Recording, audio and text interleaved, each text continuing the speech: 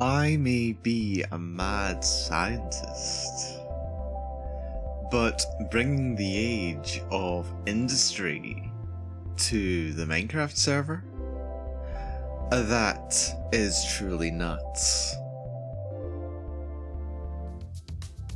Hello everyone.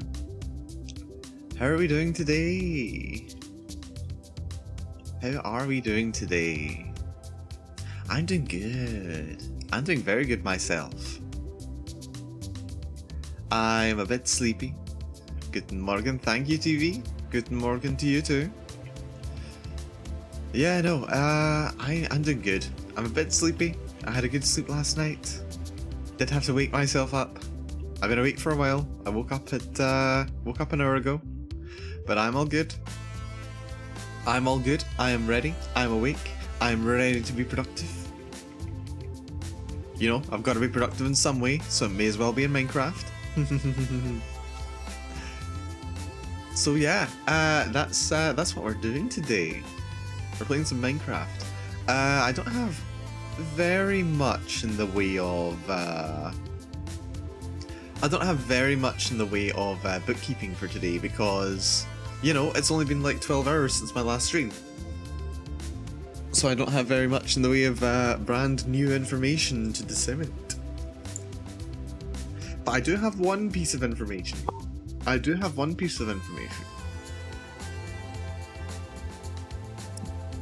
mention that I was doing some writing all this week. I mentioned I was writing. And I have some good news. It's been accepted. So, it seems, Mal, things are going kind of well for Mal. So this is very good. So, yeah, accepted. A green light has been lit. Which is very, very good. I've been working. Well, I say I've been working. It's something that I wanted to do. It's a little opportunity that came up, and I thought, you know what, this is going to be a heck of a lot of fun. So I ended up doing it, and it's ended up being accepted, which is great. It's something that you're going to be seeing, but it's not something you're going to see immediately. So bear with me. There's something to look forward to on the horizon. It's coming along. Seiryu! Hello. Nice of you to join us here. How's it going? Hope you're having a good day. Hello. But yeah, so fun times are ahead. We've got something to look forward to. It is something to look forward to. I had a lot of fun with it. I'm still doing some editing of it, but it's fun. It's been fun. It's going to continue being fun. Look forward to it. You'll know it when you see it. And if you don't know it, then I'll point it out. I'll point it out when it becomes relevant. I just had some breakfast in my moments before starting the stream. And yeah, I enjoyed a bowl cereal. But I have a pot of strawberry yogurt in front of me as well, and I completely forgot about it. So I'm going to eat that while we warm up today. Seiryu is happy you could catch me. Glad to hear you're doing well. Oh, I'm doing great. I'm always doing great. Woke up not long ago, an hour ago or so. We did have a evening stream last night. So stop streaming, chill, sleep, wake up, back to streaming. This is actually streamer life.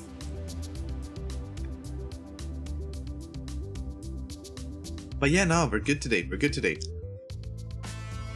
I'm playing some Minecraft. Something I've had in mind for a little while now. Because Although, I do have to say,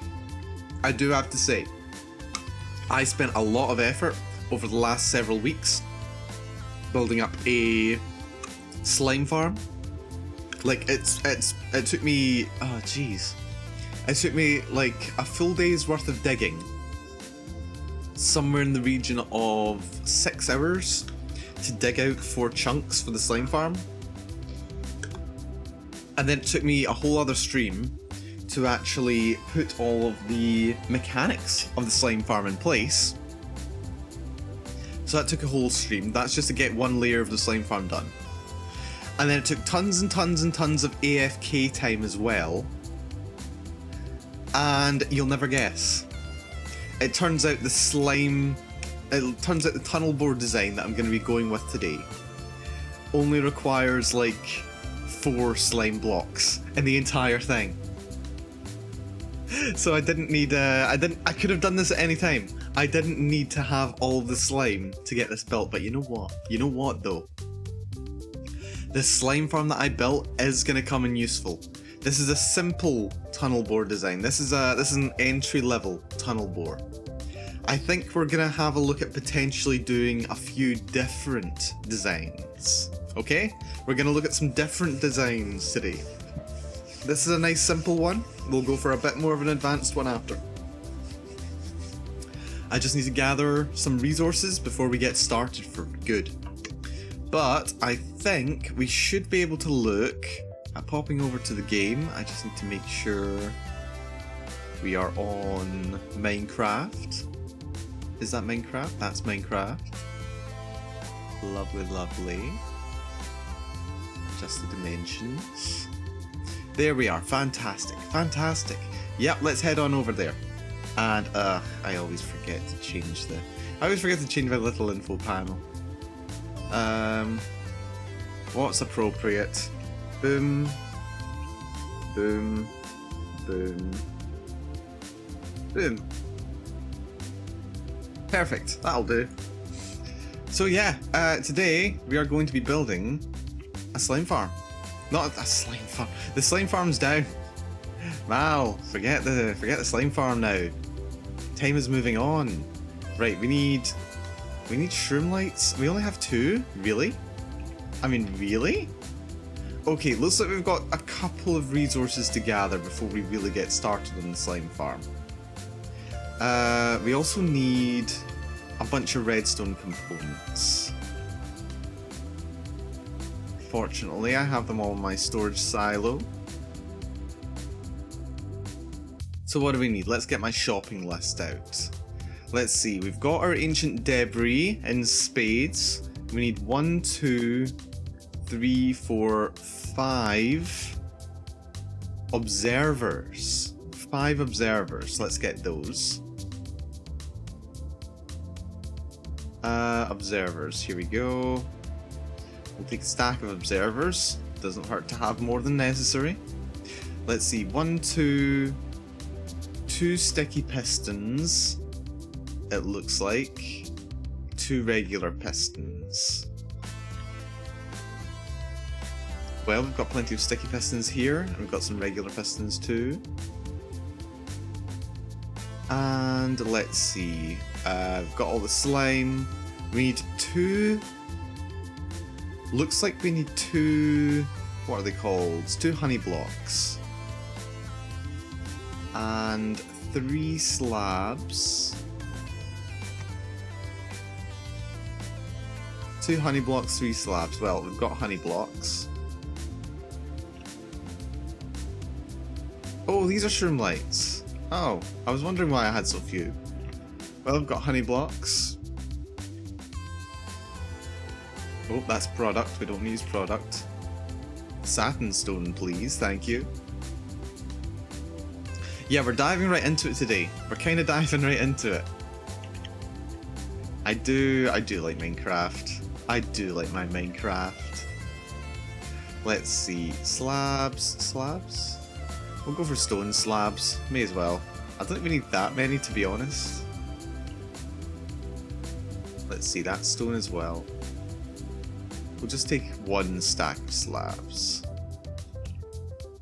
Yeah, that'll do. More than enough. More than enough. You like Minecraft? Yeah, I played crazy amounts of Minecraft, both on and off stream. I can't deny. It's a good time. It's lots of fun. Let's take a bunch of coral. Got slabs. I need mine carts, for which I need iron. Let's see, it's 5 pair. Oh, I've got a bunch of iron here anyway, that's fine. I'll just take that. And what else do I need? I need a note block. That's a diamond investment. I need some powered rails. And I need some cobble fence. Well, we've got rails. No, don't we? Oh, it must all be still at the slime farm. Oh. Wait. Really? Okay, I'm gonna need some powered rails then. How do I make those? How do I make those? Not powered rail. It's an activator rail that I want. I must have looked right at it. There we go. Iron, stone pressure plate, redstone dust. Okay. Redstone dust. Iron, we've got tons of. Can use you for the pressure plates.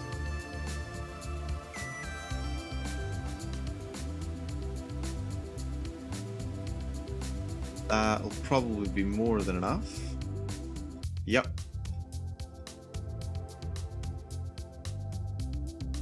There we are, that's some detector rails. Wait, that made 42. That was more than I expected. I didn't expect to make 42. I thought I was making individual ones. Oh well, that's fine. Good problem to have. Good problem to have. Let's see. What else do we need? Am I missing anything? We've got the rail. We've got that. We've got 1, 2, 3, 4. Ah, yeah. We really just need the note block, which I think is just a diamond surrounded by... I think it's just a diamond surrounded by wood, isn't it? I think it is. For which... I do have a dedicated wood thing in here. Turn on game audio, let you hear this lovely crackling noise I'm enjoying. It's like kind of campfire ASMR stuff going on. I quite like it. It's nice, it's relaxing. Right, let's see. Does this work? Yes, we have a jukebox. That's expensive though. Oh, I should just... We'll take some more diamonds. I don't know how many modules I'm going to bother making, but... Better too many than too few. Better too many than too few. There we go. Yeah, we'll have 8 note blocks. That's what we want here. Campfire noises. You say campfire noises. It's kind of my building is on fire. Oh. Yeah, that was fun to make. I was just like, you know, I've got tons of resources. Why don't I just build a decent sized storage area? So that's what I did. It went pretty well. Everything is within reach. Every chest, every crafting bench needed. Yeah, no, it's a good storage area. Okay, am I missing anything? One final check. Ancient debris, check. Shroom lights, I'm gonna need to get. Fences. I'm gonna need cobble fences. Yeah, cobble fences. For which I do have cobble. Not over this way though. Here we go. Let's take a stack. I have a cobble machine because mining cobble is not fast enough. Let's see, is fence in here technically? No. Over here. There we go. Lovely. And...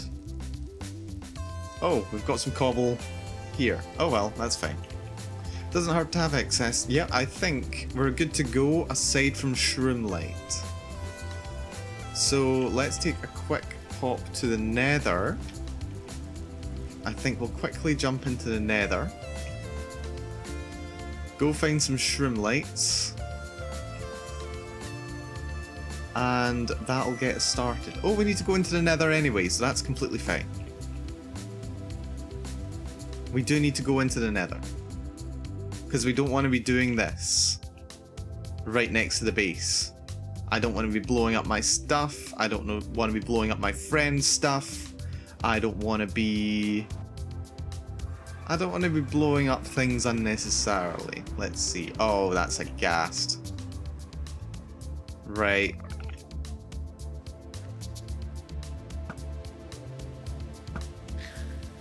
You're dead, and...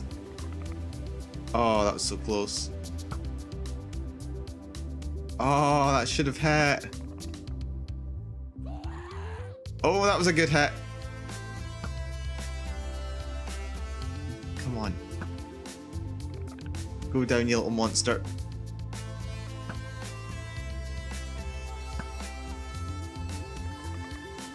Come on.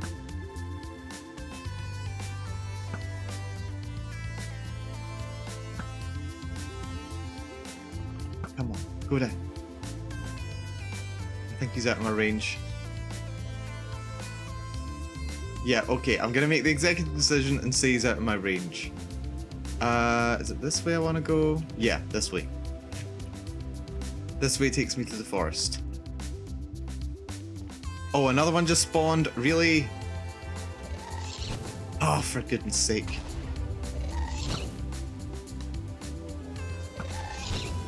Just go down, please. Just go down. Thank you. Please don't blow up all my stuff. I'd really rather you didn't, to be perfectly honest with you.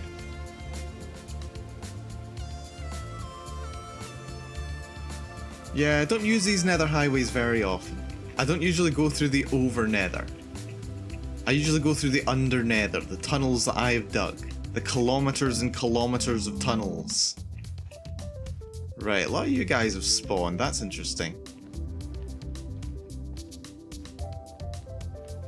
Do I have my shield? There we go. And here we are, the forest. And, okay, we do have a couple of piglins. Let's just get my helmet.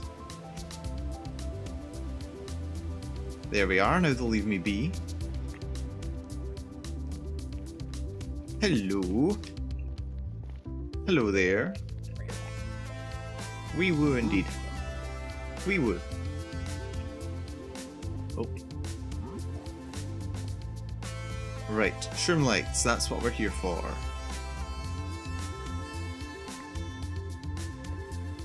Oh wait, they break with a hole, don't they? They do break with a hole. Oh, insta-mining. Insta-mining. Yes, I have a... Is it overall safer to go through the under nether? Absolutely. You still have a chance of randomly getting hit by like single lava blocks down there. You can still accidentally run into those. But overall, you don't run into anywhere near as many enemies. Because you're underground, you can just dig underneath everything that's a threat. Yeah, it's just so much faster, so much safer.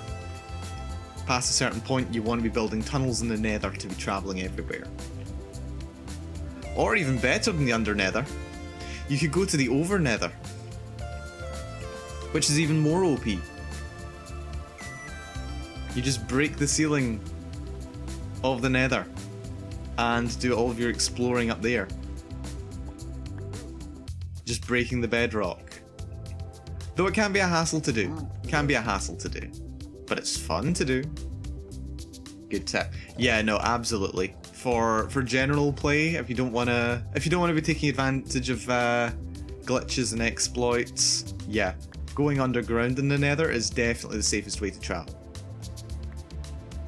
definitely the safest way to travel. Oh, really? Come on. Yeah, I'm one of those people who has and swears by a netherite hole. I swear by it. It was well worth the investment of netherite. I have never had a single regret with my netherite hole. It's just good to have a really effective hole.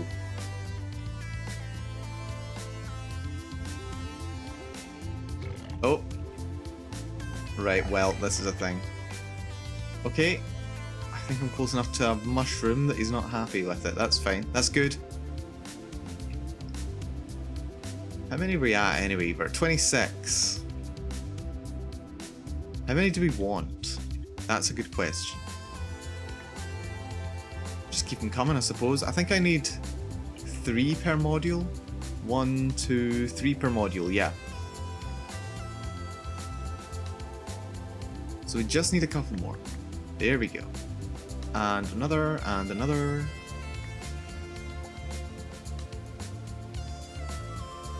Thought you were a creeper there for a second. I was terrified.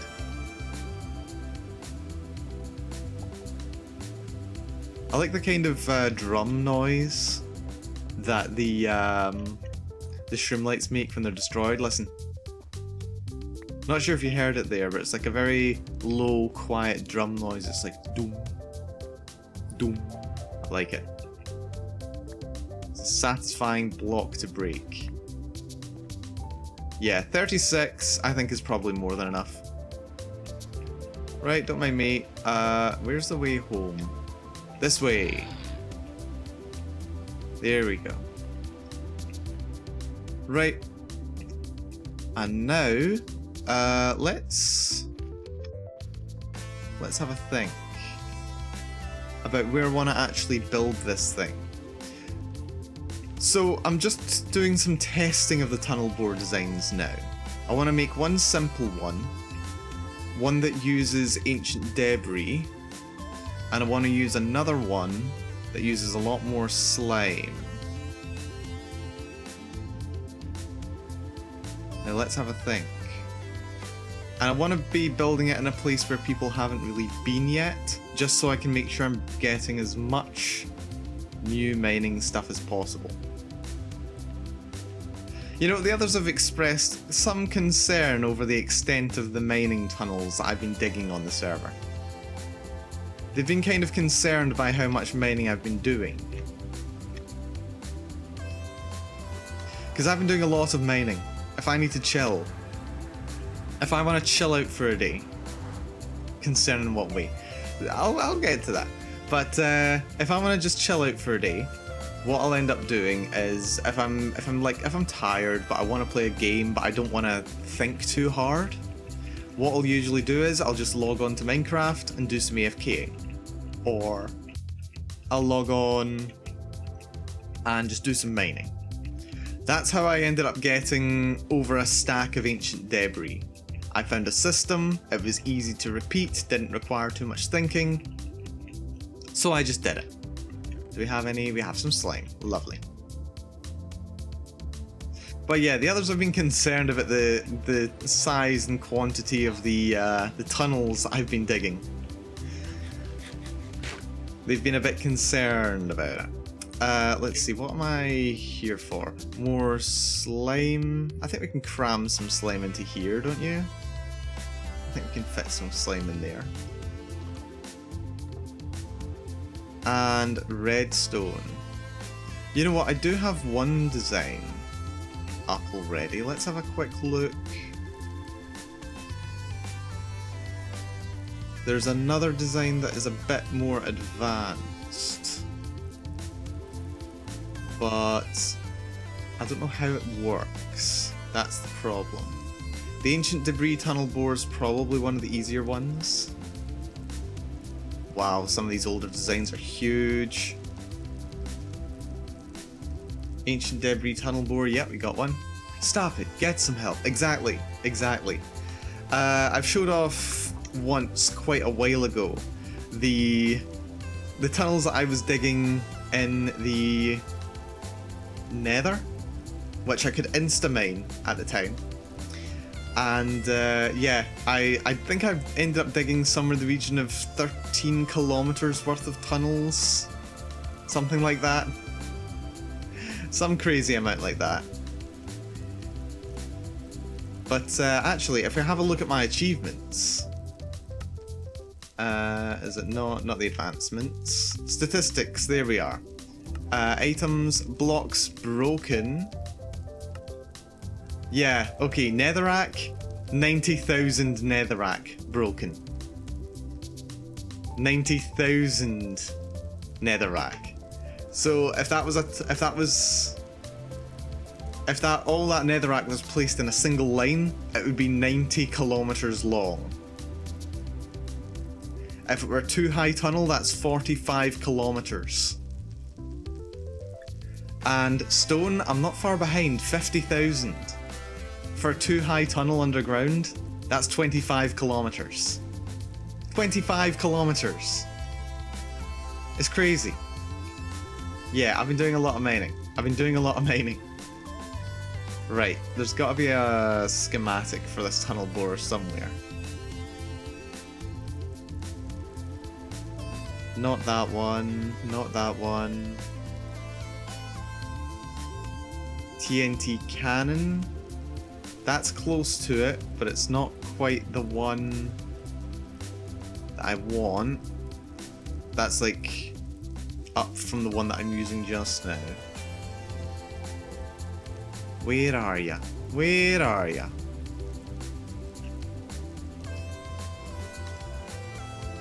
Come on, come on. Because there's different designs of this thing. I'm using the lazy easy one. The one that doesn't require any timing. But I want to use the more advanced one. Or at least I want to have all the things that I need for the more advanced one.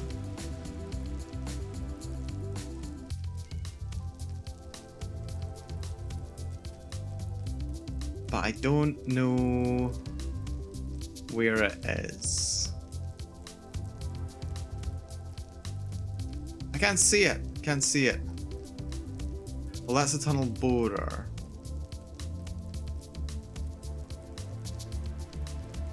Auto miner. That's still the easy design.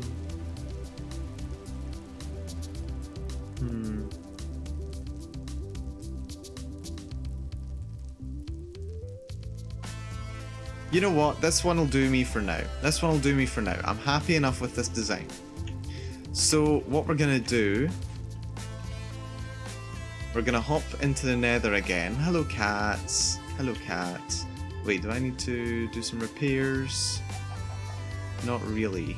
But I also don't need some of this crap, so let's just drop that all in there. There we go. So what we're gonna do... Oh, I'm gonna need... I've got some obsidian, that's good. Do I have my flint and steel? Yes, I do. Okay, yeah, so what we're gonna do, we're gonna go into the nether. I'm gonna go to some random point along the length of the tunnel that leads to the slime farm. And we're gonna take an offshoot tunnel, and we're gonna use that to pick a location that we're gonna be building the tunnel borer. It doesn't matter especially where you build it. That's something that is absolutely true. Because the distribution of ores in Minecraft is pretty much consistent across a wide area. Like, you get something like 3 attempts to spawn diamonds, for example. You'll get several attempts to spawn coal and iron and all that jazz per block, per chunk rather. But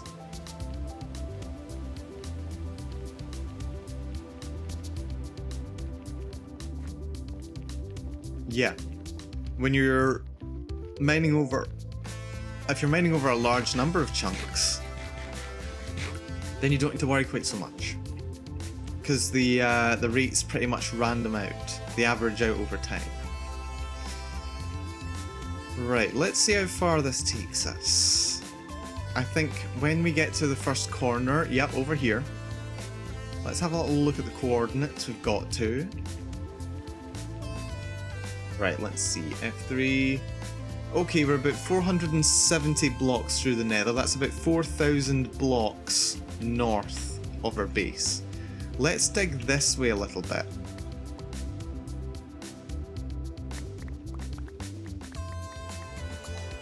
That's Blackstone. Excuse me, Blackstone. Just need to dig through ya. There we go. Now we can move at walking speed again. Oh. Charming.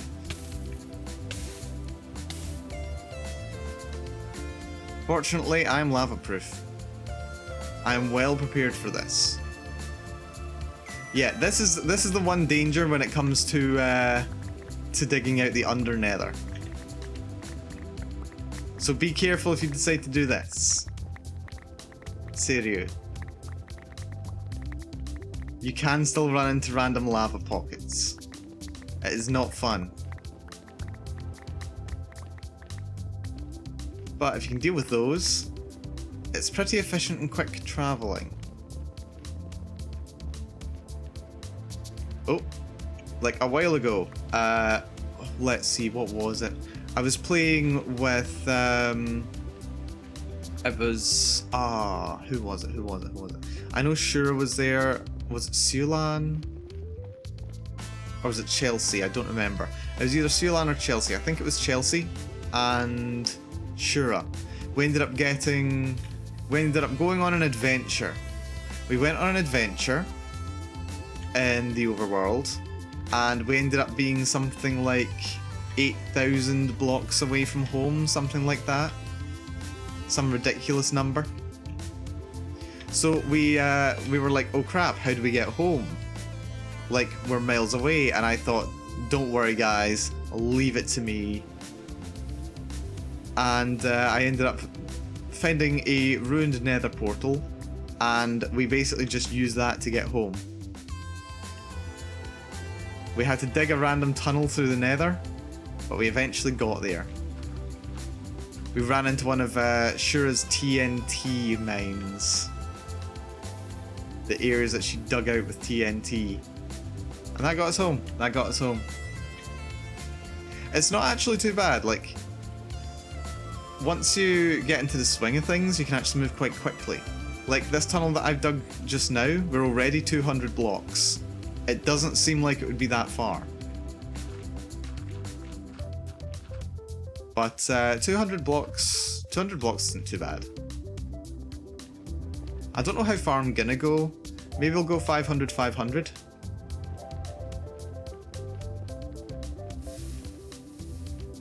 Yeah, maybe 500, 500. We'll see. Is that gonna behave? That's not quite behaving. But there is a way.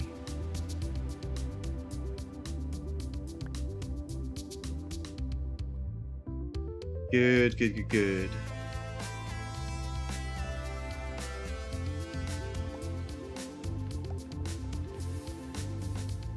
Okay, this is getting a bit concerning. Oh, that's ancient debris. I'll take that. Yeah, this is another benefit of digging through the nether. You do randomly come across ancient debris. Hello? Not that I need it. Really don't need it. But I won't say no. I won't look a gift horse in the mouth. Oh, really? Right, we might need to try and go over this.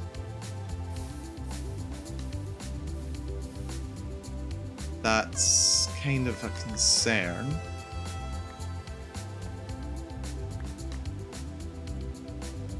Uh-oh.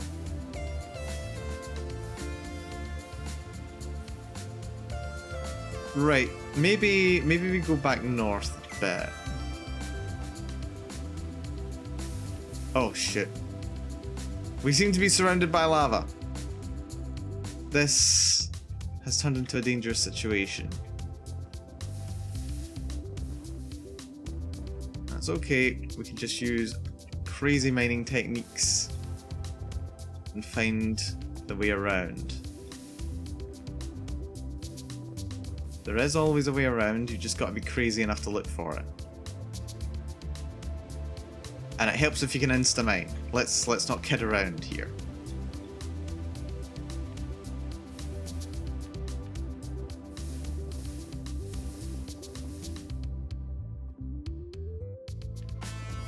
Oh, come on.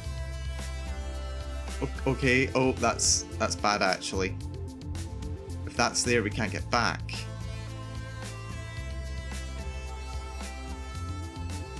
Will that do? No.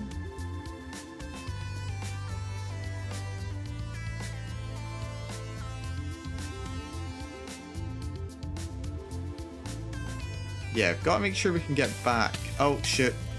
That's lava. That is actual lava. It's fine. Yeah, I want to make sure I can actually get home. Don't want to be stuck here forever. Ah, that's lava. That's lava. That's also lava. Ow. Ow. Ow. Ow. Right, come on.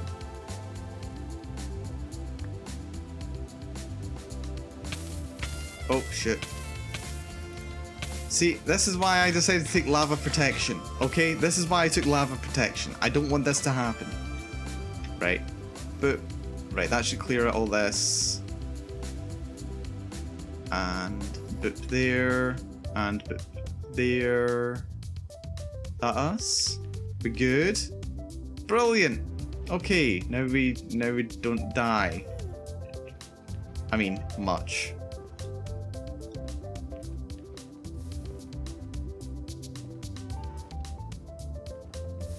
Oh, come on, really?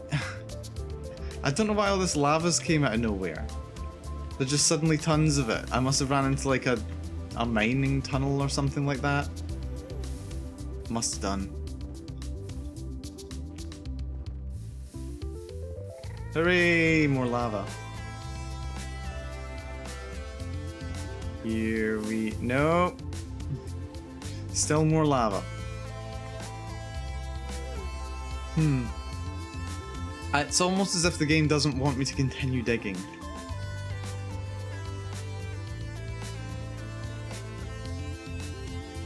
Right, that's the tunnel.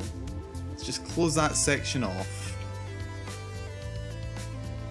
Can I go under it? Is that an option?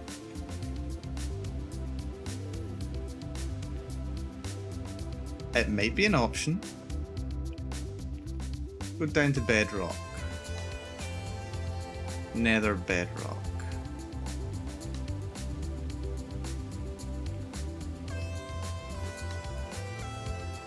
That's level 4. Yep, here we are, bedrock level.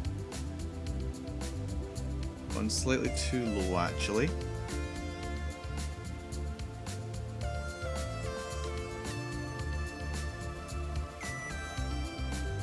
Yep, looks like we can sneak under it. Oh, what happened there?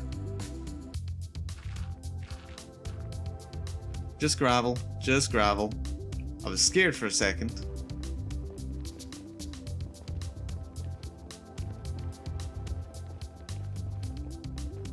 Oh yeah, this is effective. Actually, I think this is even safer. I think this is even safer, he says, before mining into more lava.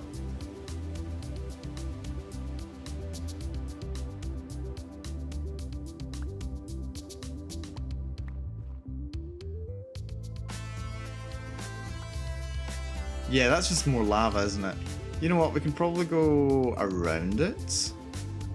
Question mark. This is all good. How's this? Oh yeah, this is fine. This is fine. This is completely fine.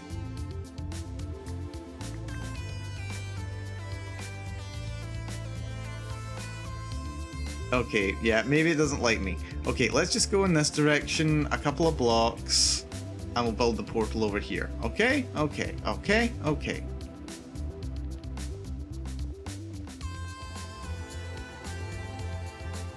Right, we'll build it here.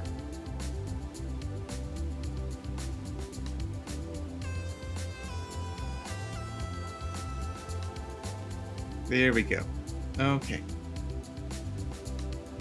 That is the entryway. Let's clear out some more blocks. 1, 2. And flint and steel at the ready. 1, 2, 1, 2, and 3. 1, 2, and 3. Break, break. Perfect. Now this is going to bring me out underground. Probably. Loading terrain. And yep, as I thought, I'm underground. That's actually kind of helpful. Believe it or not. More lava. Can't escape it, can ya? Right, we're at Y level 16. This is actually good. I don't know what level I want to be at. For sure. Did I bring... I didn't bring torches. Or wood. But I did bring shroom light, so that's a thing. That's a thing at least. Let's plop that there. Plop this here. If no torches, use shroom light, I suppose. Convenient little corner, this. Convenient little corner. Famous last words. It's probably best if you don't take off your clothes. Yes, exactly. Gotta keep your armor on for that armor resistance. Let's see. Okay, this is probably fine. So let's see, we're gonna be exploding the TNT. TNT has a explosion radius of somewhere in the region of 3 blocks. We probably want to be blowing up at Y level 15. That's here. What we're gonna do then... Oh, no insta mining? No insta mining. We'll just clear out enough space to work with. Let's see, this is towards negative X. So this is good. Okay, this is still digging away from base. Not that we're going to be having it go about 2,000 blocks, but you never do know. Right, so it's a 1 wide and 3 tall design. But how long is it? That's the question. Let's see, 1, 2, 3, 4, 5, 6, 7, 8, 9, 10, 11, 12, 13, 14, 15, 16, 17, 18, 19.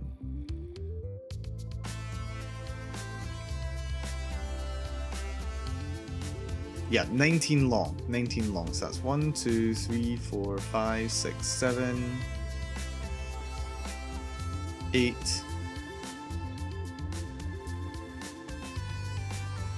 9,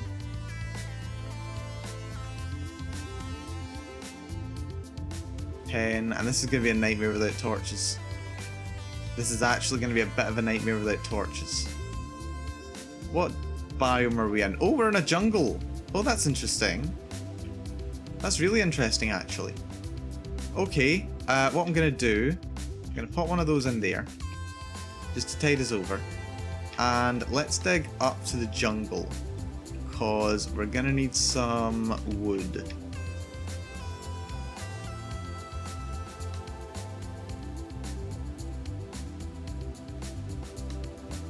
Kind of badly, actually.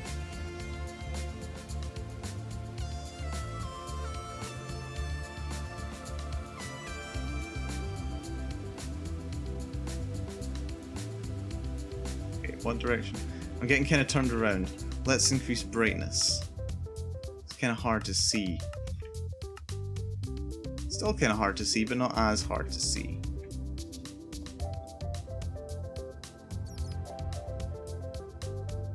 Can't even use a trick of you looking at my my stream to give me an idea of what I'm looking at.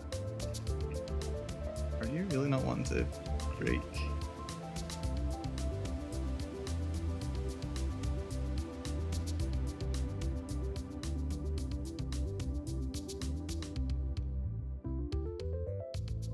Right, that's a tunnel.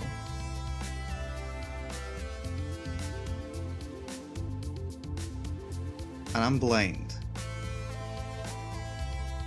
I hear axolotl.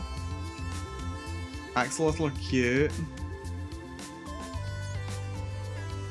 You wouldn't hurt me, would you, axolotl? No, no you wouldn't. Bless. Axolotl are friendly. Right, we're halfway to the surface.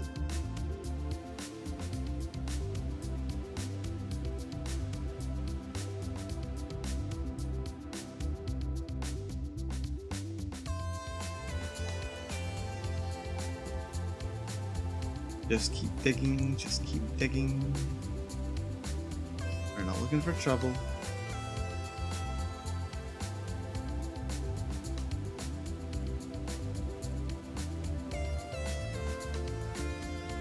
Not looking for trouble. We just want to get out of this hole. Is that okay? Is that permissible? I hear an axolotl.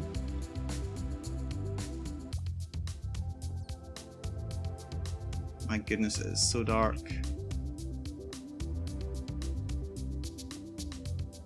Something like this, I regret having the what's it called, Optifine installed, because I swear Optifine makes the darks so much darker.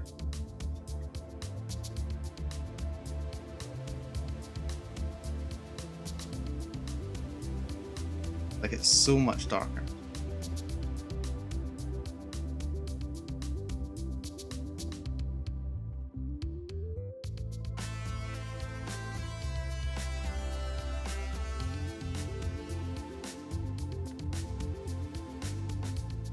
This is crazy dark. Right, this is better. I can actually see myself see now. So dark. Yeah. Okay, we're nearly at the surface though. Look at how much faster I can fall to my death, evidently.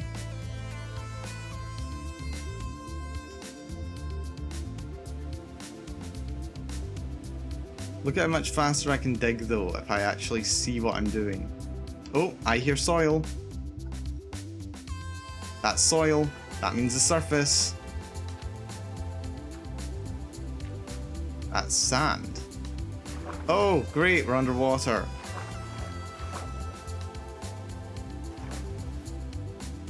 You know what? I'll take it. To be quite honest, I'll take it. There we are. Have a shroom light. All this just for a couple bits of wood. Really? Right.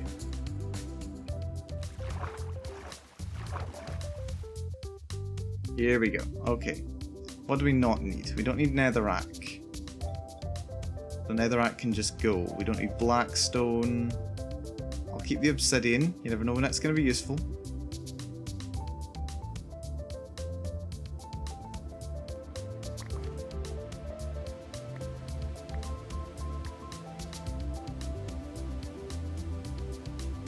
I didn't even bring a bed.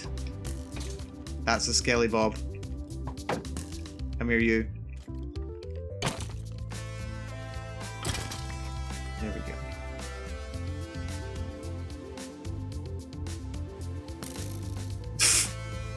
That freaked me out for a second there. I was like, is there another skeleton? No, there is not.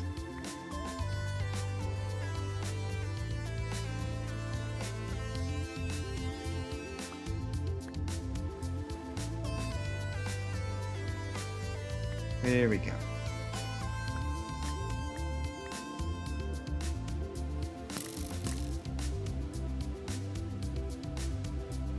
Apparently axes deal more damage than swords. That's exactly true. Hello, Lexi. Yes, they do deal more damage than swords. I actually prefer using them for that reason. I don't think it's in all cases that they do more damage than swords. Not in all cases. I think swords do a bit more damage, I think, on the crit. Plus they can use Sweeping Edge, which is the big difference. It lets them hit multiple targets at once. Which, it can't be denied, is a very big advantage. And, wait a minute, is that a pool of lava? Is that a lava pool? Yes, that's a big lava pool. Jeez. Impressive lava pool.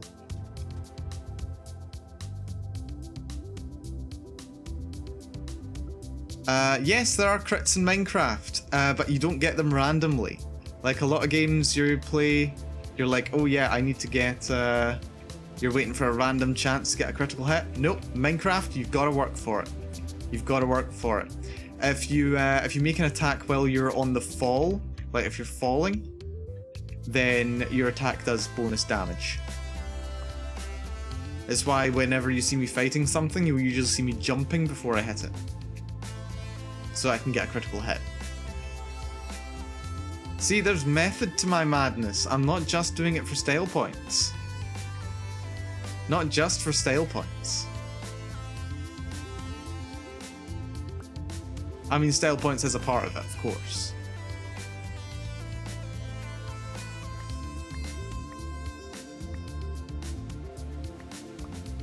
There we go. Okay, how many have we got now? 36 jungle logs, that's probably enough. We've even got some sticks too. So that's fantastic. Right, let's just... Ooh. We are going to need some of those back, actually. What don't I need? What don't I need? I don't need the bone.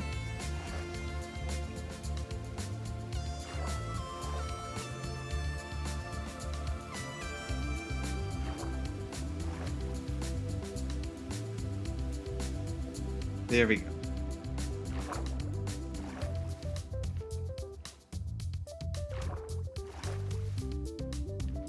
Okay.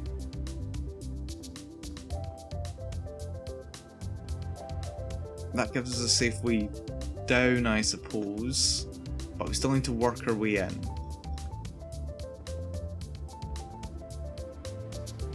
This should be enough. Possibly.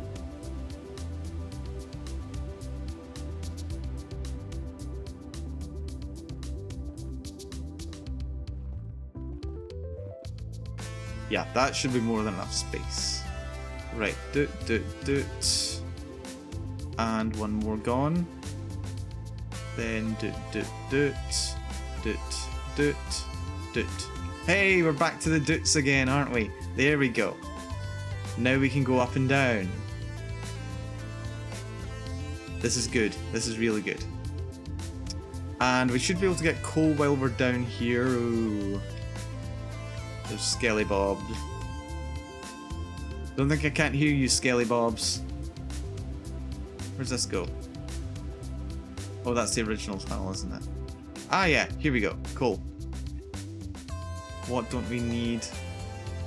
We kind of really don't need cocoa beans. Oh. I really don't want to be using satin stone here. I'd much rather be using geoproduct.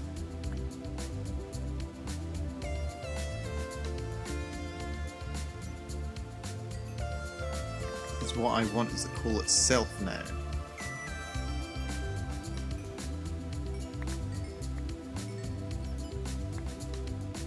There we go. And now we have torches. Look at that, we're rediscovering the Minecraft tech tree. Fan-flipping-tastic.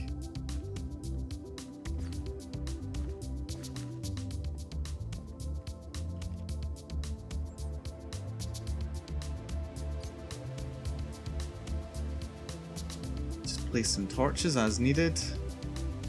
Then we can recycle these. Let's see. Naruhodo.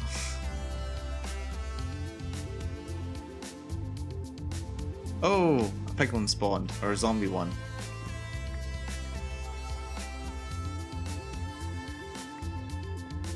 Oh. Wrong block. Is this a ravine? It's a mini ravine, by the looks of it. I didn't realise it was in a mini ravine. It's a tiny little ravine as well. Okay. Well, we've got what we came for. Or we got what we left for.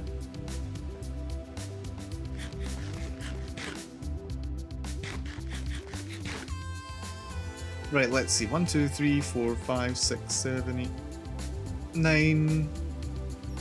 This is going to be number 10.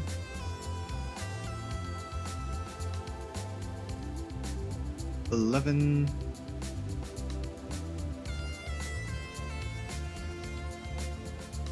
12.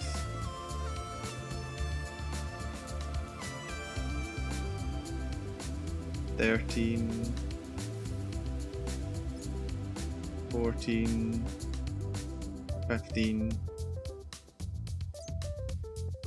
16. 17. 18. 19. 20. Okay.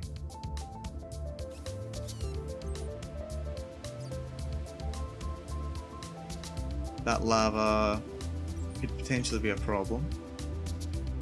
Also, we appear to be preparing to mine our way through a space that is mostly void for several dozen blocks. But you know what? That's Future Mal's problem, okay? It's Future Mal's problem. Just means we'll have to dig faster through the air.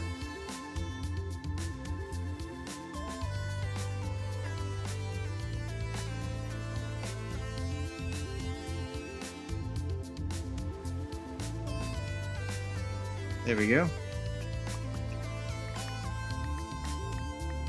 There's a big amount of space to fill.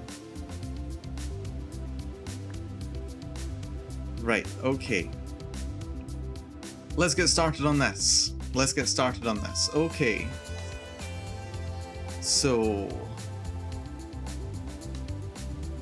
let's just move this over to here. There we go. Now I can see what I'm doing. Right, so first priority. Let's clear the inventory. Double chest here. We can put in all the stuff that we're not currently using. We don't need shears, we don't need pickaxe, I don't think. We don't need netherrack. Iron. We kinda don't need, but we kinda do. We're gonna need to build a crafting bench, so let's leave one of those.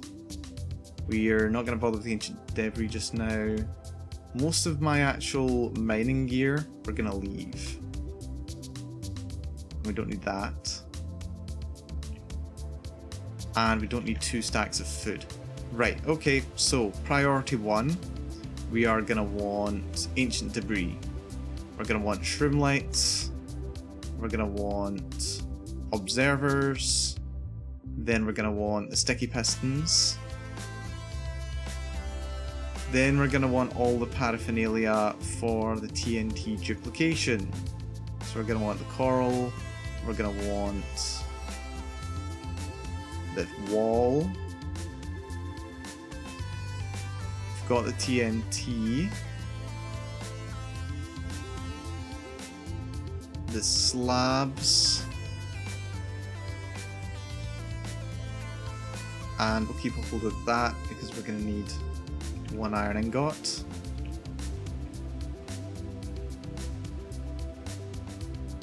There.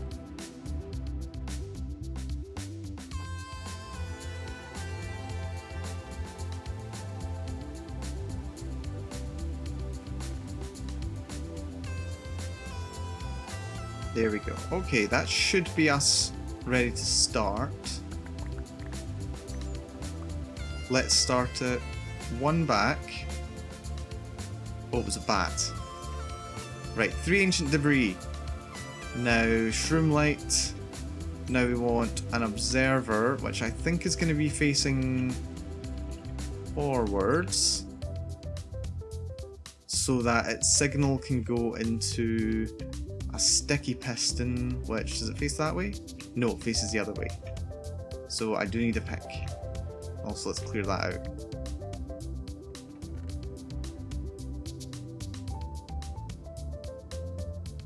For Saturn. Don't need the ancient debris anymore, so that can go away.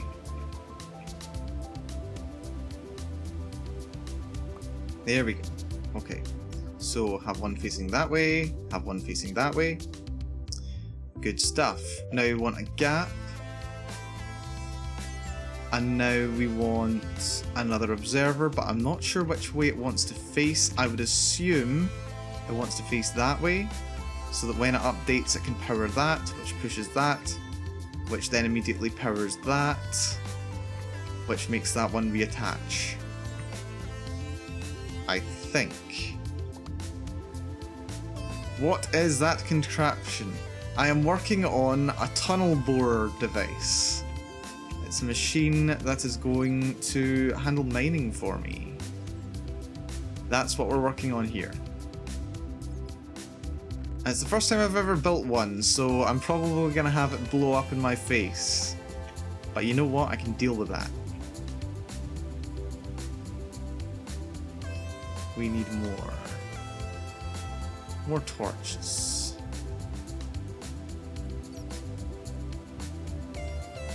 I'm very fond of redstone contraptions, I must admit. But this is probably the most advanced one involving TNT that I've ever used. Right, okay, so now that goes there. That's got to be facing that direction. Right in front of it, we put that. Then we put two slabs. On the back slab, we'll need to put something, but let's not worry about that yet. On this one, we put a shroom light, on which we are gonna have a detector reel. Ah, but we also need to make sure that this will assemble itself. Let's see, how do we do that? Let's remove this. Because there's a bit of a trick to building these things.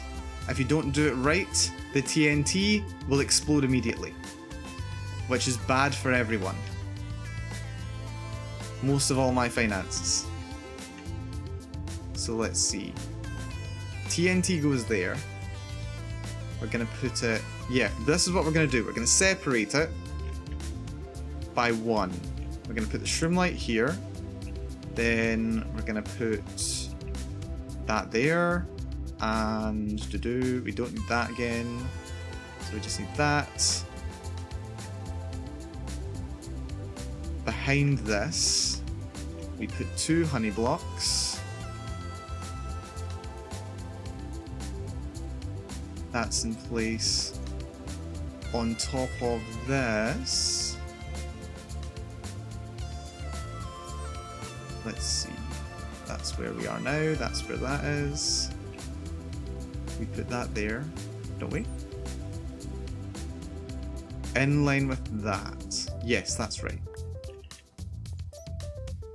That is right, yep. So believe it or not, that little rail block right there, that little piece of rail is going to keep pushing that floating slab above it.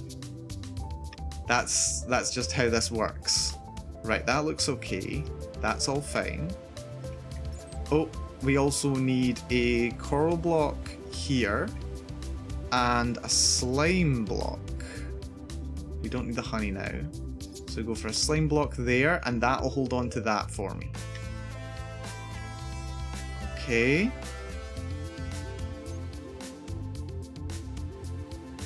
Trial and error. Yeah, got to learn somehow. Right, we're gonna go for that. Just because it's easy to break.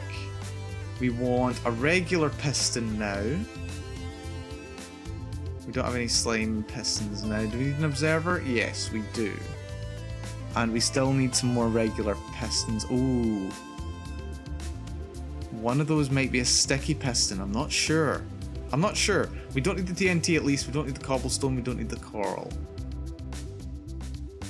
There's going to be a degree of trial and error here. There's going to be a degree of trial and error. Right. This just definitely needs to be a regular piston.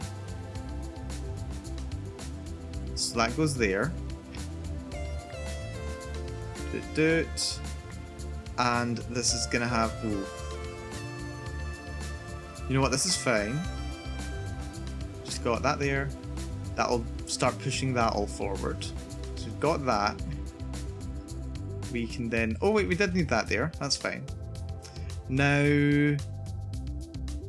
we want probably a sticky piston facing backwards under there. That's probably got to be sticky. I'd say it's very likely that it is. We need a shroom light here. Then we need an observer. Observer probably faces into this block. And we put a note block here. How do we break this? I don't know, but that wasn't the right one. That's fine though. On top of that, we do 2 slime blocks. We want an observer facing backwards. And we want a regular piston facing that way. And I think... Let's see, is that... Will that do the job? Is this it? The note block. What the note block does is it can receive an output from this and then activate the blocks around it. I think is what it does. So it'll send the signal into that and then that would continue the signal going around.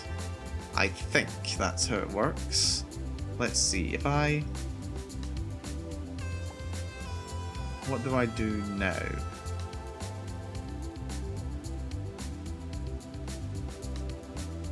Okay. So how do I activate it? Let's try. That didn't work. Okay. How do I activate it? It is all in place. It is all in order.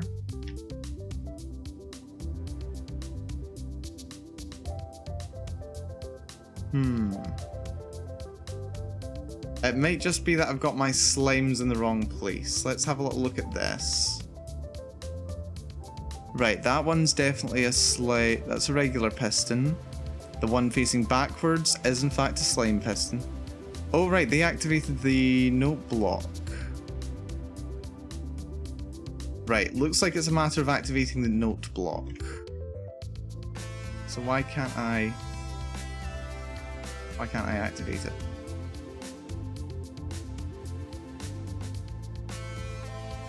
Does it need to have clearance underneath it?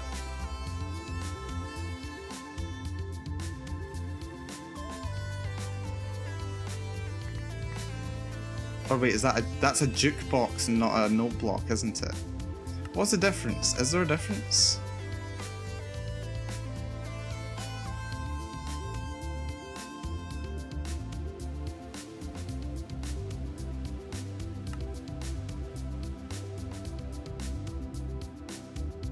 Is there a difference?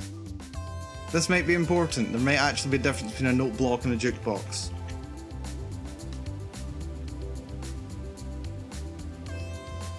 Note block. Oh, there is a difference. A note block. Okay, that's okay. This is fine. I can recover from this. Because a note block is just the exact same as a jukebox, but it's actually cheaper. It doesn't take diamonds. It takes redstone. Like, it's exactly the same, it just takes redstone instead. So that's an easy fix. Fortunately, that's an easy fix. For which we need some wood. for which I have plenty.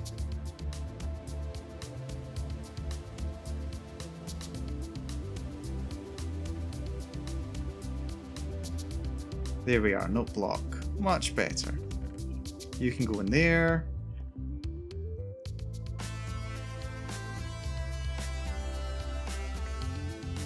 Note block goes in. And if we activate this, nothing happens. Oh, right, that's fine. I know why. This is facing the wrong direction.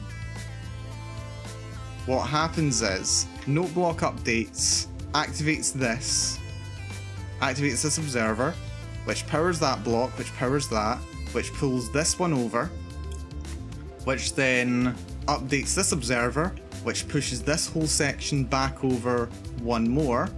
That gets updated, which pushes that piston, which knocks this all together with that.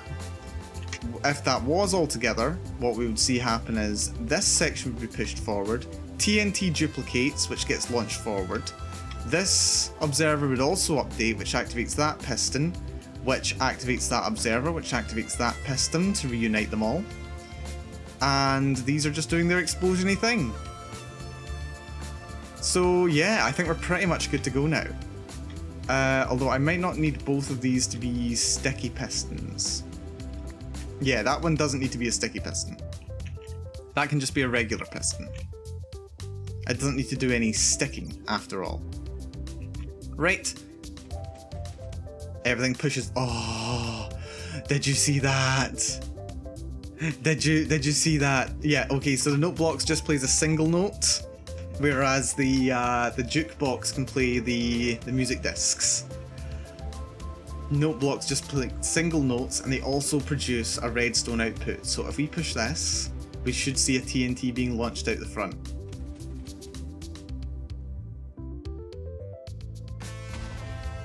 Yes! It works! And even better, nothing that I care about got damaged. That's why we've got these three blocks here. Ancient debris blocks, they can be pushed by pistons, unlike obsidian, but they have such a high blast resistance that they can't be destroyed by TNT explosions. Oh, this is fantastic. We've just got to be careful that we push them at the right times. We have a tunnel bore. This is fantastic. Oh, this is so satisfying. This is so satisfying. Oh, sure, eat your little heart out. This is how you do destructive mining. And it's relatively easy to build. Like, it took me, what, like 10 minutes? Once I figured out exactly where everything was meant to go.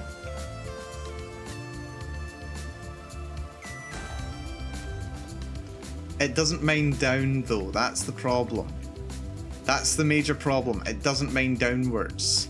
The ancient debris blocks, they stop the explosion going down, so it only goes to the sides. It'll do diagonal, it'll do over to here. But yeah, so if you're really wanting to get... If you're wanting to get like diamonds and stuff, you need to build it lower. You need to build it 3 lower than this one's built on. But that's fine, this is more than enough for illustrative purposes. Oh, this is satisfying. And then every single time that it blows up, you can just push it forward 1.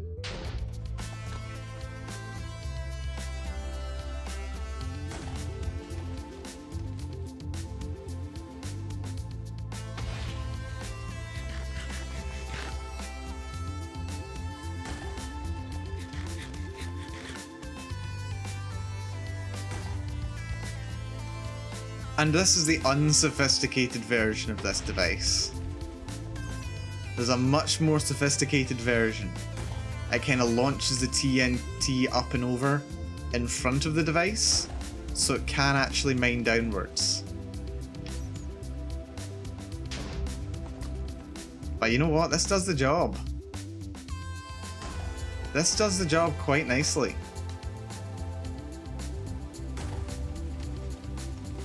Oh, this is so cool. I love devices like this.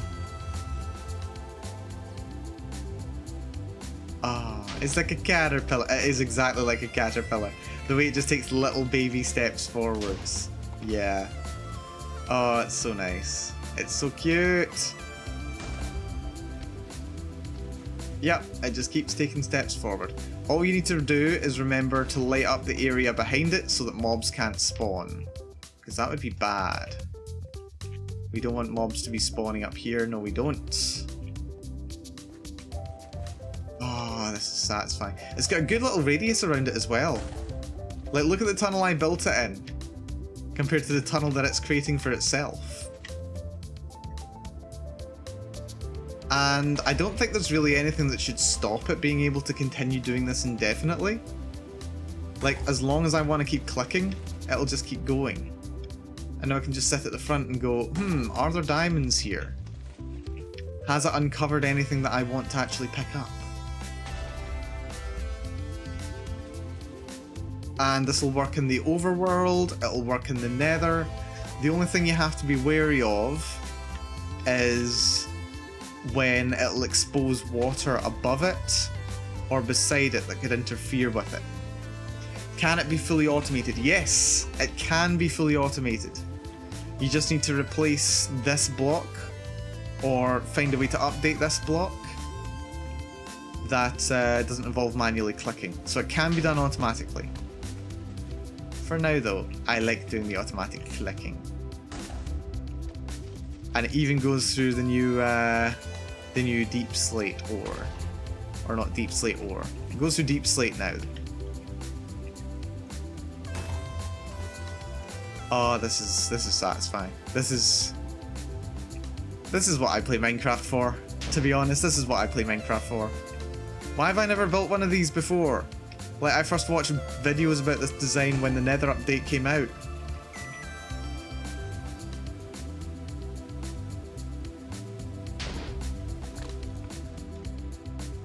Yep, here we go. We've got tons of iron ore exposed. Not the most exciting block in the world, but hey, does the job. So yeah, what's interesting about this is, I think you can tell, I shouldn't be getting TNT for nothing here.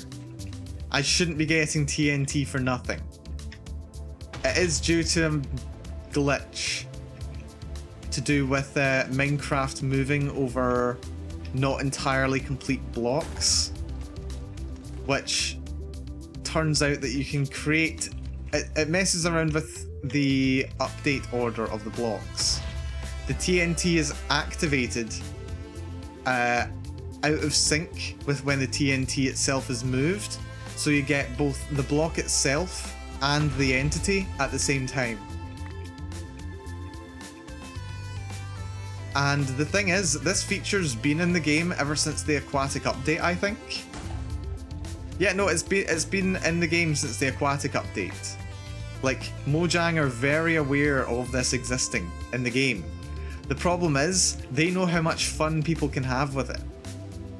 They know how good this actually is for the game, so they can't take it out. Unless they come up with another way to let you have movable TNT machines. Like, you need to have a TNT dispenser machine, for which you need to have moving block entities. Tile entities, rather. Which would mean you would need to have movable chests, which is not a feature in Minecraft Java Edition. But until they actually implement that, or some substitute for it, they can't have automatic TNT machines like this on Java Edition.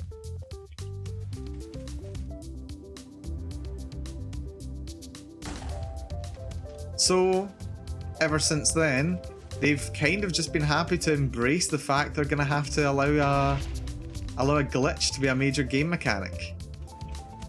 Yeah, we need to light this little area up.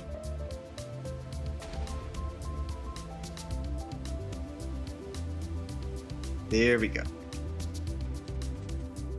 That's why a lot of the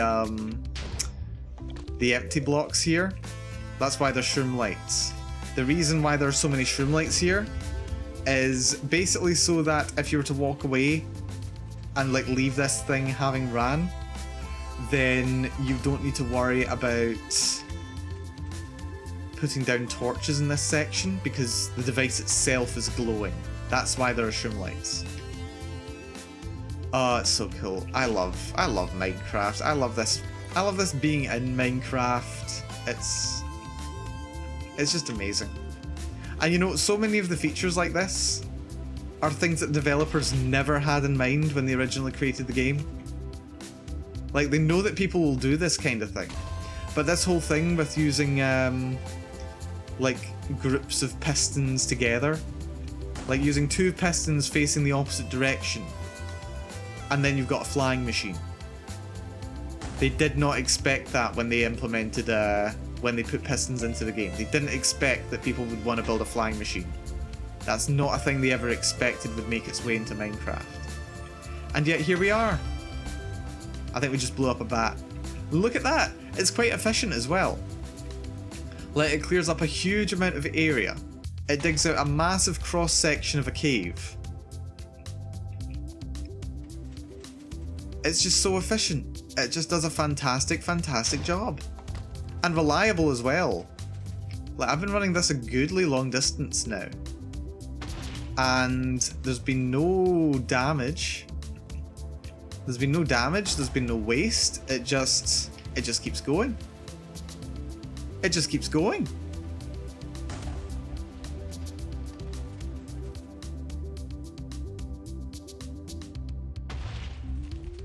Oh, it's just so... This is satisfying. This is really satisfying. Found this little tunnel here. Do we got any...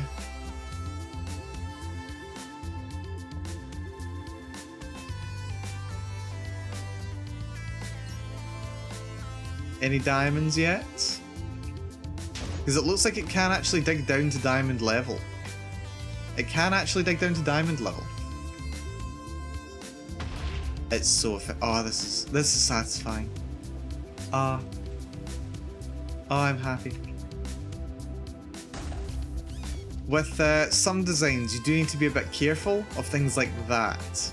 If there's lava pouring over the build, especially the much bigger automated design that I've seen Ilmango use, then you do need to be a bit careful that it's not made out of any flammable blocks, because it might be that it appears next to lava and will catch fire and burn, and all kinds of bad things can happen as a result of that. Hello, zombie. Yeah, we're gonna have to do something about that. Oh.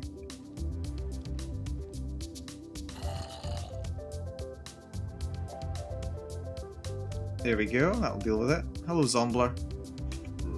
You know what? Oh, I don't even have my weapons.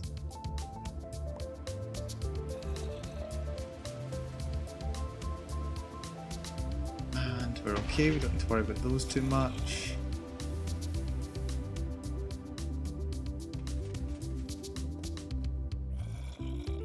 Hello, zombie. You're not having a fun time over there, are ya? Are ya? No, I don't think you are.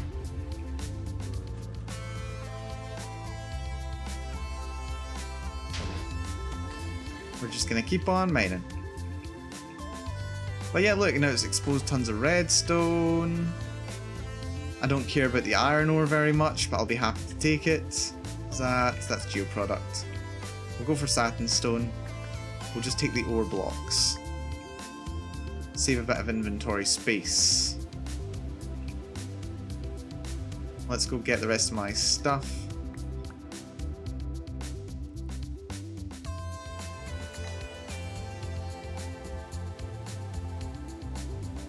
But yeah, look at this. Look at this tunnel.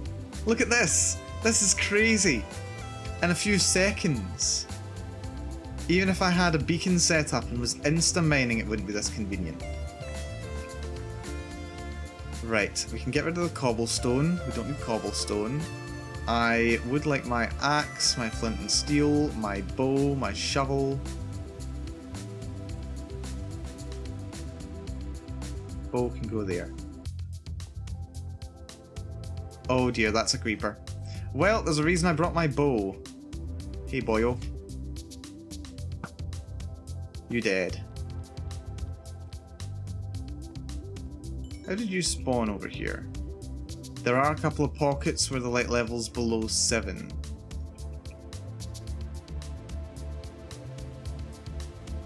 That is gonna happen.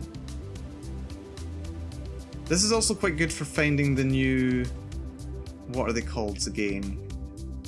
Geodes as well. Because if you're building just like a one wide tunnel, you might very easily miss a geode. Whereas if you're using this, it gives you quite a big cross section. Quite a big cross section. Let's just make a little corridor. Need to be careful walking across this, but we're all good really. Oh yeah, this has me happy. This has me very happy.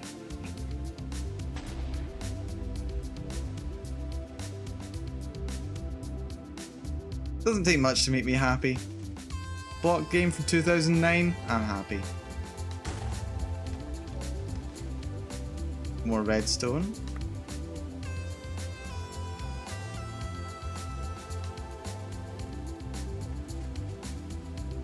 Do I have silk touch on that pickaxe? I absolutely do. I absolutely do. Full confession time. I've confessed it to other people. This is actually the most powerful that I've ever been in Minecraft. I've never had quite as much powerful gear in Minecraft as I have on this server. Playing with the Amber Glow, folks, it just... I don't know. It's like I want to play the game more. I want to know the game better. I want to kind of show off a bit. So I want to have the best gear. I want to be really well set up in this game. It's great. So yeah, I have one set up with Silk Touch, one set up with Fortune. I've got fully enchanted armor. Well, not fully enchanted, but I'm very happy with how it's enchanted armor. Good enchanted bow. I actually have as well a mending and unbreaking 3 netherite hoe, which I have absolutely no regrets about. Still one of the best creations I've made. I get a lot of use out of it. Even though I got the achievement that literally mocks me for having done it. Like, if you make a fully upgraded netherite hoe, you get an achievement that says, yeah, congratulations, now rethink your life. Hey, you're the developers, you made it a feature. Don't mock me for playing your game as you designed it. Ow. Did that just fail to blow anything up? Like, did that literally just hurt me? I think it may have. Oh, this is gonna be big. Look at all this stuff. Oh, that's more lava. That's lapis. What can we get rid of? We don't need cobble deep slate. At all. Just keep the TNT coming. Look at this tunnel. Look at it.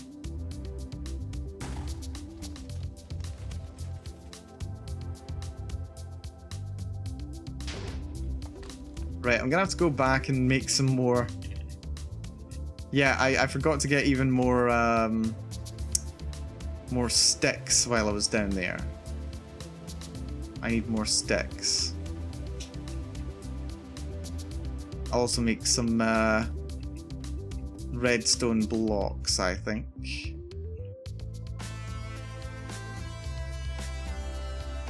That would be quite good. What we can do, we do have 14 redstone over here.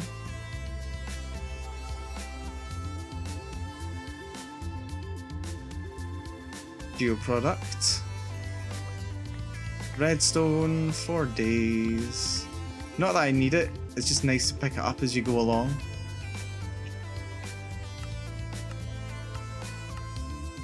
$19 more redstone blocks, lovely. We don't need that, don't need those. I would really rather not lose all this stuff if I were to fall into lava. That'd be bad. So I really should keep it safe. Although I'm not likely to die falling into lava. And more logs. Let's just take half of it.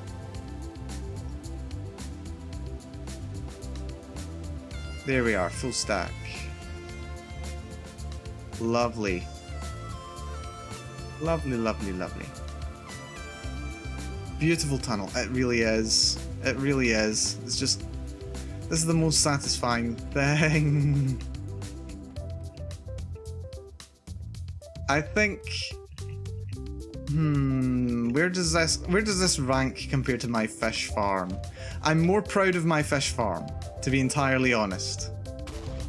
I'm more proud of my fish farm than I am of this. But don't get me wrong. Ooh! All of a sudden it started mining downwards too. Maybe I did build this at the right Y level.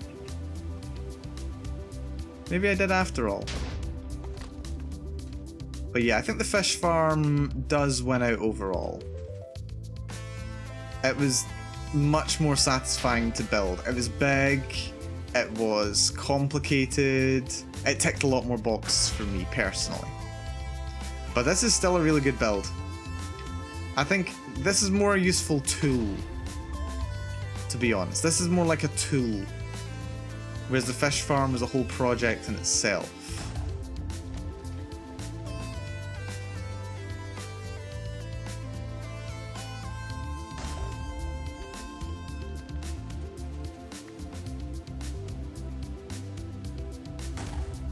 We'll run this for a bit longer, I think. That's another creeper. That's 2 creepers that spawned in here. We'll go for a bit longer, I think. We'll have a look at what this place has to offer me. And then we'll see if we wanna try another build, because I'm nowhere near done today. This was quick. It's not like I expected this to take all stream, because I really didn't. Ow. Stood too close. I did not expect this to take all stream or anything. But an hour and a half is a bit too short for me. We've got another wall we're coming up to.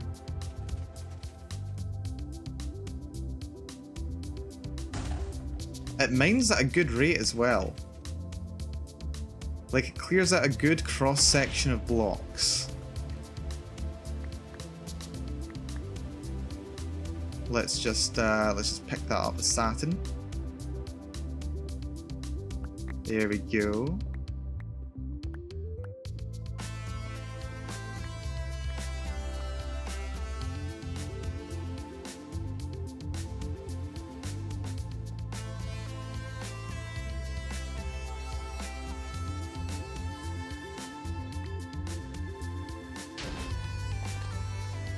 Ah, this is just the best thing. This is just the best. Watching devices like this running is just one of the most satisfying things in the world.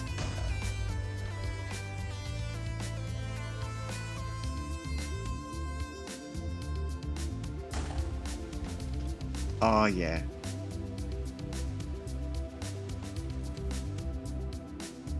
And it just keeps going. And it never needs to stop. Actually, I don't think there's anything that can stop it. The only thing that would stop this would be if a lava block spawned with some water next to it and ended up making some obsidian. Because obsidian is unpushable. You can't push it with a piston. And you can't blow it up with TNT either. So that's the only thing that this would stop for. The odds are very low. The odds are very low. V Specky, hello there. How's it going? How are you doing today? I have built a lovely tunnel bore, and it's done a lot of digging for me. I'm very, very happy with it.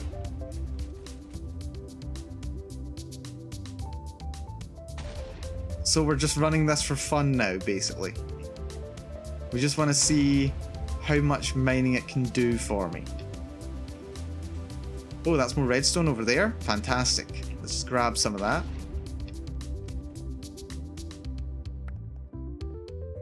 Diggy diggy hole.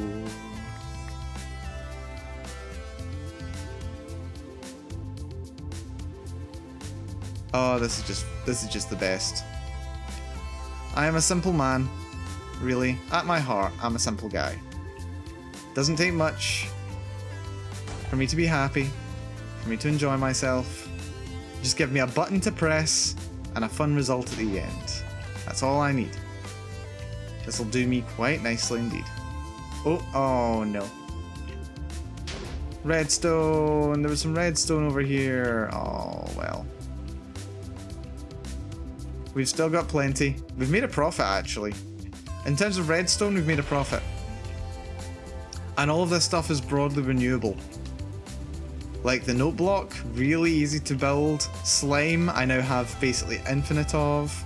I've got so much, what's it called? Nether quartz for observers, they're no problem. I could build a farm to get more shroomlights if I wanted. Honey, no object. TNT, I have a duplicator for it. Yeah, like... we're in a good spot. We're in a really good spot for resources. Love watching it inch its way through the tunnel. Mal confirmed ape.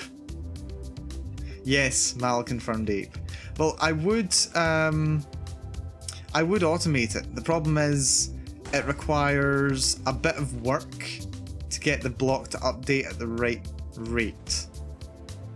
Because you want to update it once for every TNT explosion, for which you need to basically use a flying machine timer.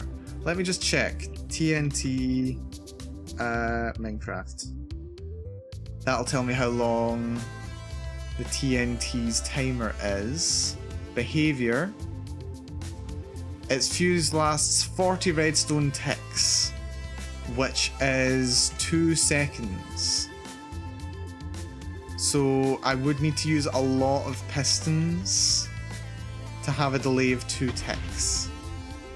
Or 40 ticks rather.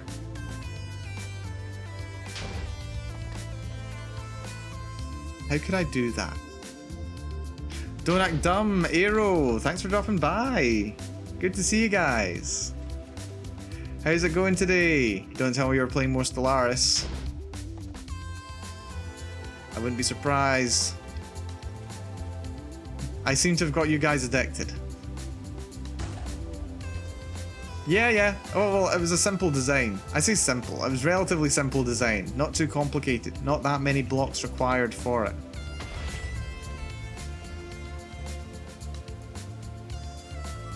So yeah, we got it up and running. And I'm very, very happy with it. Doesn't need to be complicated. Doesn't need to be complicated to do a good job. And it does a very good job.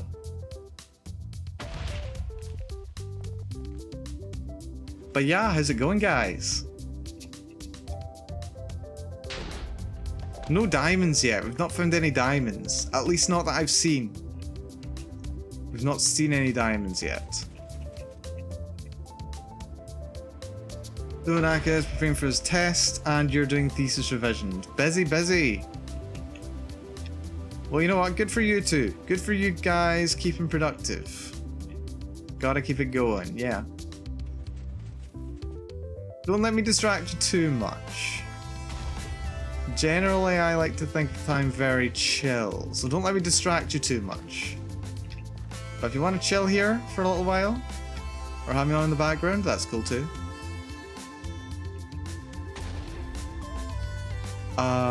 Look at this. But yeah, why haven't we found any diamonds? We should really have found some diamonds by now. Surely. Surely we'd have found some diamonds.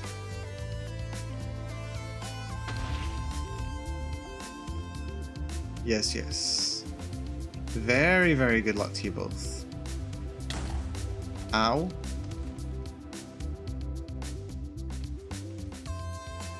Look at this. Just look at this. Boom.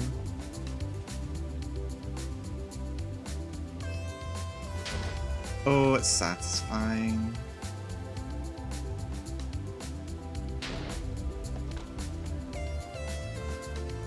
Oh yes, do tell. Do tell what the thesis is. I don't think I've ever asked. I feel terrible for not having asked.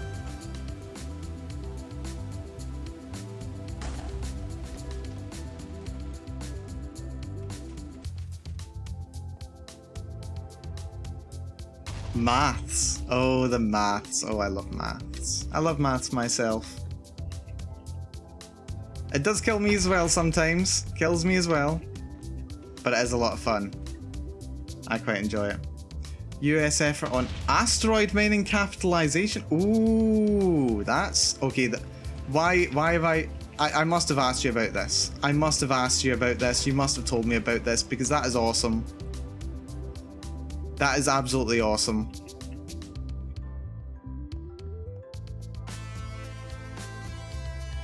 Like if I haven't spoken to you about this, then I've been missing out. I've been missing out myself. It's only fun when you understand it. It's fun anyway. It's fun oh, I have asked you about it. Oh, I'm relieved. I'm relieved.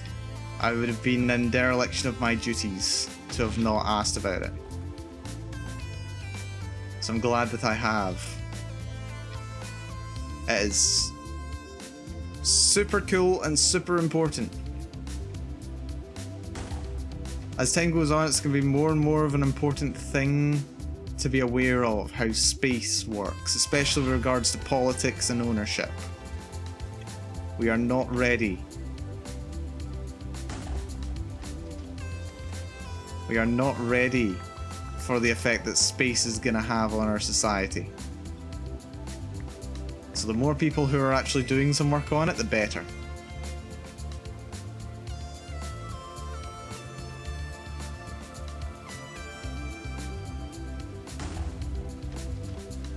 That's some more redstone.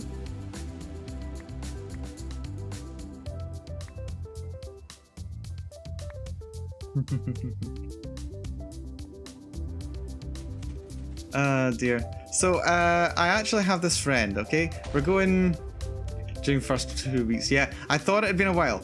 I thought it had been a while because I haven't heard about it in a while. And there's been a couple of people who I've spoken to about similar stuff, and I've been like, okay, was it this person that I spoke to about it? Was it that person I spoke to about it? But yeah, no, I will commit this to memory. But yeah, I have this friend recently who had a very good job opportunity come his way, but very, very sadly, he wasn't accepted for it in the end. He wasn't accepted for this job. And he's been doing a lot of work for it. He's quite a creative guy. And, oh wow, we've actually dug this tunnel so long it's out of render distance. Wow. But yeah, he's a creative guy, and this job would have really, really suited him. It really suits his specialties. So he's having a bit of a hard time just now, which is a shame for him. I feel kind of bad for him. But he's found something that will cheer him up. He's a big fan of the Fate series. But he never got around to watching very many of the spin-offs. And he's only recently discovered Khalid Liner Prisma Ilia. And he spent like the last 2 days messaging me about it, going, hey Mal, like what about this series? What about this series? What about this series? Like, is it any good? And I'm like, no man, this series is up your alley. Like, it suits your interests. You're gonna enjoy it. And then he was like, oh wait, what? No, I don't know. And he eventually, ooh, diamonds! We got diamonds. But yeah, I think like out of nowhere, he ended up sending me a link to some compilations of some famous scenes or infamous scenes from this series. And he was like, yo, you told me it wasn't a Yuri show. And I was like, At what stage did I ever say that it wasn't a Yuri show? He's like, but it's not down on my anime list as a Yuri show. I'm like, dude, you know what's in it. You know what's in it. Dear. Oh, some more diamonds! Look at this! We're not really doing this for diamonds, we're doing this more just for the mining itself. But I'm not gonna say no. I am not gonna say no. Oh, this is good. This is good. But yeah, considering the amount of distance we had to go to find some diamonds, I don't know if I'd say it was entirely worth it. Like, it is quite a lot of effort to get just a couple diamonds. But, you know what, I'd say it's probably worth it on the whole. On the whole, I'd say this is worth doing. Like, it doesn't cost you anything. Once you've got the resources, it's really just a matter of the technology, really. Once you know what you're doing, it's not difficult to set up. So yeah. Let's see.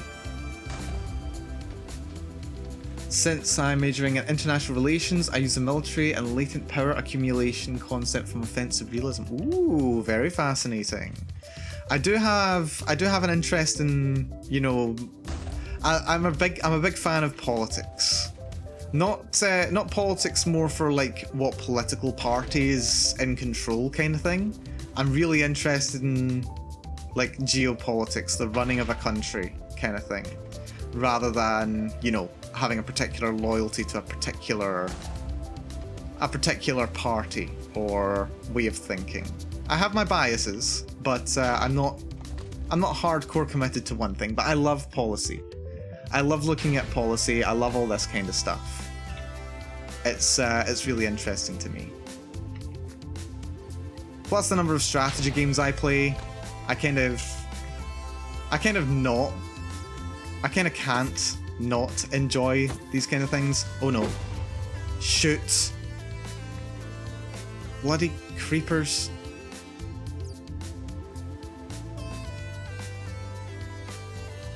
Well, that's annoying. But yeah, I can't not be interested in geopolitics and all this kind of stuff. It suits me well. Right, we lost a shroom light. We don't have any more, sadly. So let's just light this place up as best I can.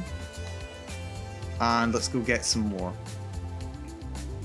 Basically, my thesis is just Stellaris mechanics. Fantastic. Hey, by all means, if you don't mind, send a copy of your thesis my way. Like, feel free to, you know, remove your name, file off all the specifics, all the jazz. Let me read your thesis. I'd be really interested to read it. This isn't the first time I've asked someone to send me their thesis. This wouldn't be the first time, to be entirely honest, but I really want to read it. I really want to read it. This is super interesting to me. May end up being super relevant to me as well. So, yeah, if you don't mind sharing, I'd love to read it. Right, where's those shroom lights? Diamonds we'll save away for now. Redstone we'll save away for now. Where did that go? Shroom lights, there we go. You need to translate it because it's in Indonesian. Understandable then. Understandable then. But yeah, no. If an English version does ever work its way into circulation, by all means send it my way. Maybe we'll do like a journal club day. Because I have like so many. Oh, I nearly swam in lava there. That was nearly bad. But maybe we'll do like a journal club day because there's a lot of scientific papers I find quite interesting that I probably would enjoy having a chance to just chat about on stream. Not all of them related to my own fields of expertise. Like, I've recently been reading a lot of papers on the Bronze Age, so archaeology has turned into... It's been an interest of mine for a long time. I used to want to be an archaeologist, but never ended up going that way, sadly. But there's all kinds of subjects... Oop, that's fine. But yeah, no, maybe we'll end up doing a journal club. Maybe we can have a look at some published papers, talk about them from random different subjects, and maybe go into some detail on some of the theses that have been brought forward by some viewers. That could be fun too, I think. I think I would enjoy that anyway. Indulge me, my friends. Indulge me. That jump was scary. That jump was scary. Reviewing journals, my daily homework for all these uni years. Yeah, no, I've been there. I've been there myself. Oh dear. I actually really enjoy it. Like, if I find a subject that I'm either interested in or that I am studying, I have a lot of fun looking through journals and figuring out what's going on. It's a lot of fun. Like, I kind of miss that aspect of being in university, like being a full-time student. I kind of miss it. In some ways I miss it, in some ways I don't, but in some ways I really miss it. But fortunately I have the skills, I'm familiar with it, so I don't really have any issues. If there's a subject that I'm really interested in, I can just pick up a paper and go, yep, I understand this. I know what's going on here. I know what they're talking about. Or, you know, I can approach the subject even if it's not something that's a specialty of mine. It's good to know. It's good to know what to do. It's good time. But yeah, journal club, yeah, we could totally do sometime. We'll totally do that sometime. ASMR journal reading, perhaps. I know that some people like having me on in the background while they're doing stuff, and to me, I've heard it from a couple of people, but for me, that is like the biggest compliment that I can receive. Someone saying, hey, I like hearing your stuff. Oh, more diamonds. But I like your stuff enough that I listen to it in the background while I'm working. That is unironically one of the biggest compliments that I could receive. That is one of the things that I am most happy to hear from people. That I just like leaving my stuff on in the background. That's a huge compliment to me. Diamonds, lovely, lovely. But yeah, so maybe we'll do ASMR journal reading at some point. That could be fun. That could be fun. I should make a podcast. You know, I've had ideas for podcasts in the past. Like, you know me, I do look at like creative writing and stuff. I've wanted to do some creative podcasts in the past. I haven't actually thought of doing much in the way of like academic or edutainment podcasts. Like, I've thought of doing them as like streams and stuff like that, but podcasts hasn't really been a thing. But you know what? Maybe I should. Maybe I should. I need to get someone. I need to do should I do a podcast with someone, or should I just chat to myself? I can do both. I can talk to myself for hours on end. If you've watched my streams, you're probably aware of that. You're probably very aware that I'm very good at talking to myself. I have a lifetime of experience, after all. I have a lifetime of experience talking to myself. I'm good at it. Like, not to brag, because is it really something that's brag-worthy? I actually do quite a lot of thinking just talking to myself. Like, if I'm having a tough time, I've spoken about this before. If I'm having a tough time, or if something's been going on lately and I need to process something, what I'll usually do, I'll go for a walk, either in the countryside or by the ocean, and if there's nobody around, I'll just talk to myself, like out loud, normal talking volume, and work through whatever it is that's going on. And it does a good job for me. Really, it does a really good job for me. I get a lot of mileage out of it. I get a lot of walking mileage out of it. It's good for my health. But no, I've been able to process quite a lot of stuff over the years just by taking a walk and working through stuff. More diamonds. Another 8 vein as well. Okay, I take it back. On average, this is absolutely worth doing for diamonds. This is absolutely worth doing for diamonds. No doubt. No doubt. I can hold my own conversations. It's true. It's true. Preferable if you're going to invite guests, invite an academician or researcher related to the topic. Yeah, I always make a point whenever I'm talking about something that I'm not an expert on. I'll always say, I'm not an expert. Don't quote me on this. By all means, look into it yourself. I don't like pretending that I'm an expert on something if I'm not. Whenever I say things, it's a product of my own personal experience with the subject. Doesn't mean that this is the way it be.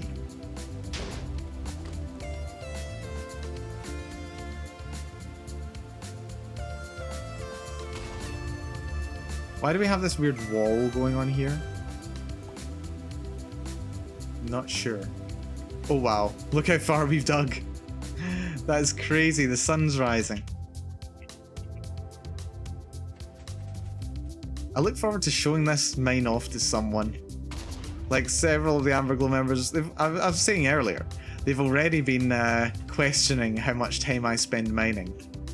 But having a machine to do the mining for me now? Yeah, big game changer. Big game changer.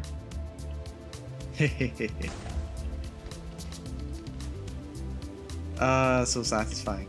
Yeah, hold on. There was V Specky, you asked a question before. Tell me a bit about Amberglow. I think it's really cool you're working as part of an entertainment group. Is this what you do on the side, or is this like your day job? As it happens, this is effectively my day job. This is effectively my day job. I have some research I'm working on in my own time. I'm looking for things like laboratories that might be interested in taking me on. I have skills and I want to use them, after all. But yeah, for the most part, I currently live a life of relative luxury where I can afford to spend my time playing video games and streaming on the internet. It is quite charming, honestly. It's quite charming. I'm very lucky. I'm very lucky to have the circumstances that I do. I don't have like the perfect circumstances. I don't have the perfect environment where I currently am, but it's an environment where I am, you know, I'm safe enough, I'm comfortable enough, I don't need to worry too much about myself. But I want to get myself into generally a better set of circumstances. But for now, I can do VTubing. I'm here for fun. I can do VTubing. I want to be here for VTubing. VTubing it's really fun. I really love the medium. I love what people do with it. I love being able to be part of it. I love working with so many talented and creative and exciting people. I love getting to see everything that everyone gets up to. I love being able to be a part of it. And you know, there's, I don't know, sometimes, you know, the debate comes up, like, what VTubers are really taking this seriously kind of thing, you know? It's like, no real VTuber would do this, or only real VTubers are willing to do that kind of thing. And you know, sometimes, you know, some doubts come to mind where I'm like, what am I doing? Like, am I doing this right? Am I really doing the VTubing thing properly?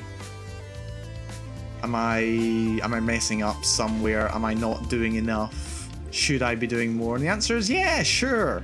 There's always more you can be doing, no matter what. No matter what it is you're doing in life, you can always be doing more. You can always be doing it better. But that's no reason not to just keep doing it anyway. You know? Just freaking enjoy yourself. Life's too short to worry about that stuff sometimes. You've got to enjoy yourself. And I'm really enjoying myself. I'm really enjoying myself. And I don't know what the future's going to bring necessarily. A lot of things are coming up in my future, potentially. My future could go in a lot of different directions, and I'm sure it could for a lot of people. A lot of people have a lot of opportunities available to them. But I'm here, I'm having a lovely time. I'm having a fantastic time. And it's letting me look after myself in a way that I don't often let myself look after myself. I don't know. This got quite a bit more. It's got quite a bit more personal there than I was really.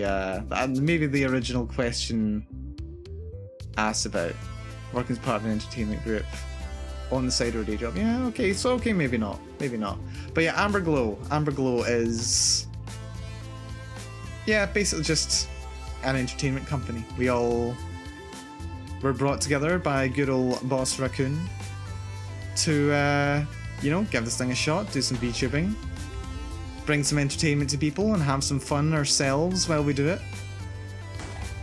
And I'd say we've been having a lot of fun over these last several months. It's been a lot of fun. It's been a real lot of fun. But yeah, just a way to kind of pull resources, everyone get a chance to work together with people, make some friends. Yeah, just a good environment for creativity, I think. It's a good environment for creativity.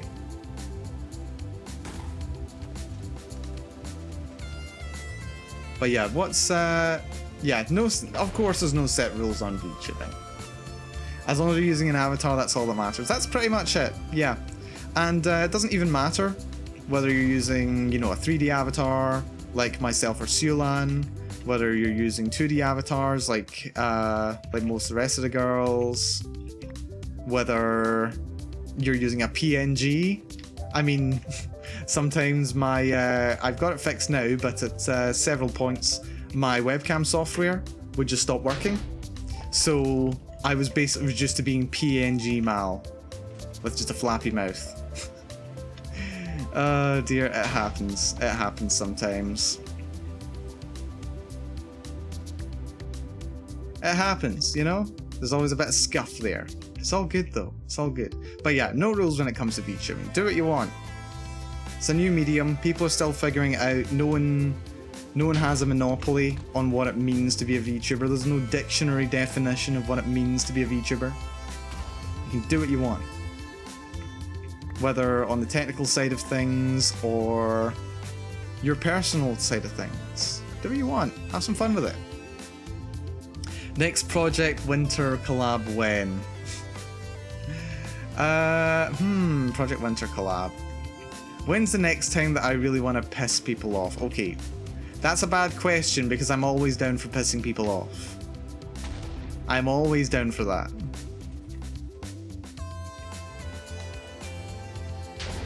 It's kind of part of my shtick, I think.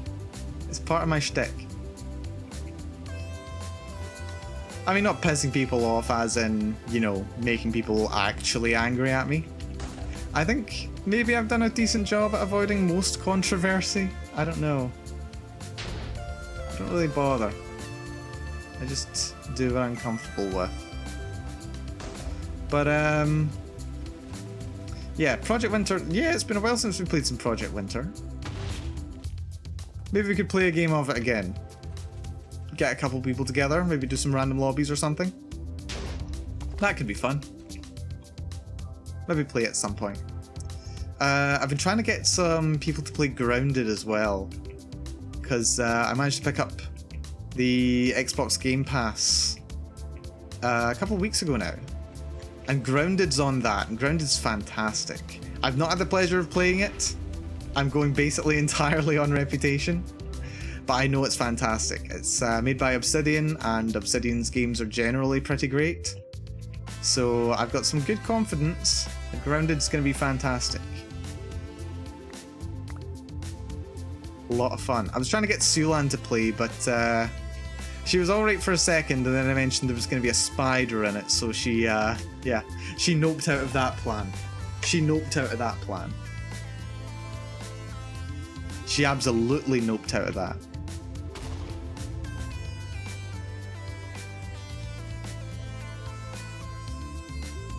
as she's very wont to do. I think, ooh, yeah. With the explosions going on, this is something that happens sometimes in Minecraft. The lighting engine sometimes struggles with lighting updates when you're using TNT. Like you can see that sometimes when I activate the machine and it blows up, the shadows at the front for some reason stay dark, even though they're quite close to the shroom light. Yeah, the lighting engine struggles a little bit sometimes. Not a lot, just a little. That's good, that's fine. There we go. Spiders are pretty scary. I don't think so. I like spiders. Like, see if I see a spider running around my bedroom, like if it runs around on my walls, I don't care. I see you, I let you do your thing. You're dealing with maybe midges that have flown in from outside.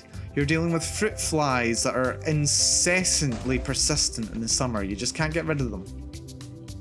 Spiders help deal with all that. Spiders are friends. I actually, I remember quite vividly when I was in secondary school. This was a good while ago. But when I was in secondary school, it was, I think it was first or second year, so I would have been maybe 11, 12 years old, something like that.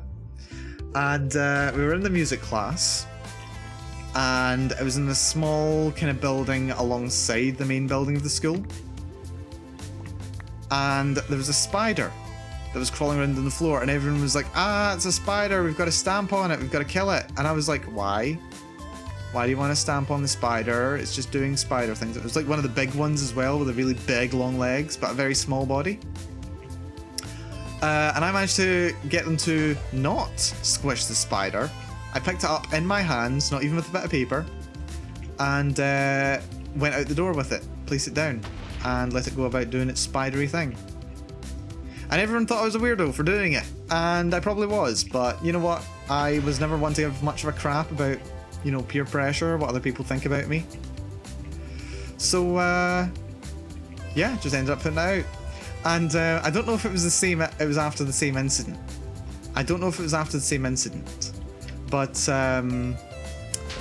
while I was still at school, I ended up deciding, you know what, I'm going to do some research on spiders. I'm going to have a look at them because they're still kind of creepy.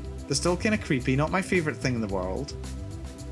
So I decided to actually do a little bit of a Google search, and it was on Wikipedia, and I was having a look at what spiders are actually like. So I looked at their anatomy, and I was looking at how the legs work, how the what passes for blood for them. I think it's called hemolymph. I'm not a biologist. I think it's called hemolymph. It's basically their bodies are just sacks of this stuff, and they control the pressure of it into their limbs in order to make their limbs move. It's basically like hydraulic pumps, kind of. And how their lungs work as well, because spiders, yeah, hemolymph. Yeah, I thought it was. But yeah, it turns out spiders, they don't breathe through their mouths where they eat. They actually have an opening in their abdomen, like under their stomach. They actually have an opening under their belly, and that's where they breathe from. And except they don't have, I don't think they actually go through the whole breathing motion.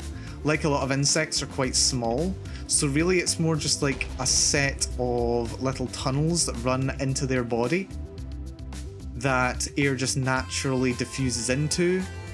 Oxygen diffuses in, carbon dioxide diffuses out.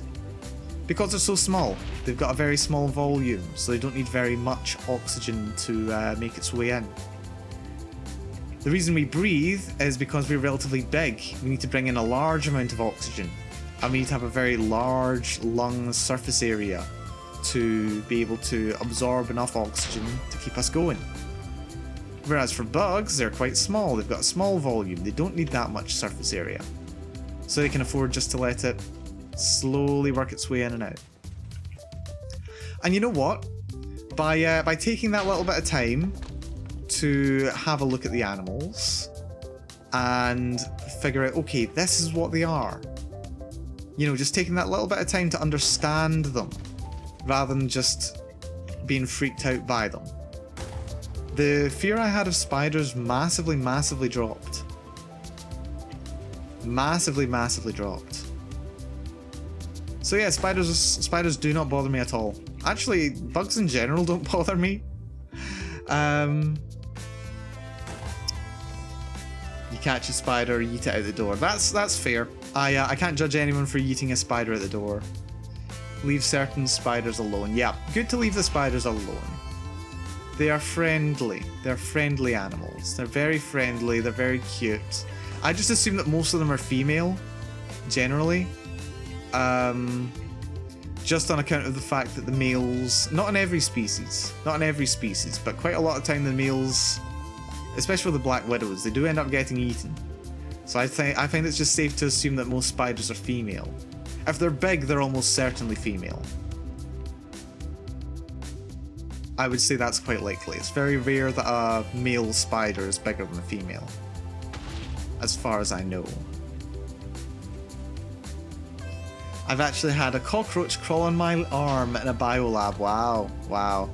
I know a lot of people don't like cockroaches. Oh dear. Yeah, okay, we've had an error here. We've crashed. This happens sometimes. If we've got gravity blocks, that can cause some problems. Right, how do we fix this? How do we fix this? I think we just need to move one of these over. Yep, there we go. Where are we now? There we go. That's ancient debris, isn't it? Yes, ancient debris. We crashed. Crashes happen. You know what? At least it's in Minecraft and not while programming for once. That's not what we need. We need the hole. Oh dear. Oh dear. Oh no. No, no, no! Balls. It's okay. We didn't lose anything permanently. Block update order. I keep forgetting this. This does happen when working with TNT. It does happen. Right, what can we afford to get rid of? It's fine. The good thing about TNT is it doesn't cause permanent damage. It doesn't cause permanent damage. Any blocks that are destroyed by TNT, you can just pick up again straight away. It's got a 100% drop rate, which is very useful. I really don't need gold ore, I suppose. I'll probably get a chance to pick up again after. Okay, so that's there. Oh, the sticky piston. We need the sticky piston. So let's see. That's doing its thing. We need that there. Then we had that. Then it was the two pistons facing backwards and forwards. One was a sticky piston, one was a regular. There's the regular pistons. Sticky piston facing backwards, regular piston facing forwards. You do with some building blocks. Wait, that was a sticky piston? Yes. Regular piston facing that way, that's fine. Then how was this set out again?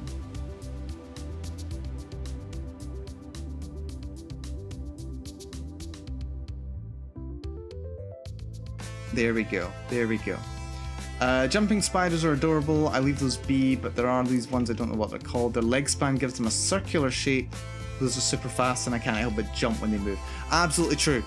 Absolutely true. When there's a really big one, they can be super creepy. I'm not always the biggest fan of spiders, to be honest. Like, some particularly big ones, I still get freaked out by them. Like, I love spiders, don't get me wrong, I love them. But I don't like them so much that if they're really, really creepy, that I wouldn't be happy with them being there. I can't deny that. Right, let's actually build this one forward.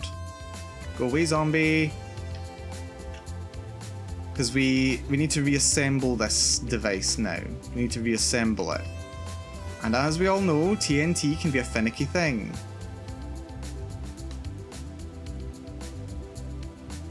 Actually, it looks like we didn't need not slime.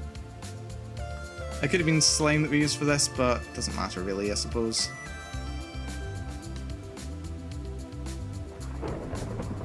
There's a thunderstorm outside, apparently. Hopefully nothing burns down. Let's see.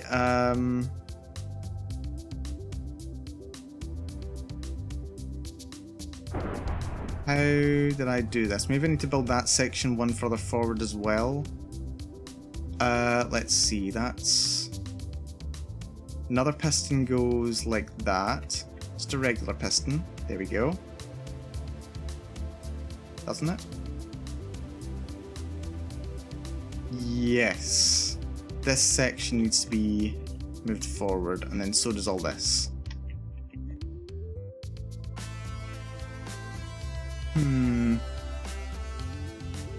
You know what, let's put a torch, not a torch, a chest down here. We'll store all our ore. That'll free up some inventory space. Make this easier to do.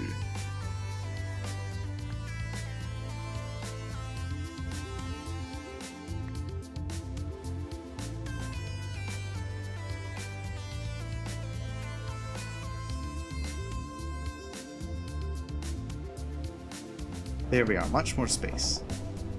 And let's build that one more forward.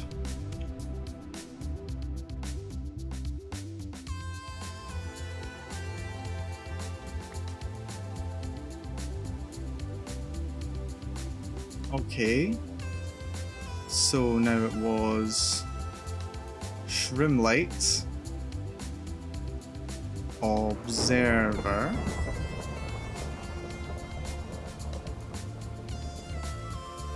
then it was 2 pistons, 1 forward, 1 backwards. I did see a absolutely adorable little jumping spider at the beach a couple months ago. It was so cute. It was so cute. Absolutely adorable little thing. A tiny little thing on the sand, scrabbling away. Ah, it was adorable. I loved it. I love the little thing. Oh dear, so cute. Right, this is where... Oh, shoot. Oh, mega shoot. We've lost the coral block. We lost our coral block. That's annoying. Oh well.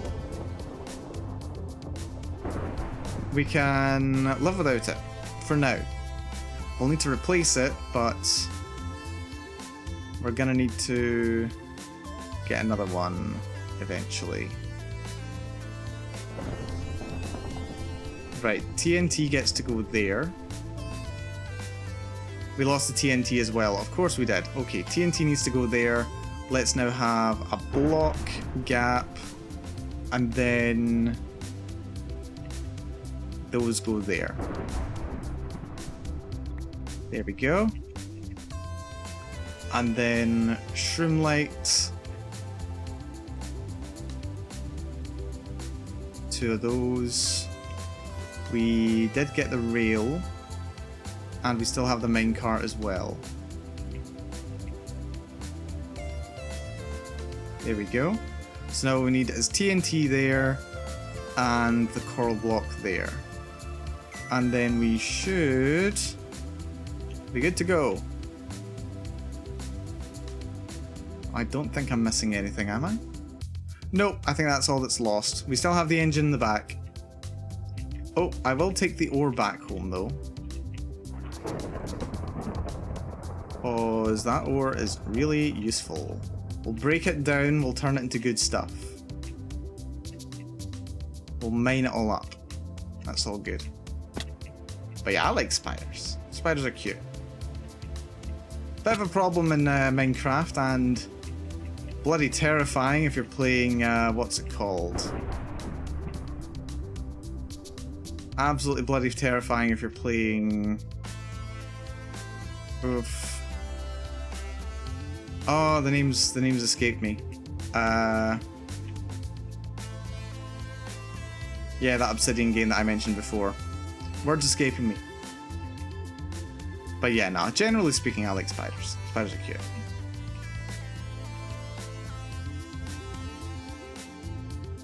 Grounded, yes. Thank you. I do this sometimes. I struggle with words. Yeah, I recently learned it's a thing. Apparently more people are affected by it than I expected. It's just a normal thing. People just, you know, struggle with words sometimes. I forget what it's called, but I'm not even going to bother stressing about it. But yeah, basically the way that you deal with it is you stop trying to remember what the thing is called. Just stop it. Just stop trying. It's not worth stressing about. What you do is, instead of that, you actually stop and you look up what the thing is actually called. That's what you do. It's a much better way of doing things. Rather than struggling to remember it, you just go, nope, I don't remember what it is, let's just look it up. Because what you're doing then, you're teaching your brain, if you're spending lots of time struggling to remember what it is, what you're doing is teaching your brain the wrong thinking pattern, or you're reinforcing that faulty thinking pattern that got you into that situation in the first place. So what you want to do is you want to actually use the right kind of thinking pattern. The thinking pattern that tells you what the thing is. That's a lot more productive use of your time than just struggling to remember what it is. Right, let's get all this mined. Let's get all this mined. Oh yeah, that'll do. Forgetting words. Yeah, no, it's a thing. It's a thing. But apparently that's what you want to do. You want to actually look up what the word is and spend less time trying to remember. Because when you try to remember, it's because your brain has... well, the reason you forget is that your brain has faulty pathways programmed into it for what the word actually is. We just got 40 diamonds from all that. Oh, we've even got more. Oh, that's amazing.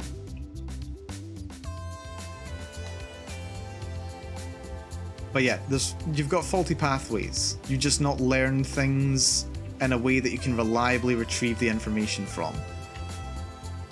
So you want to stop doing that. You want to stop relying on these faulty pathways.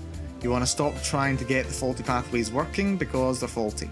What you want to do is you want to go find the thing that it is you're actually investigating, and you want to learn it all over again. You want to create and reforge some new pathways. Reinforce what the word is while thinking about the process you went through to actually learn the information. And it should make the information easier to retrieve in future. It's something that I've really struggled with in the past. I used to think that my memory was absolutely terrible, and let's be honest, it was. I could be told something. I could be told something at one point and then completely forget it the next time. When I've had managers in the past, it has really frustrated them when they've been like, Mal, what happened with this? And I'm just like, I'm sorry, I just don't remember. And they're like, well, you're going to need to remember because it's kind of important for work. So yeah, no, definitely worth knowing how to get around these issues. Yeah. Let's see. One time my mom was on a transatlantic flight and the in-flight movie was Arachnophobia. Wow. It's like if the in-flight movie was Snakes on a Plane, you know? Or if they had like a farmers convention, they decided to play Black Sheep. Maybe they do that for fun. It's like, you know the way that like anime fans will watch a series that is just poking fun at otaku culture, like yeah, like being kind of tongue-in-cheek kind of thing, but it's just like, yeah, otaku are kind of weird people, and we're just like, yeah, we are, aren't we? You know, that kind of poking fun at yourself kind of situation. Yeah, maybe they do that as well. Maybe they do.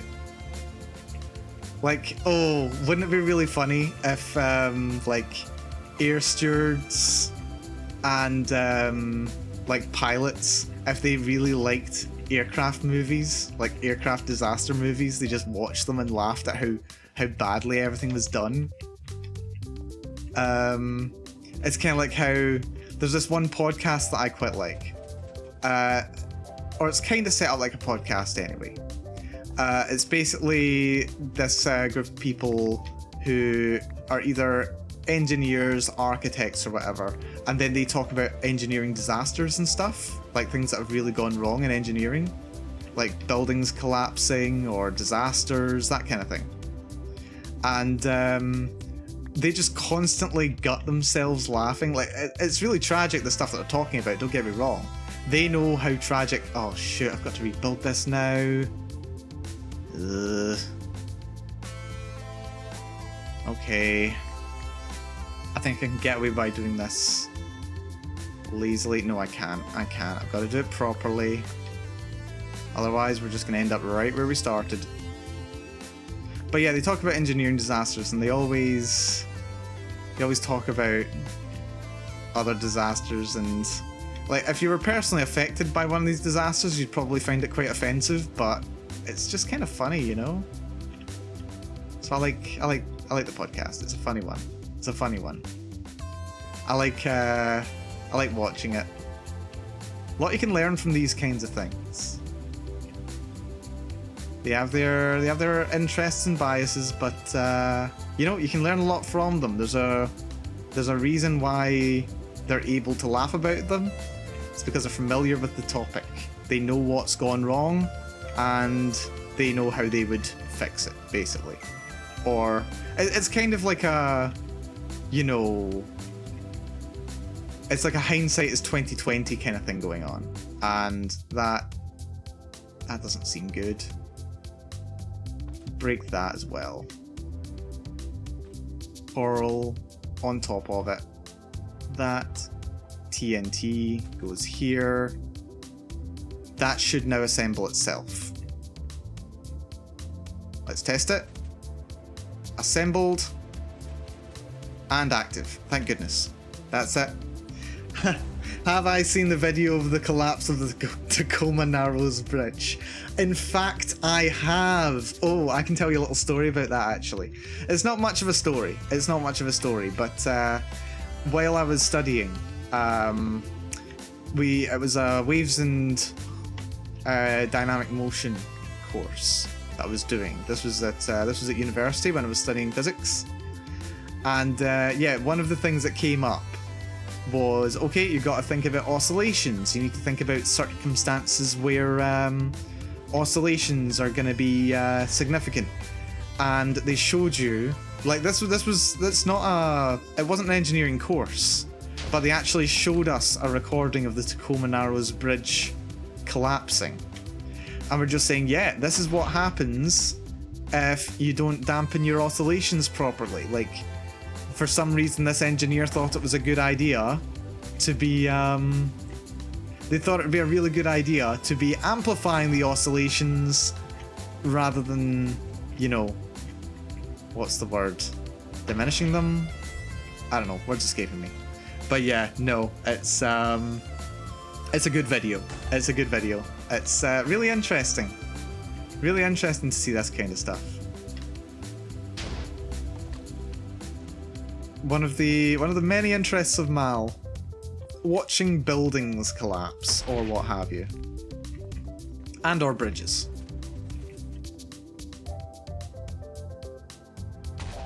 One of my many interests. Captain Hindsight. How do we stop this bridge from collapsing? Or like, there was this one overpass that they were building at a university in the US somewhere. I don't remember exactly where. But they were building an overpass for pedestrians to be able to get over this one major road. And, zomblers. But yeah, they were building an overpass, and even as they were building it, it was just designed absolutely horribly. There was no structural support, and it ended up collapsing while it was being constructed, is how unstable it was. Oh. What's this? Dragon2134. Thanks for the follow. Very much appreciated. I really do appreciate it. How are you doing over there? Hope things are going well. Thank you for getting us one further step closer to my goal of reaching affiliate. That's my current goal, okay? That's my current goal. I have several goals. I have several goals and targets. But, oh, that was useful. But yeah, one of the big ones right now, we're going to go for affiliate. We're going to have a big celebration stream when it happens. There's going to be single malt whiskey, and there's going to be poetry, and there's going to be tongue twisters. It's going to be a lot of fun. So look forward to that. Thank you for your contribution. Good stuff. Well, we're here to chill. So hopefully you're down for a chill time. Chill time with TNT. That's what we're doing here. I'm not liking these zombie sounds. I'm not liking that creeper either, to be entirely honest with you. Take that, creeper. You suck. Shout out to creepers. Gotta be my least favorite mob. Right, can we climb up here? I think we might be able to. Oh, not if I fall down first. We've got to light up this tunnel. Light it up. Oh, that's probably a good thing I caught that, to be honest. Hello, zombies. Go away.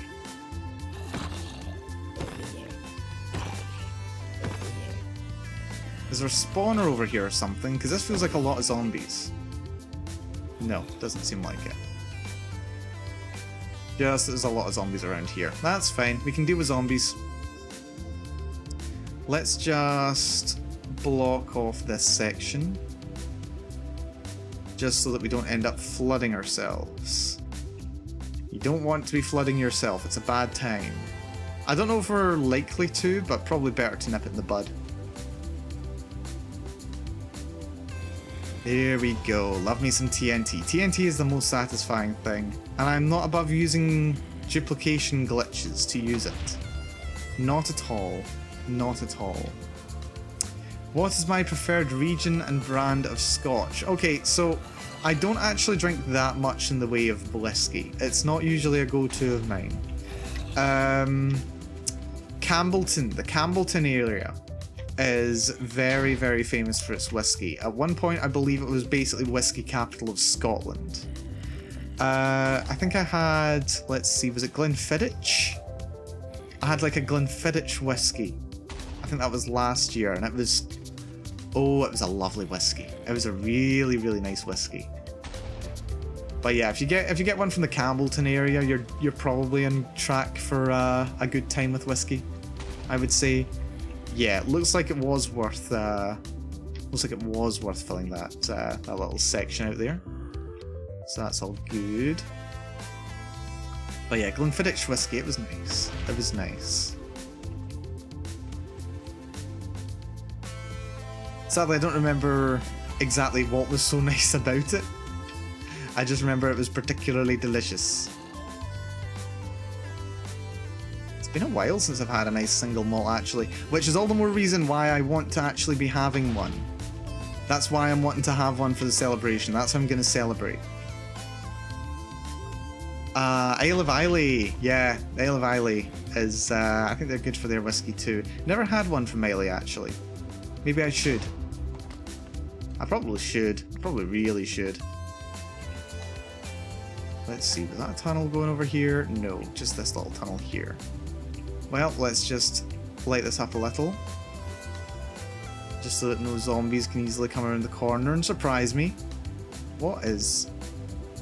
Oh, it's a bat. And a creeper. Well, let's leave the creeper be. Let's leave the creeper be. And continue on.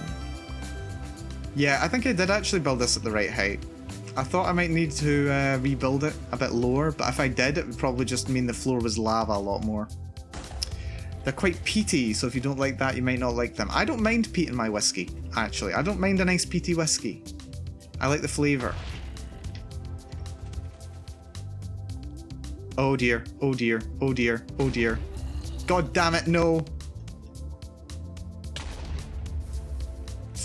Flip.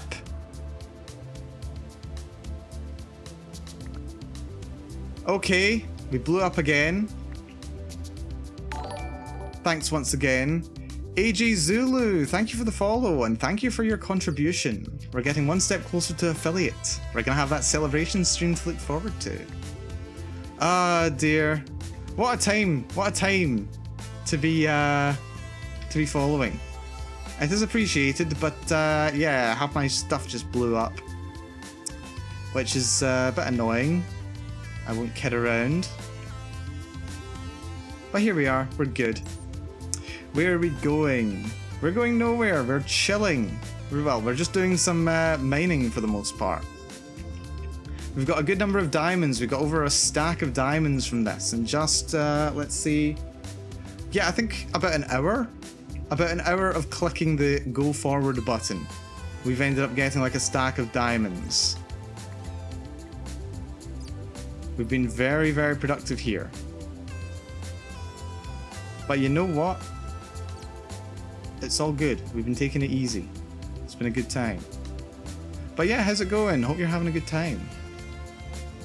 Hope you're here for some comfy chill time. That's what I'm good for. I'm good for several things, but comfy chill time is one of them.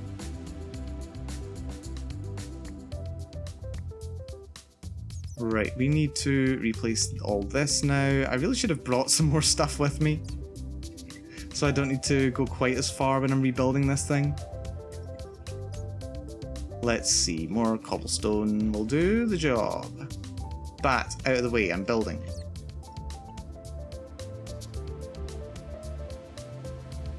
Right, we retrieved the sticky piston, that's good. Sticky piston was not destroyed. Regular piston's good too. I think we just lost an observer. Let's see, we lost an observer, we lost an observer. We lost the minecart, we lost the TNT of course, we lost... Cobblestone doesn't matter, we lost the minecart. And we lost a slime block. That's a bit of a blow, but it's not too bad. We can replace it easily enough. And observer.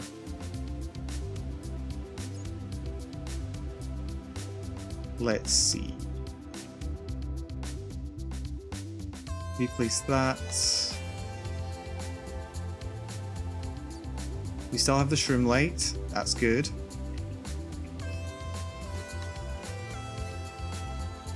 There we go, okay. Creeper, no, no!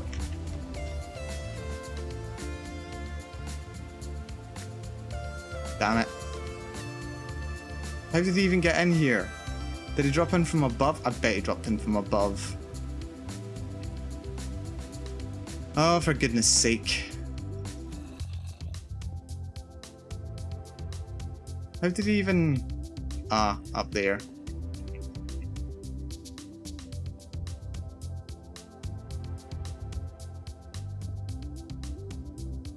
Yeah, he must have came from over here. Like, go away! Leave me alone! Okay, we've lost even more now. That's kind of a concern. Heckin' creepers, go forward button, let's go. Absolutely. Absolutely go forward button, let's go. Right, what have I lost?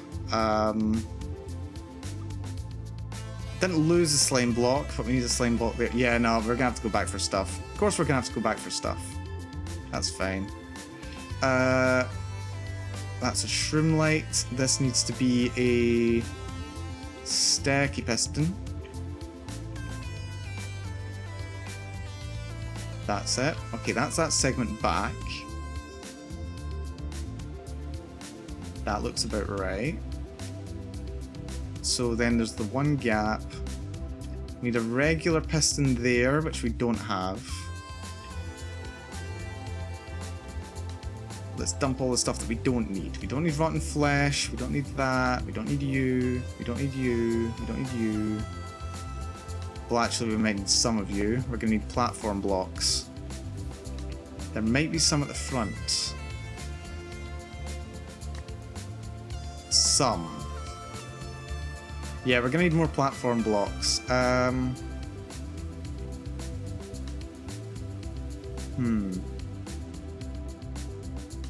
Just use some of these, I guess.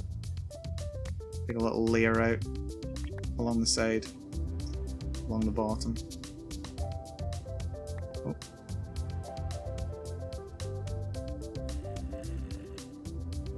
That better not be coming for me.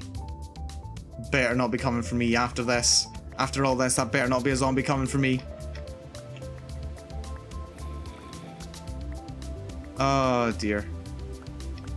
You know what? This does happen though. Small setbacks. But you know what? You learn from the mistakes. You learn from them. Let's just bring pretty much everything back, to be honest. Ooh, that chest's empty. Yeah, we'll bring pretty much everything along. We kind of need everything. And torches, because we're going to find some spots that things like creepers can spawn in, probably there. We want to fill those little gaps while we're going. Zombie! Not zombie, Skelly Bob. There we are. Yeah, I don't know if you saw the particles coming off of it there. Those particles told you that I was getting crits. So we were discussing that earlier. Spider! The heck did you get there? That should make a slight difference at least. Is this a shared server with the other Amberglow members? Yes. Yes, it is. I am currently several thousand blocks away from our base, though. Because I don't want to be mining underneath everybody's houses. Chelsea, for example, her house is basically at bedrock level. And as much fun as it might be to be blowing up people's houses, it wouldn't be fun having to deal with the aftermath of that. So that's a zombie, for goodness sake. So yeah, it wouldn't be as much fun dealing with the aftermath, so I've decided to build this mine quite a bit further away from the main base. Less drama that way. Much less drama. Chest in there. Not chest, torch. Do we have... Yeah, we can build a lot of those. Perfect. More torches. But yeah, no one's currently online. Currently it's just me online. But all the other members, they do pop in from time to time. Let's see, don't need those. Can have that. Don't need any of those. Take a stack of blocks. Let's see, we want coral, we want TNT, we want detector rails. Let's take some minecarts. Take slime, take pistons, take slime balls, take sticky pistons. Honey blocks we technically don't need, but we might as well take. Observers. If I didn't take those observers, I would be very annoyed with myself. That ought to do. This is good. I don't mind spiders. Immediately kills the poor spooder. You know what? I don't mind spiders, but when the spiders mind me, I mind them. Like if I were bit by a spider, yeah, I wouldn't have much mercy for it. Creeper! Quick reactions.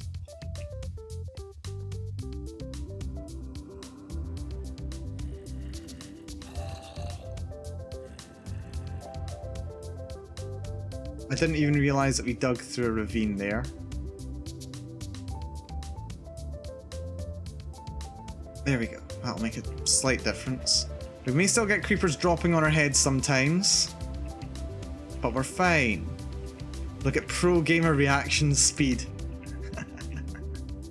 Well, fortunately, I can't attribute it all to my reactions. I do have protection 4 on my body and legs, and I've got fire protection on my head and boots as well. But I didn't get blast resistance, so you know, the shield definitely did come in helpful. Plus netherite, you know, best armor in the game. I'm pretty sure I could tank a dead-on blast from a creeper if one came for me like that. I'm pretty sure I could, but I'd rather not, you know?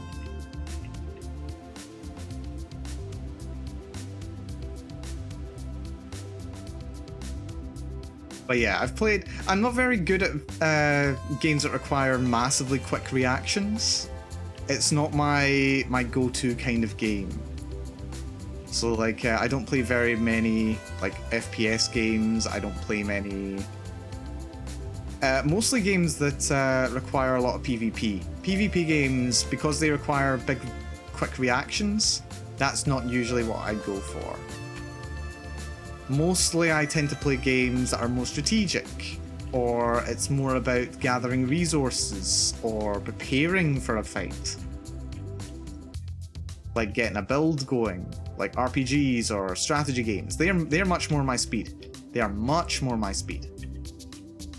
But I can't deny it's fun to be playing a game where you do need to worry about your reactions a little bit.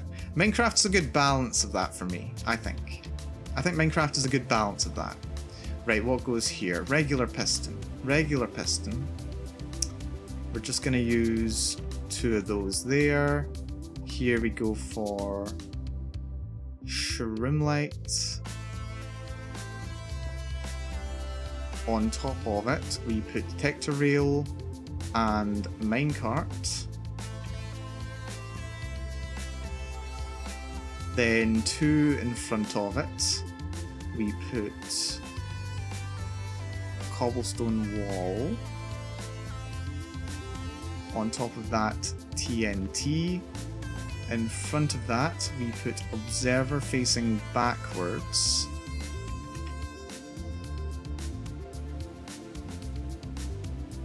Actually, I don't think you need to be there.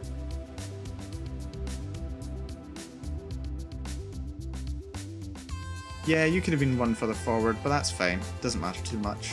Then that goes there. Slime block goes there. And slab can go here. That should be everything in order. Let's test it out. Assembled.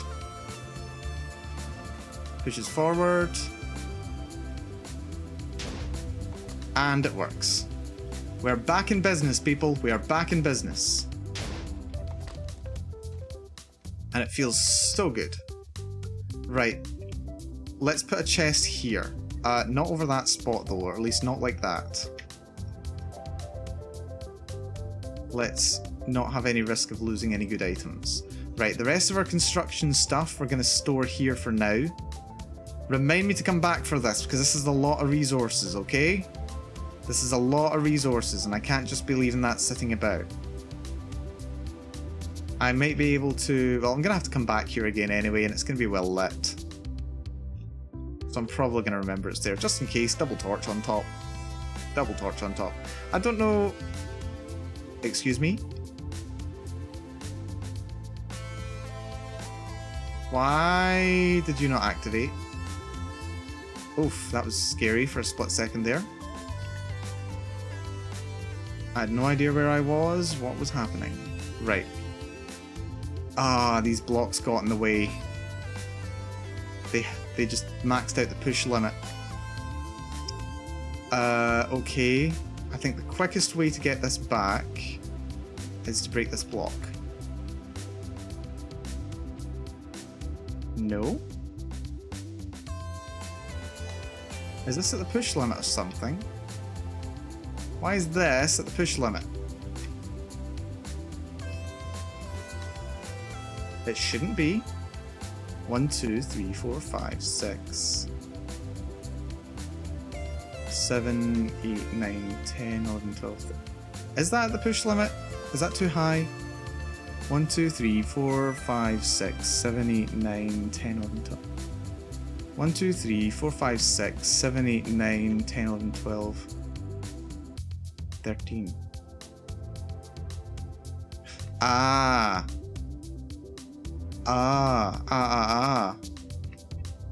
That didn't activate. Okay. Well, we can fix that quite quick. That should be that working again. Now if we break this, that pushes forward. Lovely. And that looks like it yeeted a bit further than it should have, but that's fine. And excuse me. Oh, right. Oh dear, I forgot another observer. That's my bad. Yeah, an observer needs to be over here to push that back. So that's fine. What we'll do, I'll take that, push that forward, break that block, break this block, then right, that's forward, so shroomlight, observer facing forwards, ancient debris. That should be it working again. Just need to break this block to push things forwards. Fantastic. There we go. Now it's working again. Now it's working again. The weird thing with me is my physical reaction speed is pretty good, but my game reaction speed is awful. Is it possible to make a track layer? A track layer? Do you mean in Minecraft? Sorry, I missed the context for that message. But hey, we got it working again. This is good. And I don't like that gap. I also don't like this gap. I don't care for it. That'll do. Hooray! It works again. TNT, glorious TNT. Yeah, make something that puts down rails as the machine progresses. Right, so it's not possible to place TNT. It's possible to place TNT automatically. Sadly, it's not possible to place tracks. You can't place rail tracks down automatically, sadly. You can build a machine that automatically bends them in the right direction.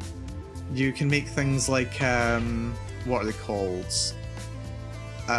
Piston, what are they called? Piston conveyor belts. And you can use those. Ooh, I'll take some redstone ore. Yes, please.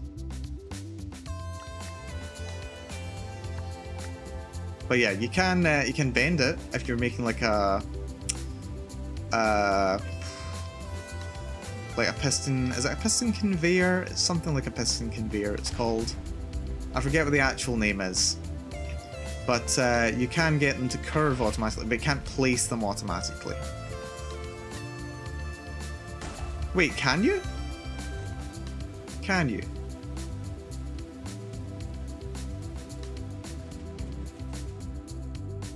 Maybe you can. Maybe I'm forgetting something. Let's just mine 2 blocks out the front of here. Just to give this another chance to go forward again, because it's not mining down, and I would like it to mine down. You'd never figured out what was wrong. No, I just had to check the schematic again. It was just that being missing. That was all that was wrong. This is actually a really efficient design. Like, it's 1 wide. Like, a width of 1 on this design. Like, that's quite impressive, actually, that they've been able to design something this narrow that can do the job. It's really, really cool. Actually, I think you can automatically build tunnels. I think... Wait, do you? I don't know. I'm gonna have to have a look because I know that people on the SciCraft server. Ah, you can do it. Yeah, because I know that people on the SciCraft server have been able to build machines that build piston conveyor belt transport systems automatically. So they must be able to place pistons down. They must be able to place pistons down automatically. That makes sense.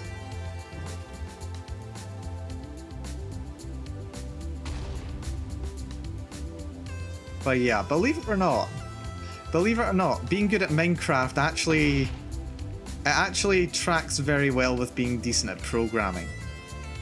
Like if you're building things out of redstone, like this, then you really need to be able to diagnose what's wrong with what you've done.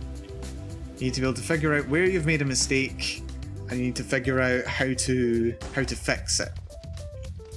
Figure out what it's doing and what it's not doing.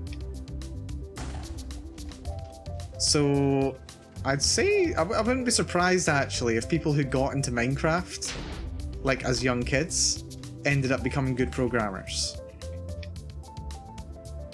And to be honest with me, it's like I had an interest in programming, but didn't have the experience when I got into Minecraft. And oh no, it happened again! Bloody hell.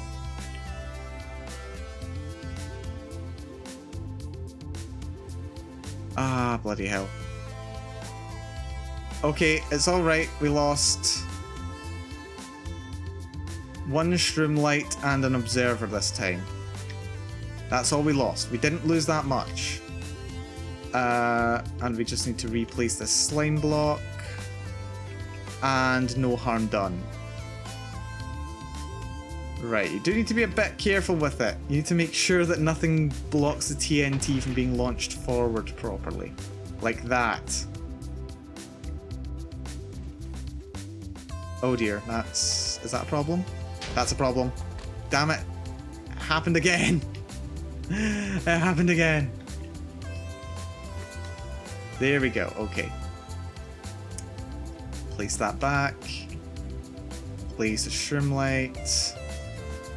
Place an observer. There we go. And yeah, that would be a problem if we left that be.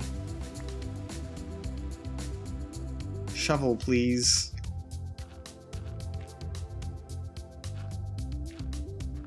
There we go. Okay.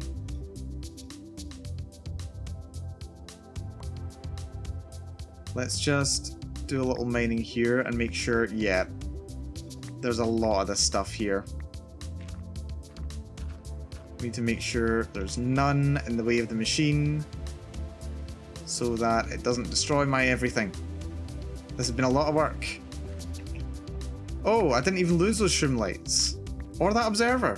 Oh, that's not so bad then. I think we did lose an observer, which is a shame. But we didn't lose too much.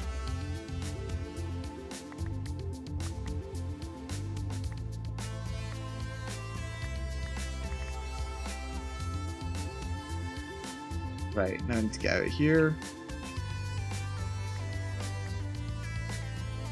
There we go. Oop. There we go, back in action. Lovely, lovely, lovely. Isn't redstone programming fairly analogous to low-level programming? Yeah, it pretty much is. Oh no. Oh no, oh no. Bugger. Happened again. Dear. I thought it was free. I thought I'd cleared it all out, but no, apparently not.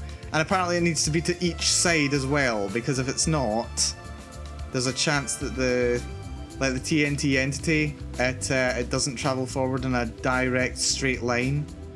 So there's a chance that it'll get caught on one of the sides. Okay, yeah. That's really annoying. That's really quite annoying. But that's fine. We've gotten past it now. We just need to rebuild the entire middle section again. Oh dear. It's fine, it's fine. We'll get all our stuff back.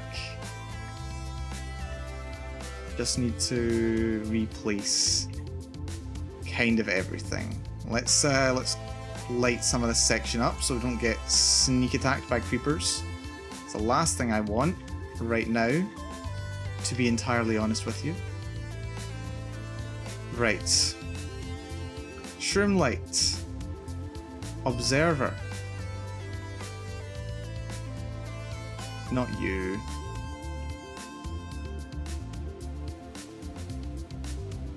Do I hop up here?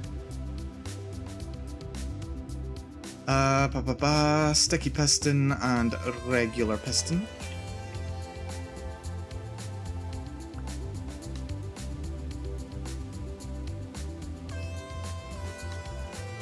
Observer. We don't want to go into there though. We want to go one further back. Oh shit, but we also want to make sure that this can assemble itself because we need to place the TNT again. That's... Is that a push limit? I don't know if that's a push limit. How does that work? Actually, I don't think that's a push limit, so we might be able to get away with...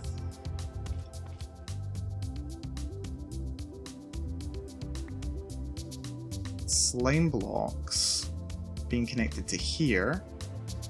Then we have... not that. 2 slabs here. Is that right? That's not right. What's here? That block. Slab, slab. Then on top, detector rail. Minecart. There we go. Okay, that will probably be okay. We've got that block there. Behind that block, we want more slime. Let's just head back to my good old trusty chest back here.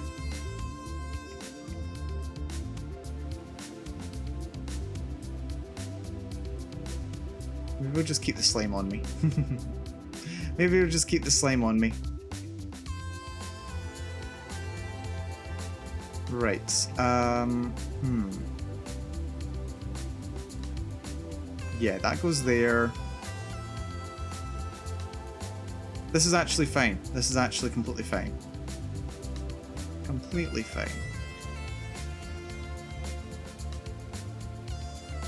And I need to grab the coral as well.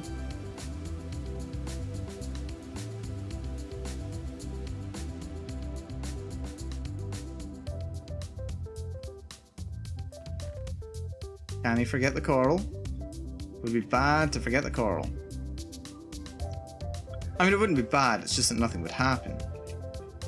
Right, you get to go there. Then... cobble... wall. Is it still in this box as well? I'm leaving everything important in the box. Yes, the cobblestone wall is in the box. Store the redstone, store the lapis, store those. We need TNT as well, so let's keep hold of that. Cobble wall.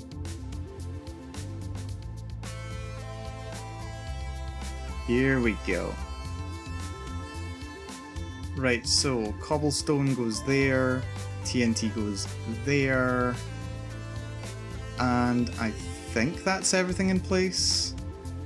That's all ready to push that forward. That'll merge up with all of that. Yep, I think This should be okay as long as there's no TNT due to... not TNT. Launches forward. Good. Good, good, good, good, good. And no more gravel falls down either. Ideal. Absolutely ideal. Right, we're once again back in business. We are back in business. I need food. I think I did get slightly blown up by TNT before. Only slightly though. Only slightly. Yeah, you can do a lot of logic gates. Every logic gate can be made in Minecraft. Minecraft is effectively a Turing-complete computer. Theoretically, you can build any kind of program in Minecraft. Anything that can be calculated by a computer can be calculated in Minecraft. It might take a very long time for it to do it, but you can do it. Some people go to a lot of lengths to be able to make some really, really impressive Minecraft computers. Let's just improve the radius that we can actually do mining on here. Yep, that's helpful. Now if we go another one forward. And let's actually mine down on these. We'll see if we can maximize the area that we are unveiling every round. Okay, we took some damage. That's fine. Damage is okay. Damage isn't bad. I mean, it is bad. It's not ideal. But it could be worse. Good thing that TNT exploding in the overworld doesn't explode TNT that's on your person. That would be an annoying feature. Or would it be a good feature? I don't know. Oh.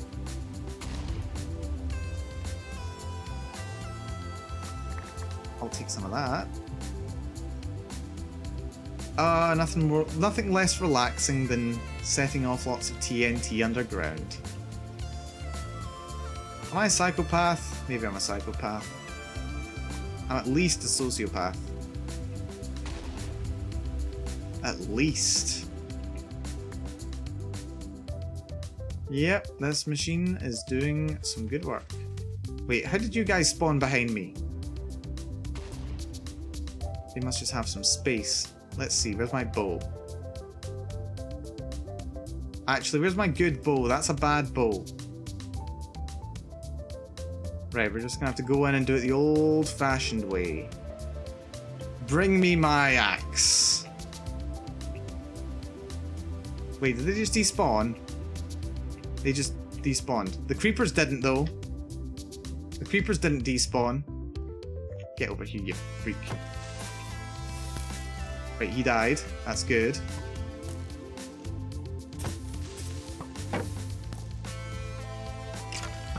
Yeah, you just stay in the lava now. Burn to death. Moru.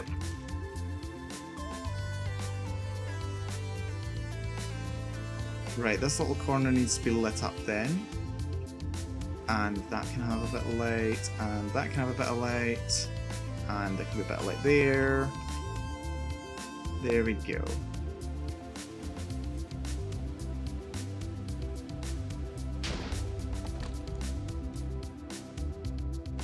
You know, this is actually quite relaxing. For all the explosions and the danger of blowing up myself and my precious, precious machine, it's quite relaxing. It's quite relaxing.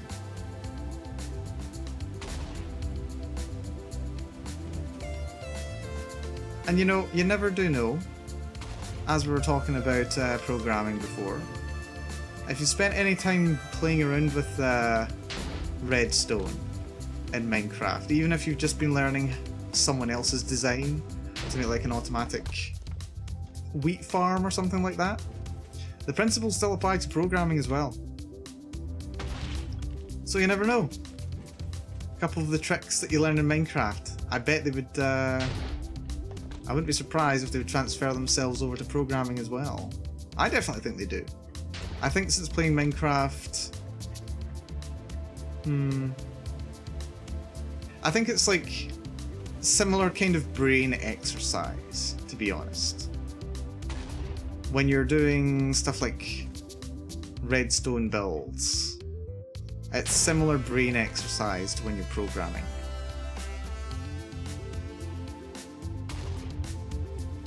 I think. That's some redstone over there.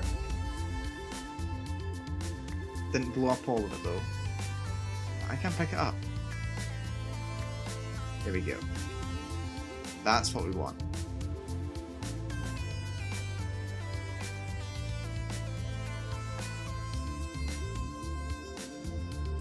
Bum bum bum bum bum bum bum bum bum bum bum bum bum bum bum bum bum.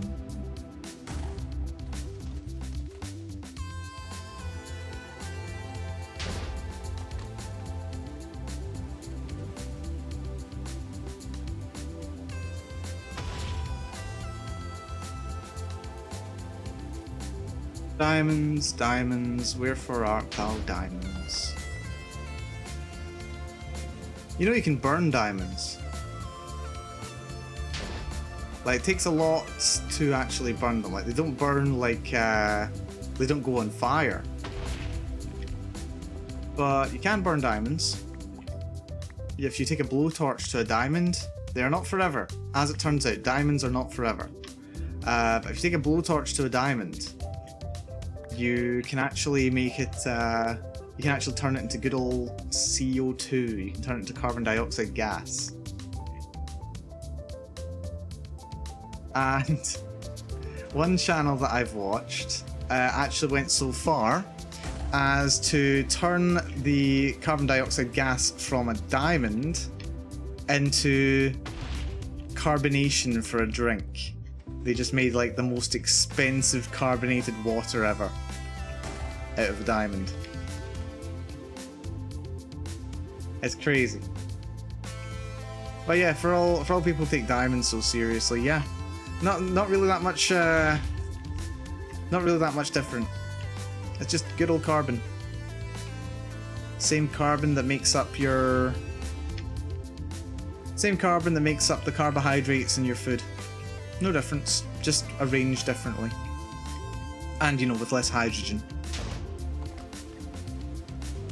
What's the channel name? That would have been Nile Red.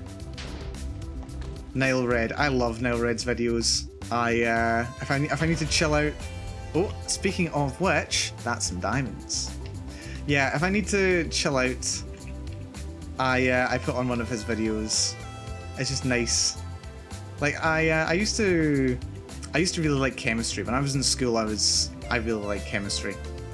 I think I've spoke about it before, but I was expected to be getting an A in chemistry, but for some reason I ended up getting a C. I don't know how that happened in the exam. My head teacher actually came to me and said, "Yeah, odds are they just mistook you writing a 9 for a 4 or something, and then, you know, gave you the wrong marks because of that." So I did end up getting the A eventually, but it actually knocked my confidence enough that I kind of stopped like prioritizing chemistry, and that's kind of why I ended up transitioning a bit more towards physics. Like, I was biased towards physics already. I would have ended up doing physics as well, but chemistry was a big passion of mine. And then I got a big shock with the results that I didn't expect. So yeah, watching Nile Red, it's nostalgic, you know? Reminds me of the chemistry that I always liked. And as well as that, it just goes to show how much of an overlap there is between physics and chemistry. Chemistry is much more about the practical aspects of how atoms and stuff interact. It's like on a much bigger level than the physics aspect of it. But they are very, very intimately related. Cannot be overstated how closely related they are. But I'm a physicist. At the end of the day, I'm a physicist. Right, I hope those don't blow up. It'd be kind of nice if they didn't blow up. But that's fine. Yep, Nile Red, that's the one. That's the one. But yeah, they're really good. It's a really good channel. Would recommend if you need something just to chill out and I'm not online. Yeah, check out Nile Red. Nile Red's great. Right, how far have we actually come along here? I think we've probably come like a full, oh dear. Oh no. That's a bit of a concern. It's actually alright because as long as it doesn't go over any of my redstone components, it doesn't matter. Let's see, is it likely to... Yeah, it could go higher. So I kinda need to go up, and I kinda need to clear out this water.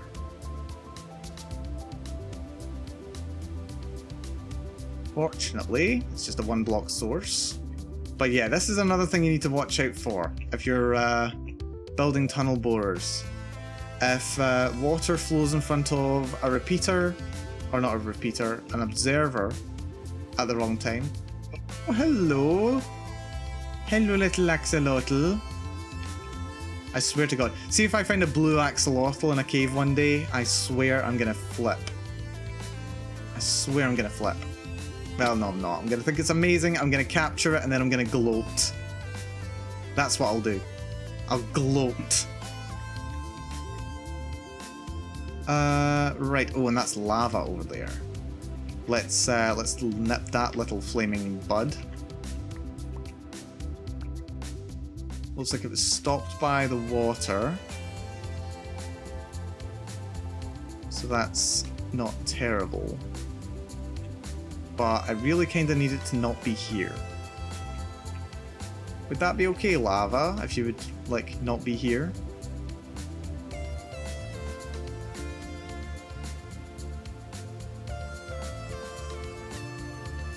How's that? Do we have control?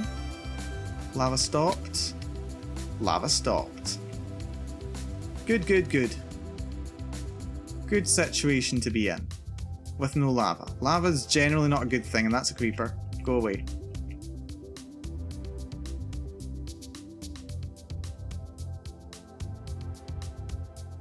Go away, creeper. Not many people like you. They have you on all the merchandise, but nobody really likes you. I had to quickly tend to something. Nah, we're all good. We're all good. Insert XKCD about scientific purity. Yes. And you know what's at the far side of it? With apologies to Donut, Dumb, and Aero? Mathematics. Mathematics is the most pure form of science. And maths really is a science, actually. Well, actually, tell a lie. There's a bit of debate as to whether maths is a science or not. Because, you know, like on the surface level, people look at maths and go, it's not science, there's no investigation, you just put numbers in and you get numbers out. And yes, to an extent that's true. But how did those processes, how did those equations that you put the numbers into, how did they get discovered in the first place? It was through trial and error. It was through investigation. It was through the scientific method. Maths is to be discovered and explored just as much as any other science is.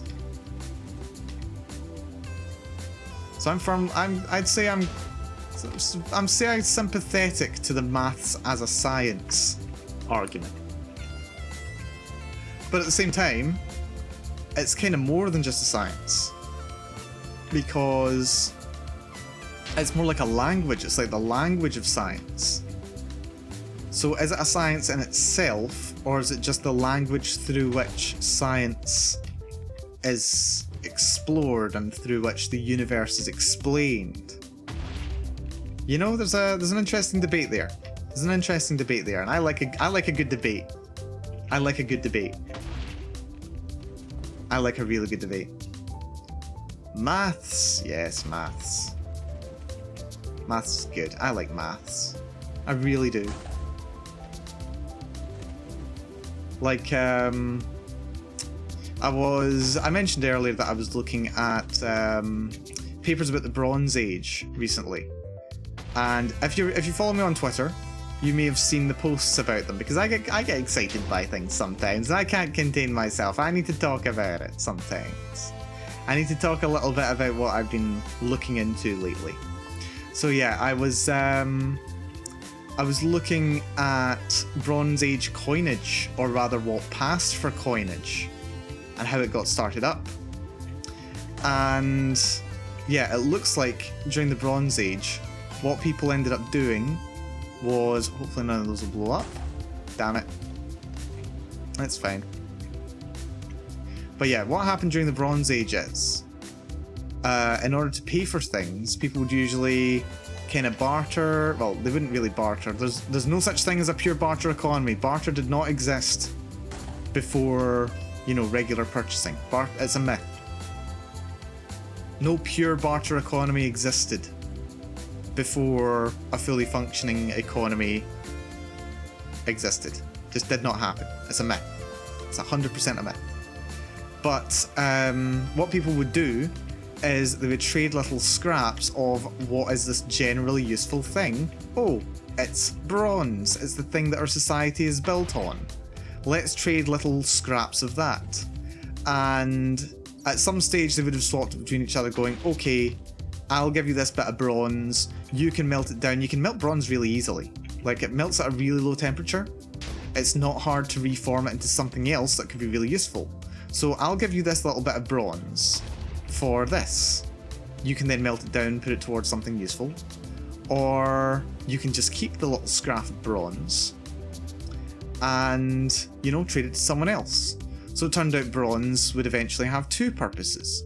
You could melt it down and turn it to something useful, or you could just keep this conveniently sized little scrap of bronze and trade it to the next person you need to trade something to. So yeah, bronze ended up pulling double duty as the foundation of their technology, and also as a bit of an exchange. And it was quite prevalent all through Bronze Age Europe, at the very least. The papers I was looking at were looking at Bronze Age Europe. But one of the particularly interesting things is that they ended up breaking the pieces of bronze into pretty much standardized sizes. You end up with effectively bronze coinage.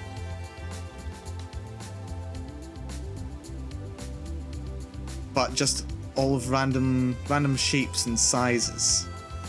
But roughly around about the same kind of sizes. You would end up with a large number of very small pieces. They've actually done statistical analyses on kind of hoards of bronze that they found over the years, little caches of it. And they found that the ones that they found all over kind of Europe and the Levant, I think it included the Levant anyway, they would find large numbers that were roughly around or less than 1 gram in weight. And then they would find there was kind of a cluster where they would tend to be somewhere in the region of about 12 grams in weight. 12 grams seems to have been roughly the base unit that they would make these size being multiples of. So you'd have pieces that were about 12 grams in weight, some that were 24 grams in weight, some that were 36 grams, 48, 60, and so on. So that was kind of the base unit. You would have most chunks of it being roughly a multiple of 12 grams in weight. Which was really, really cool. And then you would also have larger denominations. You would have... Did I talk about this on stream before? Stop me if I've spoke about this on stream before. But I'm going to keep going anyway. You'd also have different denominations. So you had anything smaller than around 1 gram. Archaeologists have termed as being 1 grain in value. Basically think of it as a penny. The 12 gram pieces, they consider shekels. I think that's kind of what they're referred to as in the language of the time in Mesopotamian, or whatever the language would have been. What would it have been? I forget what the language would have been off the top of my head. But yeah, shekels seems to be like a common fallback as to what they would be called. Above that there was the mina. And the mina was an interesting denomination. It was roughly 40 times the weight of 1 shekel. So it'd be 40 shekels to 1 mina.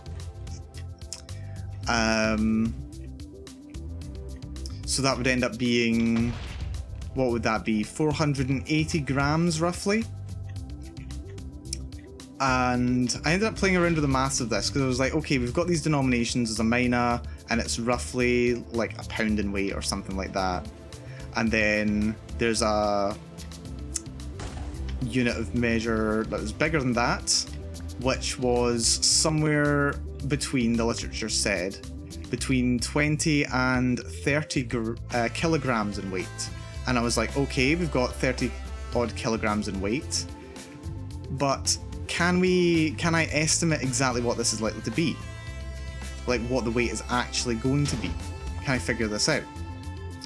And I thought, right, so looking at the mina, I ended up guesstimating, because it was supposed to be roughly in the region of 400 to 500 grams. And I was thinking, okay, is there a convenient multiple of the 12 gram shekel that I know existed, or that there's evidence to say existed? Is there a nice convenient multiple which comes up to somewhere in the region of £1? And what I did was I had a think, and it's kind of similar to how pre-decimal UK currency worked. Because for those of you who don't know, before we had 100 pennies to the pound, we actually had a different kind of system for our money. We had 12 pennies to 1 shilling, and then 20 shillings to £1. So basically there were 240 pennies to the pound. And why did they do that? Why was that more convenient than using decimal money? It's because having your money being divisible by 12 is just really good for the sake of small change. If you want to divide £1 or $1 by between 3 people, you've got 33 pence or 33 cents. It's an inconvenient number to work with. It's not very convenient. You've then got to look out, if you're in the US, you've got to go for a quarter, and then you've got to give them a nickel, and you've got to give them 3 cents. In the UK, you've got to look out a 20 pence piece, a 10 pence piece, and then a 2 pence piece and a 1 pence piece. So, British coins, you've got less, you end up on average giving people less coins per transaction. So one advantage of UK money over US. But yeah, way back then, when you had £1, if you were dividing £1 by 3 people, then you've got it at the bottom divisible by 12, because every penny is divisible by 12. So you'd end up going for, well, there's 20 shillings in a pound, so every person would get 6 shillings. But then there would be 2 pence left over.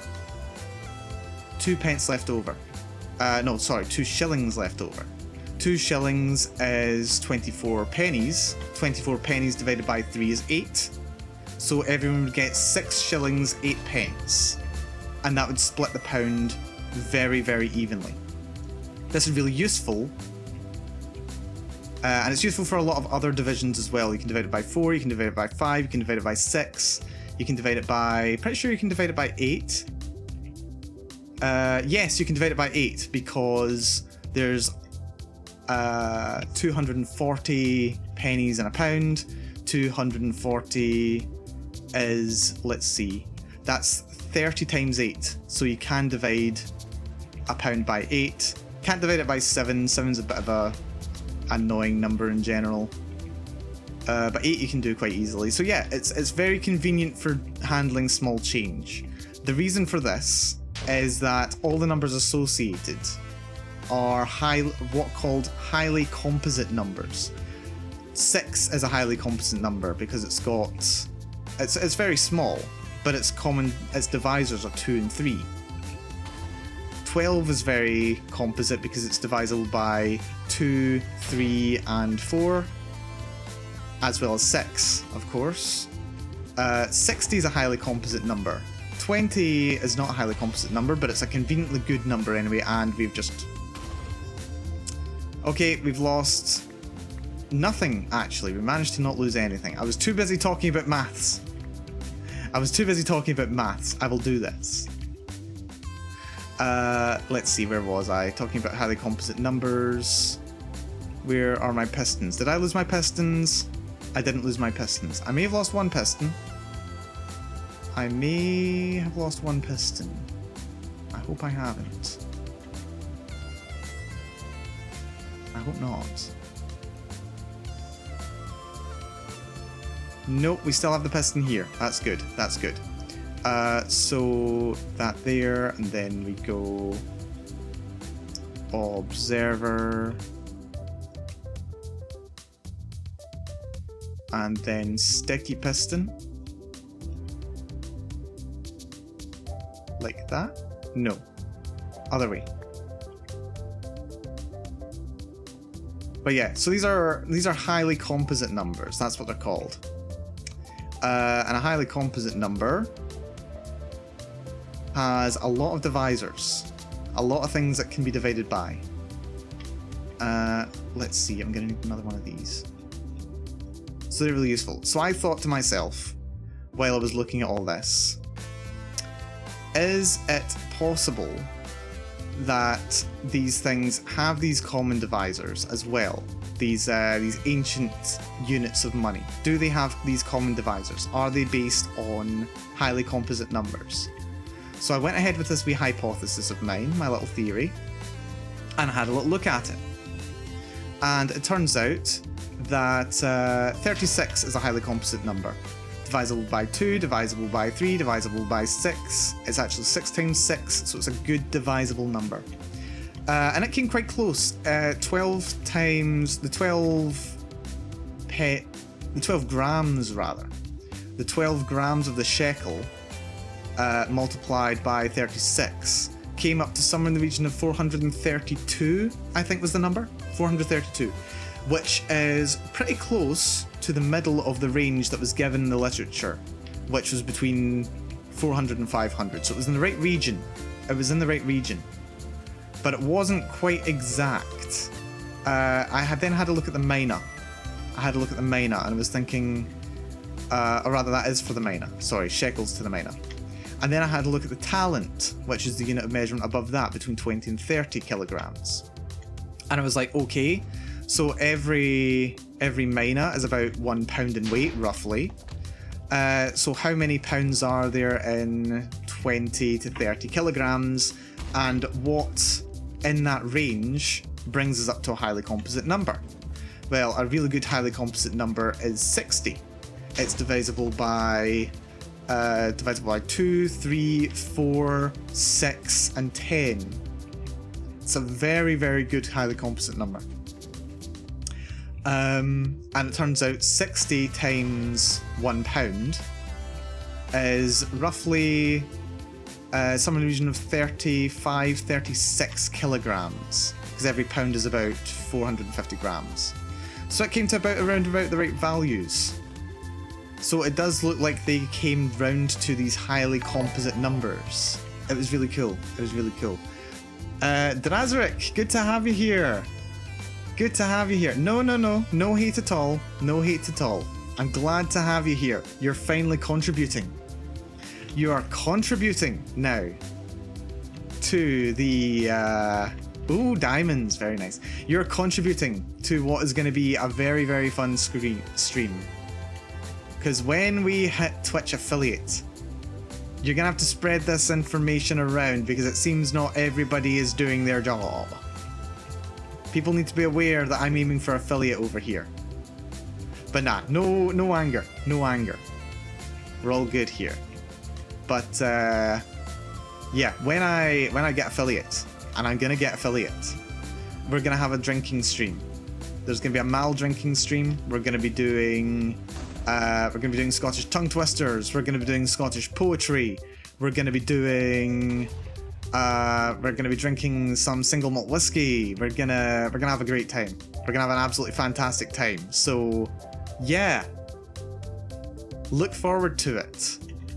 You're getting us closer to it. Spread the word. Get everybody following me here on Twitter. Not on Twitter, on Twitch. So that can happen. Only you guys can encourage Mal's alcoholism. It's latent.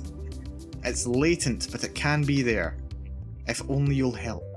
Yes, we've got a tunnel more. We're doing some mining. And I'm talking about Bronze Age currency and boring everyone's minds. Let's get Mal to affiliate. Yes, please. Yes, please. It's going to be absolutely fantastic. I really look forward to it. I look forward to it. But yeah, I'm also currently in the process of boring people's brains out by talking about Bronze Age money. And I'm not actually done. You dropped in at a good time. I've gotten past all the boring math stuff, although that is really exciting to me. So yeah, basically, long story short, they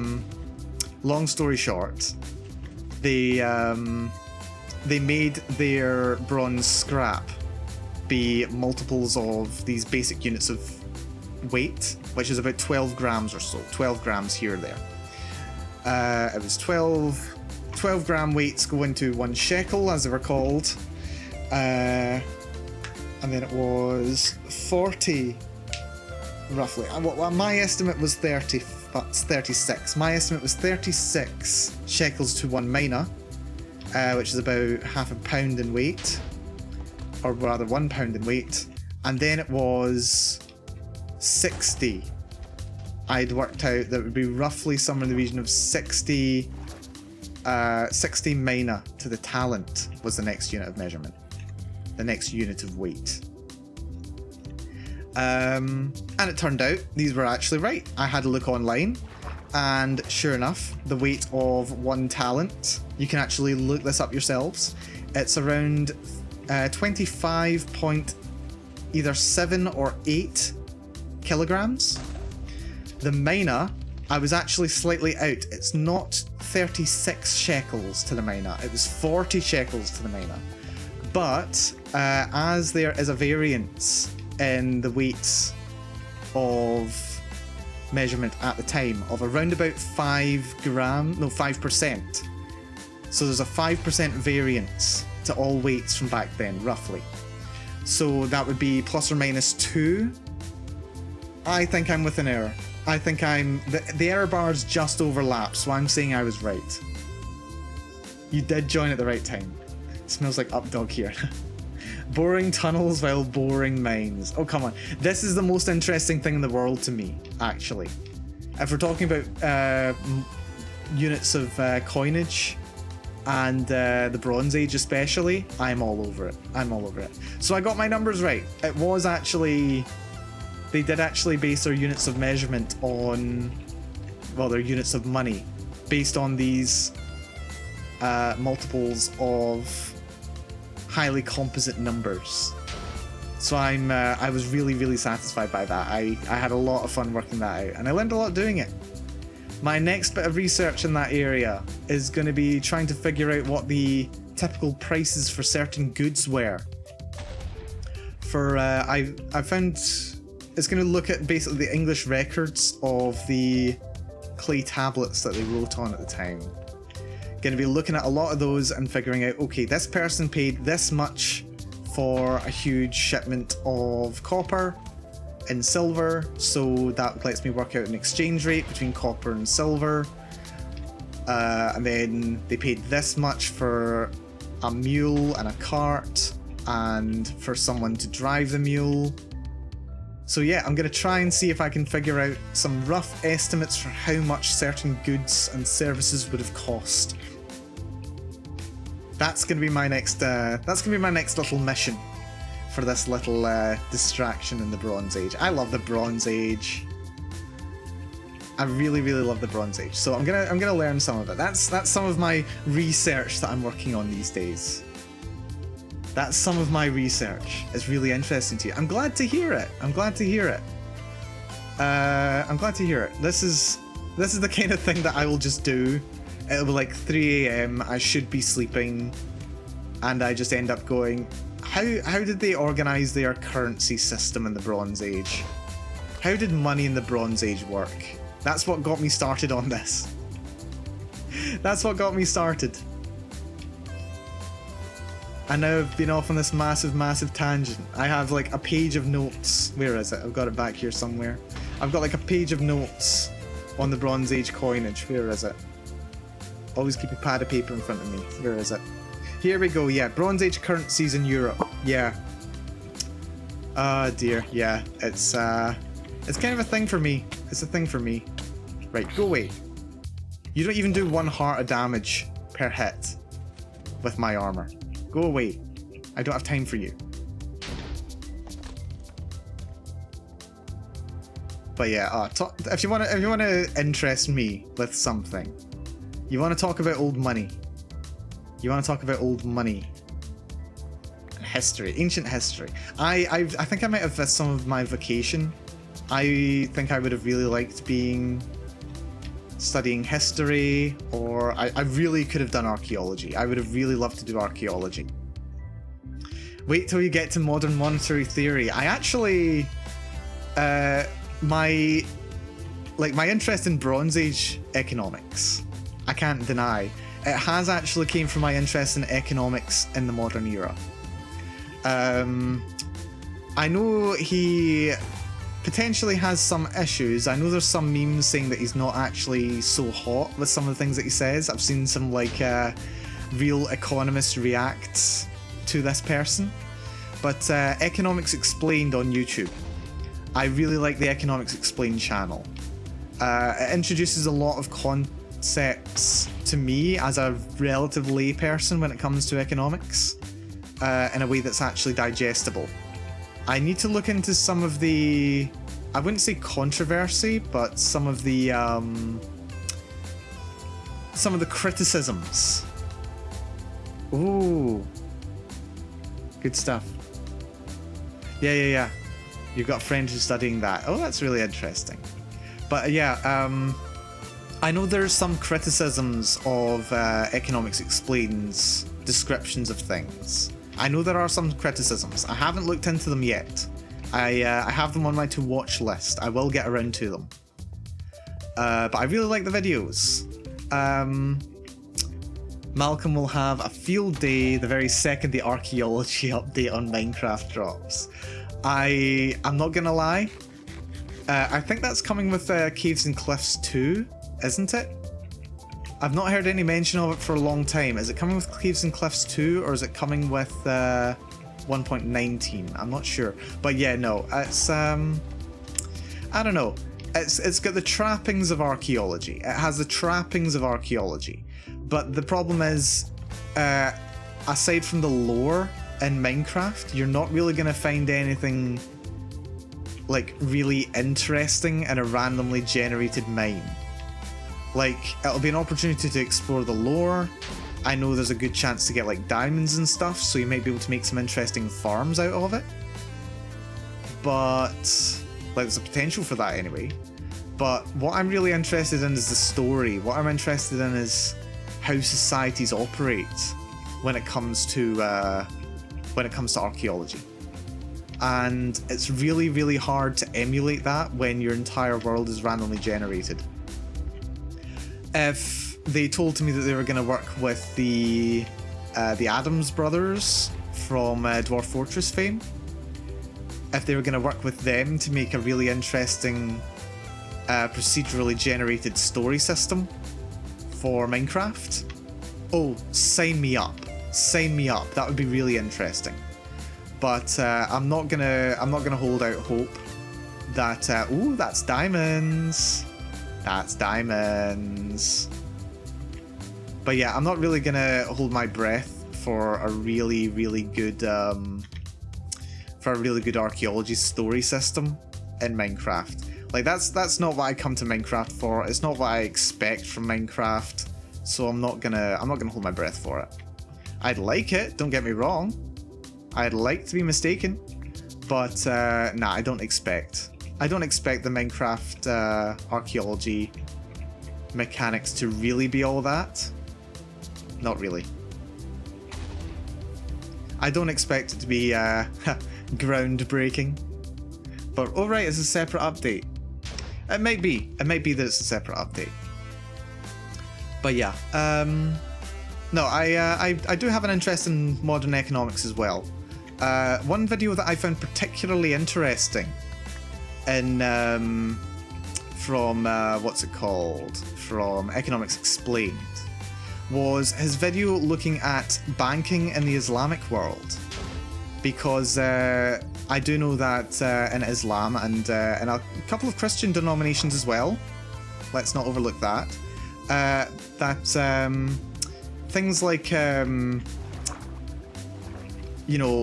investment in money is considered by them to be gambling. That goes for things like insurance and loans and stuff like that. Like, there's, religious reasons why people would not want to take out loans and stuff. So the way that, at the very least according to these videos, the way that banking is actually done in Muslim society is quite different, because of course you can't have loans. So yeah, the video that was exploring that was really, really interesting to me. And it basically amounts to more or less the same thing. It just changes around some of the obligations and some of the rights that people have when it comes to property ownership when it's on a loan, which is really interesting. It's really interesting to see different ways of how different societies function and how different economic systems could function as well. So it was a really interesting video for me. It was really interesting. Mal digging deep in that last pun every single time. Yeah, I was really interested by the video. I would say, both monetary systems have their pros and cons. They get you to the end goal kind of thing. So it basically allows you to get a mortgage on a house, for example. It allows you to buy a house if you don't have the money up front. It just changes who owns what the duties of the lender to the creditor are, who actually owns the property and until what time. That kind of thing. These are the subtle differences. But in terms of ethics, like when it comes to, your own beliefs when it comes to these things, it can make a world of difference. But it's interesting. It's super interesting to read into and learn about. I'm always interested to learn more about economics. And also when it comes to different cultures as well. The ways that different cultures explore economics too. It's all interesting to me. I'll find anything interesting. I can talk your ear off about any given subject. Just give me a chance. Give me a subject to talk about and I'll talk forever. You're probably, if you've been here any amount of time, you probably know this about me already. Look at this. I've spent the last, hour talking about money? Whether Bronze Age or modern? Yeah, it's interesting. It's all really interesting to me. Although that said, I don't exactly invest money myself. Partially on account of funding kind of thing. I made my biggest investment in recent months has been in my PC. Let's just say that. My biggest investment has been in my PC. But yeah, I don't like investing in stocks and stuff. I don't bother with cryptocurrencies. I know plenty of people who do. Plenty of people have been able to make a surprising amount of money from it. But it's not something I've looked into myself. It's been on the cards for me to look into. I've just not got around to it. It's a whole interesting thing.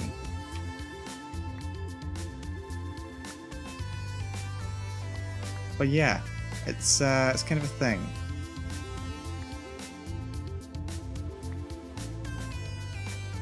But yeah, it's all interesting to me. It's all really interesting to me.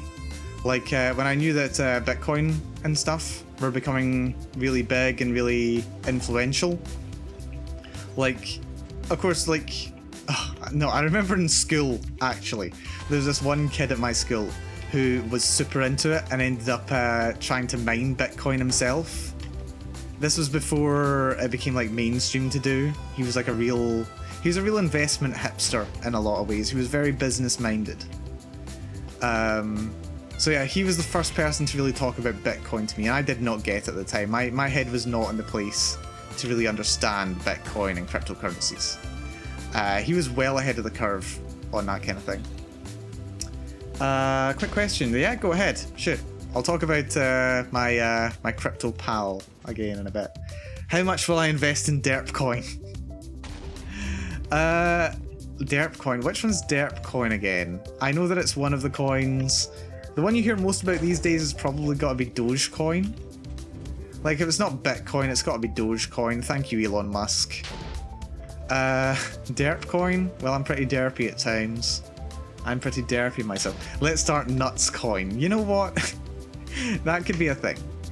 That could potentially be a thing. One thing that I did look at quite early on, actually, this was a good couple of years ago, and before I really had enough of a programming understanding to really be able to interact with it, I did actually have a look at, you know, actually the programming behind cryptocurrencies. And, you know, of course, I tried doing things from first principles, like looking at the basic maths of it by myself. It was not the best way to get into crypto, looking into all the maths behind it and trying to do it all by hand by yourself.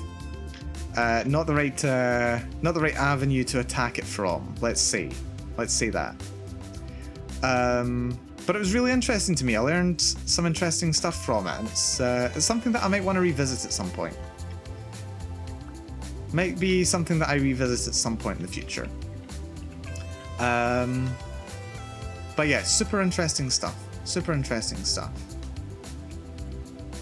But you know, it's like yet another Mal project. Yet another thing that Mal wants to dip his toe into. Yet another piece of technology that Mal finds interesting this month and wants to learn how to use. That's kind of what I do. I just find a piece of tech, or I find a subject, and I go, you know what, this is interesting to me this week or this month. Let's make a project out of it. That's how I got into VTubing as well, actually. I just saw it and was like, this is heckin' awesome. Let's go for it. So yeah, I just tend to do this. I find something that's interesting to me and just go for it. It's a whole thing. It's a whole thing. Let's start Nuts Coin. The world's first purple coin. Why purple? Why purple? Why would Nuts Coin be purple? Actually, don't answer that question. I don't think I want to know the answer. Dear me, dear me.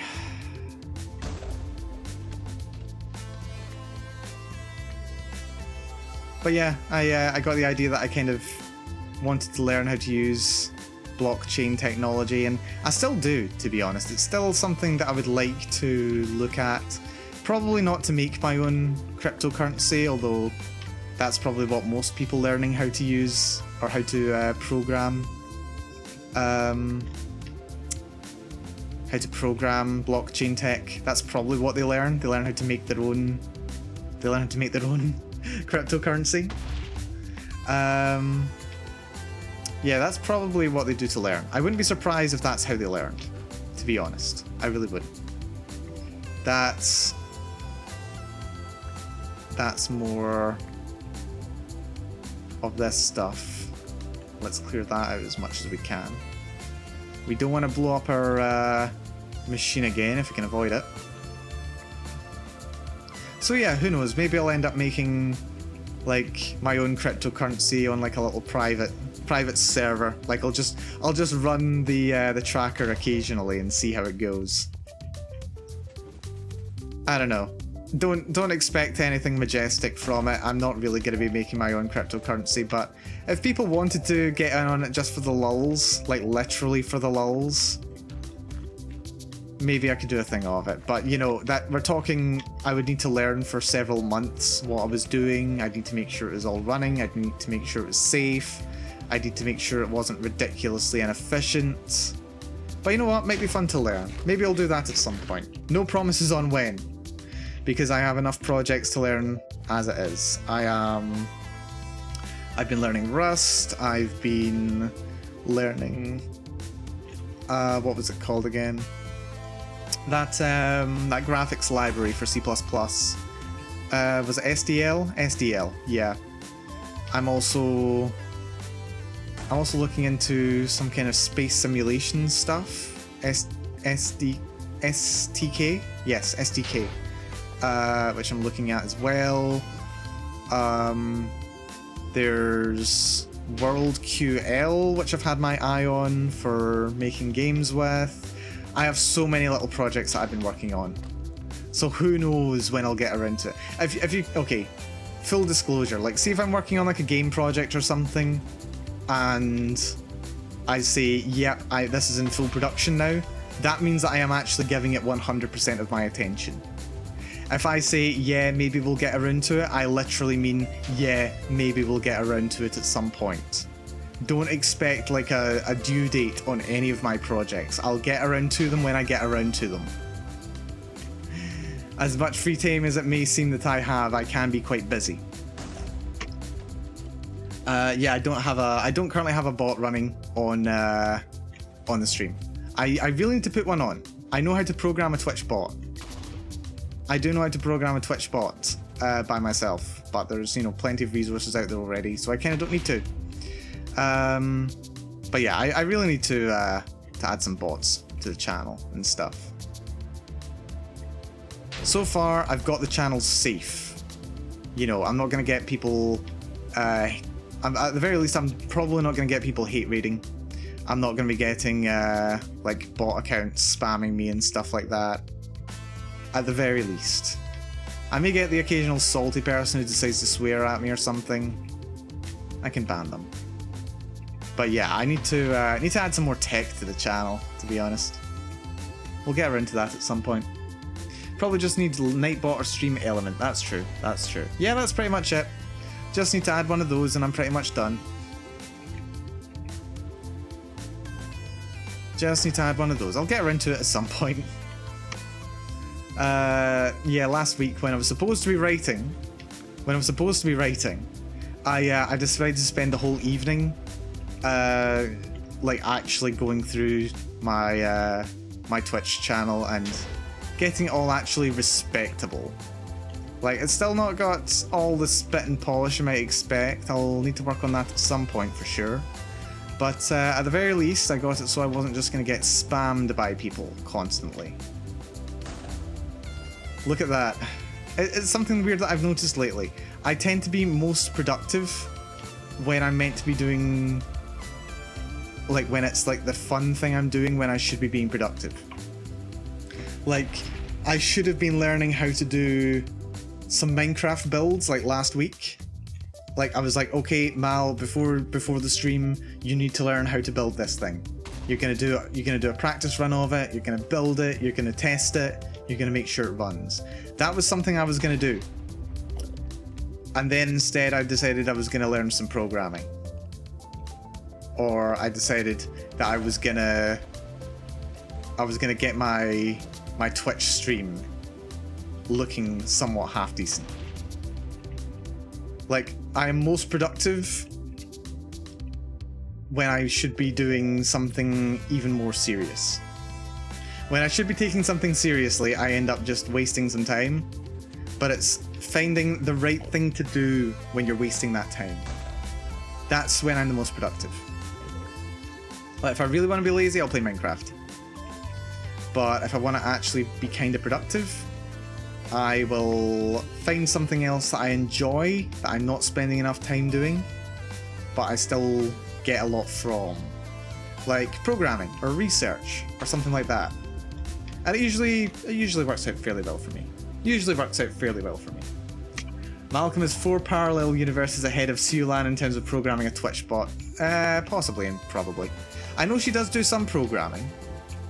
I know she does do some programming, but it's not one of her go-to things. What was it we were talking about? We were talking a while ago about potentially using Unity with our 3D models at some point. I've never used Unity myself. I've been asked in the past, I've never used Unity. I have used Unreal Engine though. I have some experience with Unreal Engine, and I don't think they're too dissimilar. There's pros and cons to using each, but they're not too dissimilar. So who knows? Maybe we'll end up using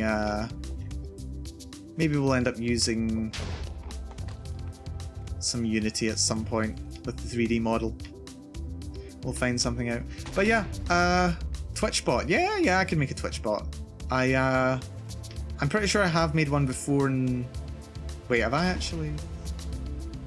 There's different ways you can do it. I made a Discord bot. I have made a Discord bot myself before. And I think it was using C++. No, it was using Python. I'm pretty sure you can also make a... I'm pretty sure you can make a Twitch bot with any programming language, to be honest. But yeah, maybe... Well, I'll definitely get some installed. I'll definitely get some running on the channel. And who knows, maybe at some point I'll actually make my own. That might be fun. Wouldn't that be fun if I made my own bot? That could be a nice little project, actually. I could definitely learn a lot in doing it. There would definitely be value to doing it. So it's probably worth doing at some point. That could be fun. That could be fun for a day, or 2, or 3, or more. That could be fun. Right, I think we might have gone along here far enough. We've been streaming nearly 4 hours now. Actually, we have been streaming 4 hours, wow. Time goes by fast when you're clicking a freaking button. I've gone like 500 blocks. I've gone roughly 500 blocks. That means 500 click booms. Because each explosion will destroy at least 1 block. Yeah, this has been really productive. This has been really productive. Our first experiment with an automatic miner. Note that I say first experiment, because we're not quite done with this tunnel. This tunnel will come in very, very useful in future. This tunnel will come in extremely useful in future. Because this is just phase 1. This is just the first design of one of these. I'm going to be building a bigger machine. I'm going to be building a more powerful machine. But that's going to take some time and some work. And it's time and work that I probably don't have energy for right now, and I will probably actually need to earmark some time for to actually learn how to do. It will probably take more time and energy than I'm gonna have today. Not that I'm lacking energy. I've got a good amount of energy actually. But yeah, I'll definitely need to spend some more time on it. Definitely need to spend more time on it. Let's just expand this a little.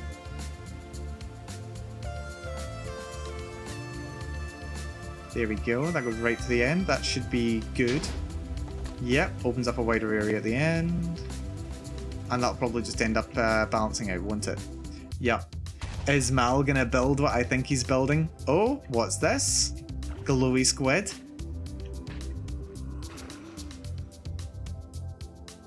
Not that I need glow squid stuff. Right, this is one of the things that you worry about when you're doing this thing. You come across a freaking ravine. Hello, creepy. You know what? That worked. I'll take that. Right, those are some diamonds right there. Got a spooder over there. Hello, spooder man. And we've got a big supply of water here. Can we close it off?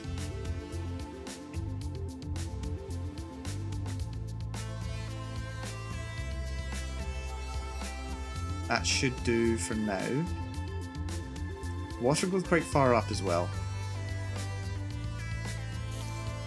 Hello, Spooty. You doing alright up there? No, you're dead.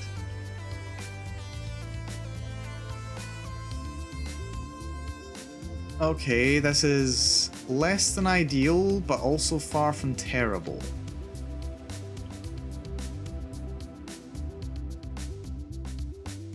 Less than ideal, but far from terrible. You know what? I can deal with that.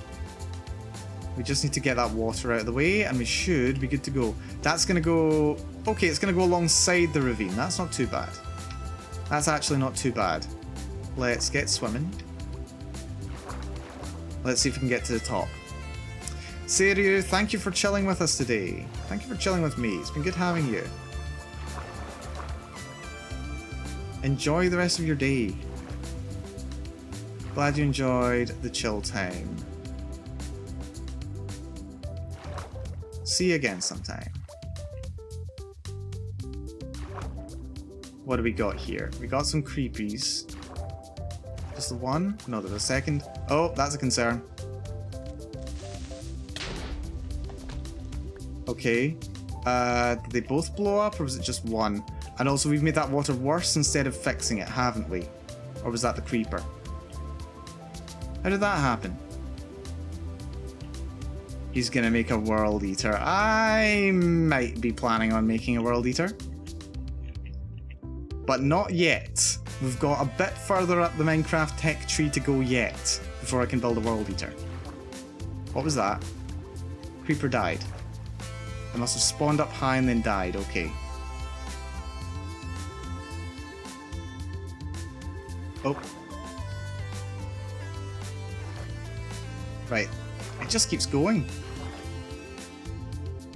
Is that it? Is that the source? Yeah, that's the source. Right, source is clear. Good stuff. Right, with that clear, we should be more or less safe. We could be more safe. Let's not kid around. We could be more safe. There's a lot of surfaces for nasties to spawn up here. But they're more likely to be zombies than creepers. What do we got here? Redstone.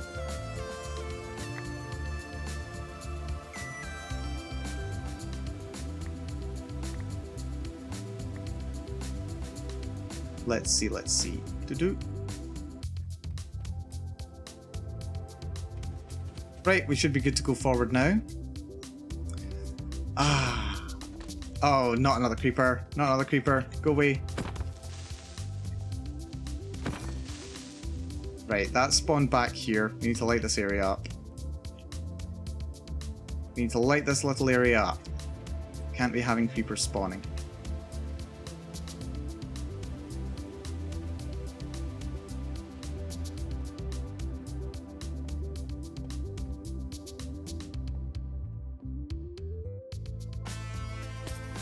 Oh, come on, really? Where'd you come from? Right, it must be coming from up here. Let's go up. Do I even have any wood? I don't even have any wood. That's annoying. Right, I think we might just call it quits here with the tunnel. For now, anyway. The tunnel's gone well. We've got this machine. It's working. It's doing fantastic. We've got a lot of good resources as a result. What we'll do, we'll head back to the start. We'll mine up our diamonds. We'll get everything stowed away safe. And then we'll look at calling... Should we look at calling the stream? It feels unnatural to me to be even considering stopping the stream after only 4 hours. It doesn't seem like long enough. For some reason, it just doesn't seem like it's been a long enough stream yet. Even though it's been 4 hours, and that is a ridiculously long time for a lot of people. I don't know why I stream so long. Maybe it's to kind of compensate for the fact that I can't stream always exactly as much as I'd like. Maybe. I'm not sure. But I like a long stream. I have good stamina for streaming, let me tell ya. Clearly we should switch to some Tetris. Tetris. I do like Tetris, not gonna lie. I do like Tetris. I've lost several nights where I should have been sleeping to playing Tetris. Several nights indeed. It is a good game. It's a lot of fun. Right, retrieved everything.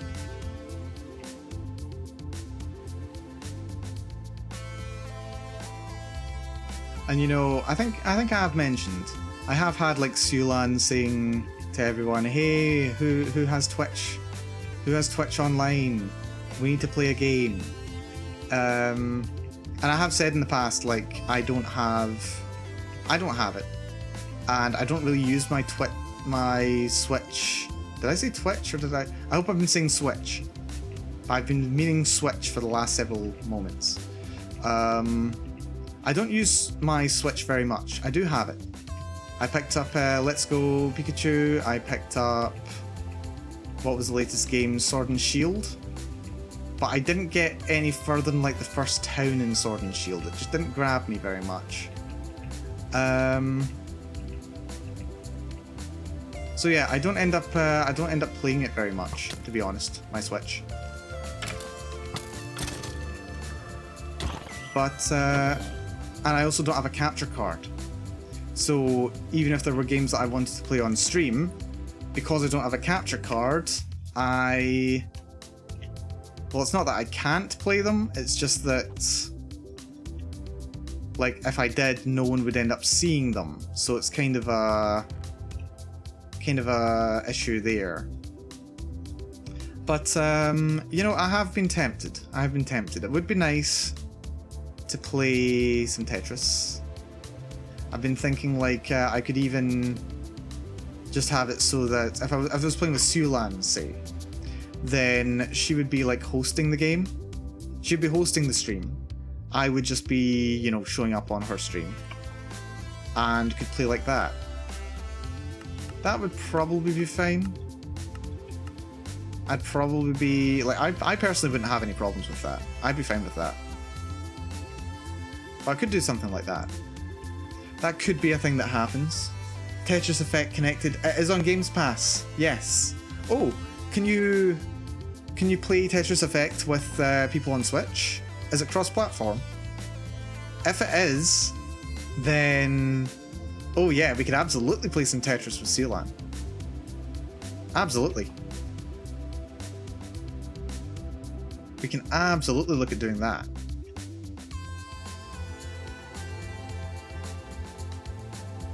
We can absolutely do that. So this is just us getting all of this delicious, delicious redstone. And also some of the diamonds. This has actually been a very productive mining stream. I didn't expect this to be a mining stream, but hey, oh, here we are.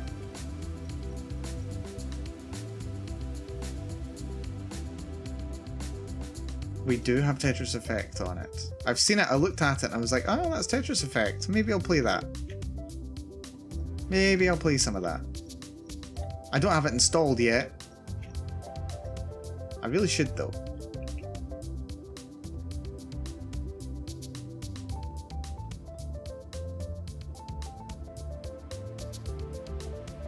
Anything that we're missing? Nope, we've got all the ores. That's satin stone. We want geo product.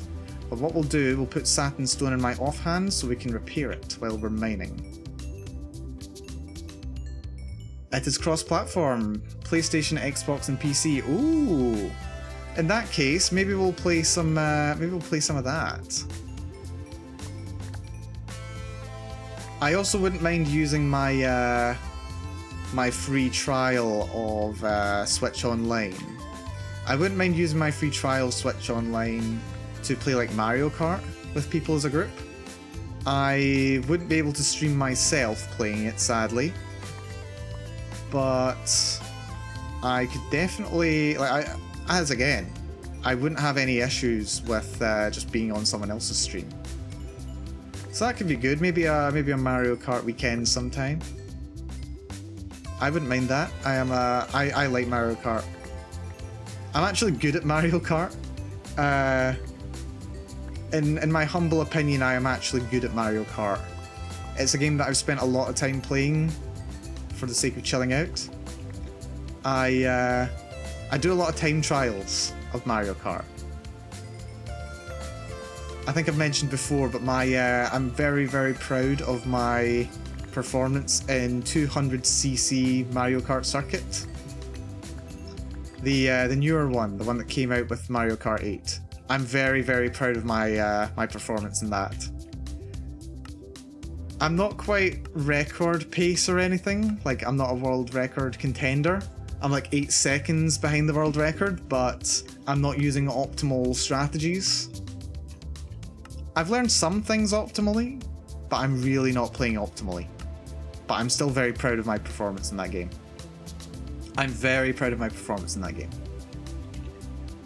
It's a lot of fun for me. I don't do it very often, but if I'm playing my Switch, normally I'll be playing that.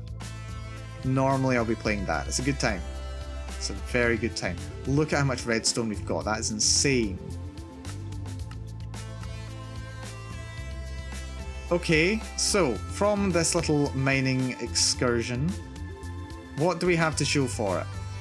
We have 11 blocks of diamonds and 6 spare. We have about 2.5 stacks of redstone, just shy of that. Over half a stack of lapis lazuli blocks. We even managed to pick up a couple of blocks of raw iron, although I don't really care for that. We've got slime block. Oh, we've still got the slime blocks. Yep. And we even picked up a couple of blocks of coal as well, which is kind of underrated, to be honest. Kind of underrated. This has been a really, really valuable. This has been a really valuable excursion. We'll take the ancient debris. We'll take my slime. We'll take my iron. We'll take my logs. We'll take the obsidian and the coal. We'll leave the iron ingot. We'll take the lapis. Anything else that we don't need? We don't need that lever. We'll take the gold because we can. There's my bow. I was wondering where I put my bow. What can we afford to leave? We may as well leave the oak logs, or the jungle logs rather. Yeah, we don't really need those. Actually, no, we'll take those. We'll leave the coal. That's what we'll do. What can we stow away in here? Let's stow that away for safety. Redstone's good. Diamonds, we can start. We've nearly got a full stack of diamond blocks.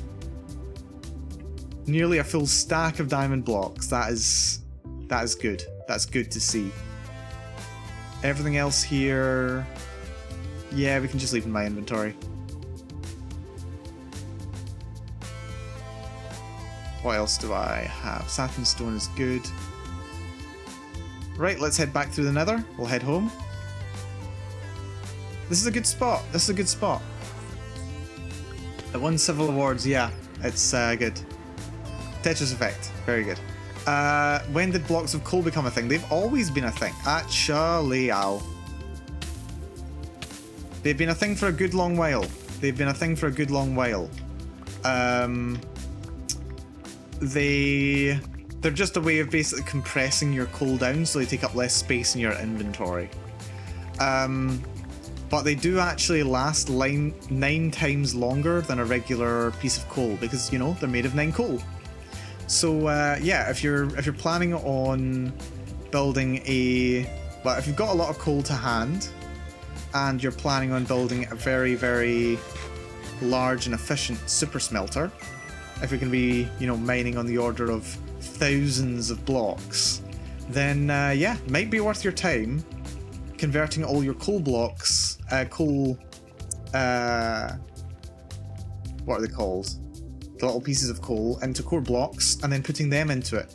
But the problem is it's very expensive. It's very expensive. It costs a lot. And it's kind of annoying to just go mining for crazy amounts of coal. Like, there's much more efficient and convenient sources of fuel. Like, you can make a lava farm. Oh, is this a crossroads? Are we going the wrong way? Am I lost?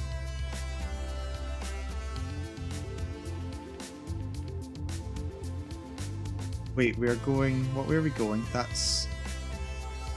Right, okay, yeah. This is something that is important to remember, actually. Because this is kind of, this is a junction. Right here. This is a junction. So let's see, can we... No, I didn't want you to fall in lava. Right, okay. Let's take this one. We'll drop this netherrack. We'll take this. So this is the crossroads. Let's go over to Satin Stone. This is a crossroads. And over here, on the left-hand side, we have that, so that's the way out. Then we need to know what's going on with the crossroads. Actually, let's move that bit. We need to know what's going on at this crossroads. So we've got this lava, which takes us up this way, which is towards the slime farm. We have this route over here, which takes us towards the mining tunnel that I dug. And then we've got this route here, which, you know what, let's just use a shroomlight for it. We'll knock that out. Shroomlight goes there. So now if we look down there, we see that's on the right hand side, so that is the right way home. That's the left, so it's not the right way home. That's all on the left, so that would not be the right way home either. That's how I do things. Right way home. My lights are always on the right hand side, so I can always find the right way home. It's something that It's something that I found really, really useful, because when I first played Minecraft about 10 odd years ago, I would very easily get lost in the tunnels underground because they are so snaking. They snake so much. It's so hard to navigate if you don't know which way is which. So I started putting all of my torches on the left-hand side of the tunnel as I went along it, so that I would always know that I'd left the torches behind and could find the right way home. That was it. But when I play on a server with someone who's not using the same strategy, and they just have torches every which direction, it can be quite difficult. Like my first couple of attempts at caving on this server, I got massively lost. Some of you, I don't know if some of you remember, I was introduced to the server by Nunki, and I got massively lost underground because I didn't know how to get out of the tunnels. I had no idea how to get out of the tunnels.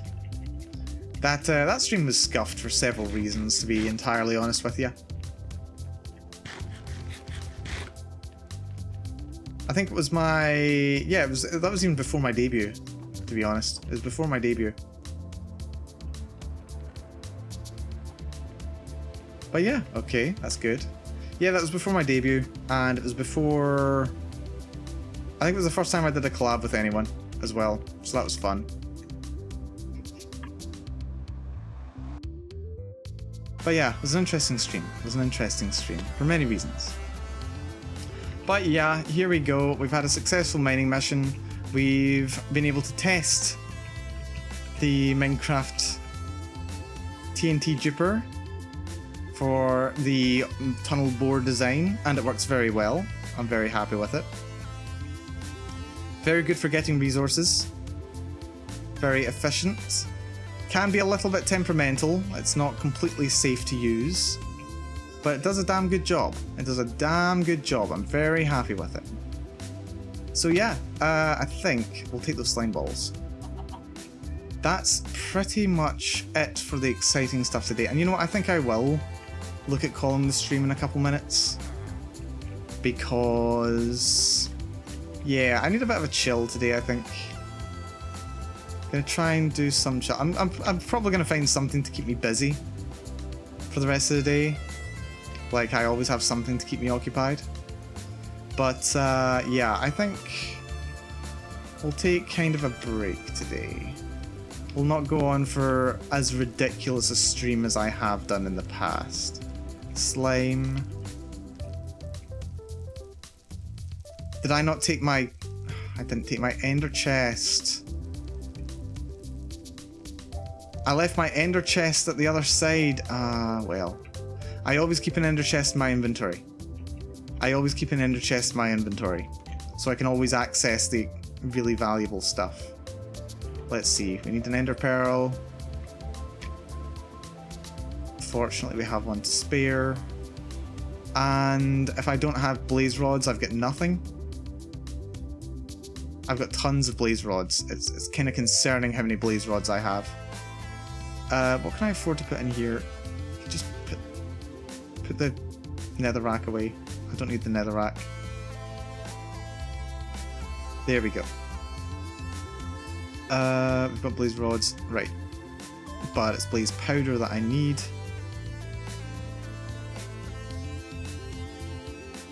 And then I can use obsidian and the Eye of Ender and get an ender chest. I love having an ender chest. But yeah, what was I even in here for? Slime. I could have just taken it from here, but another ender chest anyway. So that's fine. But yeah, coal blocks, very efficient, but much better form of fuel, I tend to find. Much better form of fuel for me. Yeah, we've got over 100 coal blocks, that's very nice.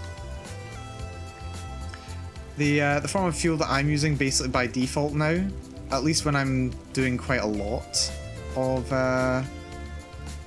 cooking, I tend just to use lava blocks, actually. Lava blocks is kind of my go-to.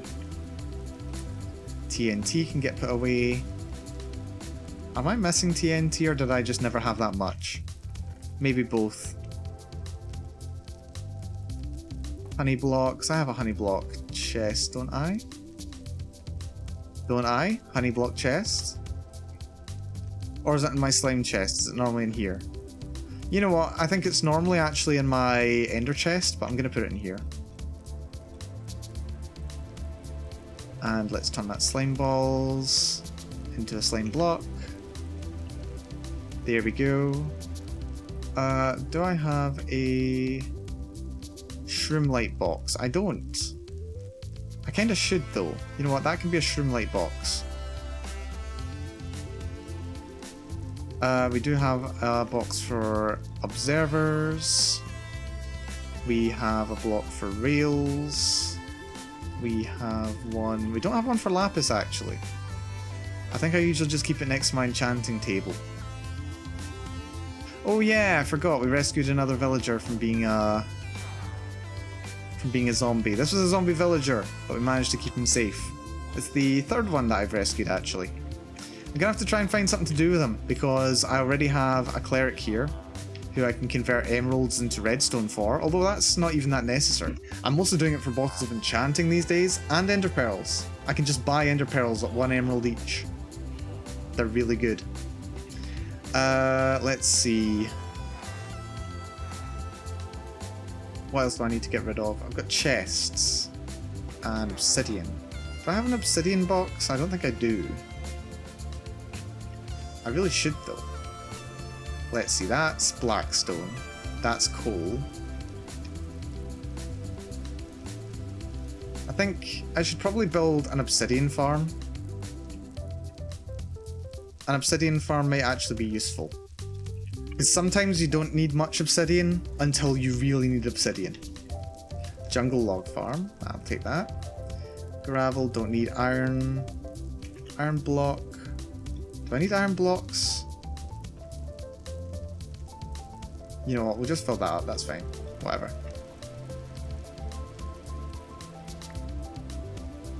And where's my iron? That's not iron, that's quartz. Iron's over here. Let's check the iron golem farm. Or my one anyway. Not much. I don't think anyone's been on the server for a while. Or not like for a while. Because I think Shura was on it a while ago. I think Sealan was on it a while ago. A couple days ago. But yeah, Shura's been very busy lately and she's one of the more active people on the server. I think in terms of activity on the server, I'd say I'm probably most active. And then some combination of Chelsea, Siulan, and Shura are probably next. Nunki only occasionally pops on the server. Ash, I think he's been on it once. He went on a voyage and accidentally found a stronghold. Or he didn't get the coordinates for it. And Misaki did get that server tour a while ago. But I don't think she's been on it since because she hasn't came back and taken that box off my lawn. I keep asking her to, but she never does. Maybe we'll get her to come on at some point. I think maybe a little event to try and encourage people to come on could be nice. Not an absolute necessity, not an absolute necessity. But it's fun playing some Minecraft with people. But you know, Misaki is a gacha addict. Like, there's no two ways around it. She's a gacha addict. So, I don't think she really kind of has the time to be playing other games that are such massive time sinks. So it's understandable. It is kind of understandable. Oh, and let's put that coral away. So yeah, I think that'll broadly do us this time. We've learned a lot. We've learned a lot, and we had a chill time doing some mining. And isn't that the most important thing? Isn't that the most fun and important thing, that we enjoy ourselves? I'd say so. I'd say so. Does Misaki know there's gacha in Minecraft? She does. She does know there's gacha in Minecraft. Although I think we need to do more to try and encourage her to actually pop onto the server. Because the major gacha mission, the biggest form of gacha, was the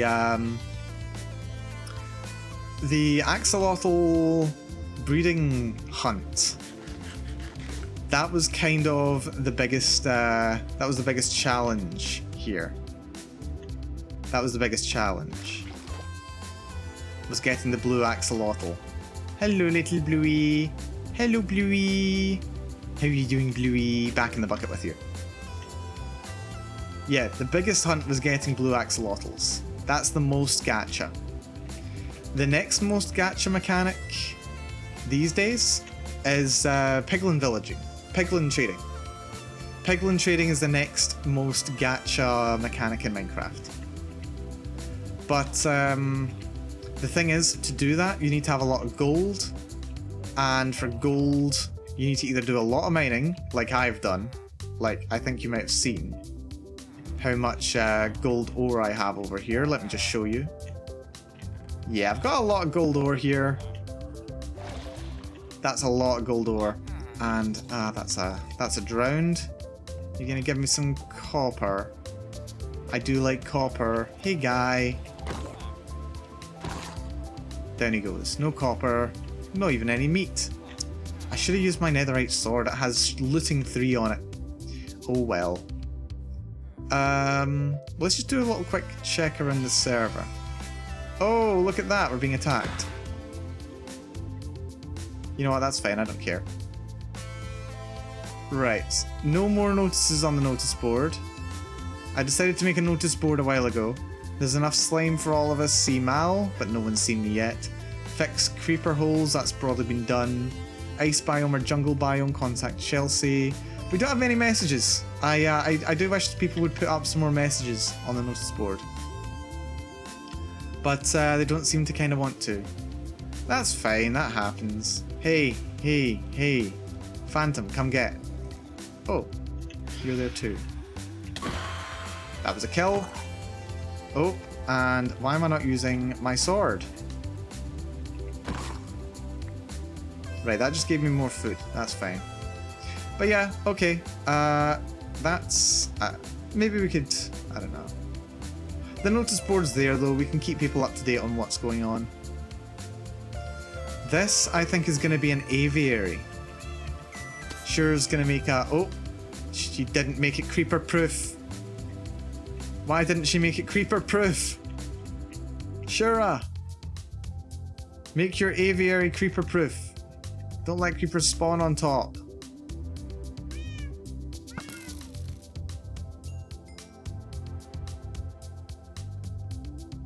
Don't let creepers spawn on top of it, Shura. That's not good.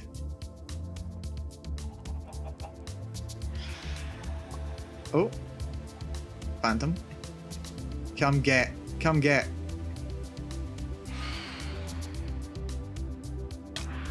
Oh, we missed. Come and get it. Come and get it. Come and get it. That was a hit.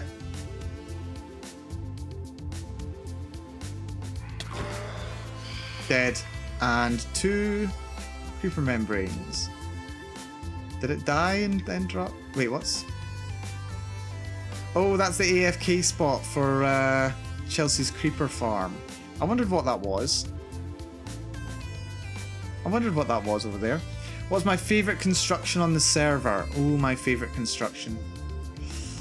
If we're talking Minecraft builds, like technical stuff, I would say it would be my fish farm. I'm still really, really proud of my fish farm. I've not built anything really that can top it for quite a long time. My fish farm has got to be my favourite technical build. As far as like aesthetic builds, or like people's houses, what do I think? What's the best like house on the server? I think I do like Sulan's. Sulan's house is quite nice aesthetically on the outside. Shura's house is very pink. It's a very pink house. And it's not a bad house. I quite like the house. Yeah, I think my own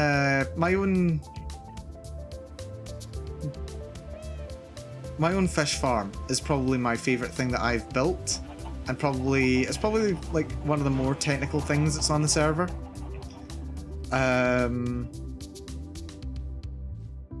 Yeah, but I think Shura's house is probably one of the... It's probably got the most love put into it, like the most variety of resources. Like she went a lot of work getting all of the pink concrete and mining all of the quartz blocks for the roof and the sides.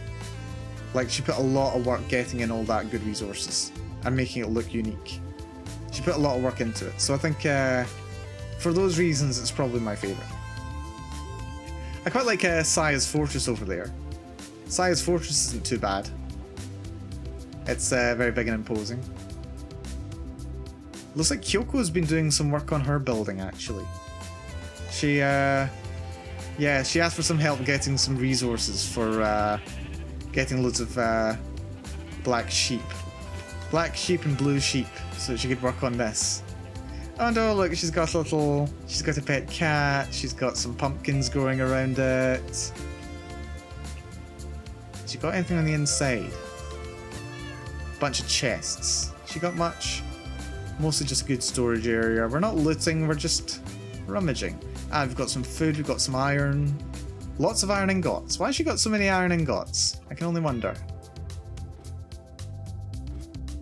And her bed upstairs. Kyoko already has the witch hut even before debuting. Yeah, nah, she's on it. She's on it. Although, with those being there, she's gonna let nasties walk in through the door. Oh well. But yeah, no. Kyoko's doing her thing. Kyoko doing her thing. Well, Chelsea hasn't debuted either. And she's already got her base. Although, she did build her base underground. Chelsea built her base underground. She's got kind of a hobbit hole situation going on down here. Let's go have a poke.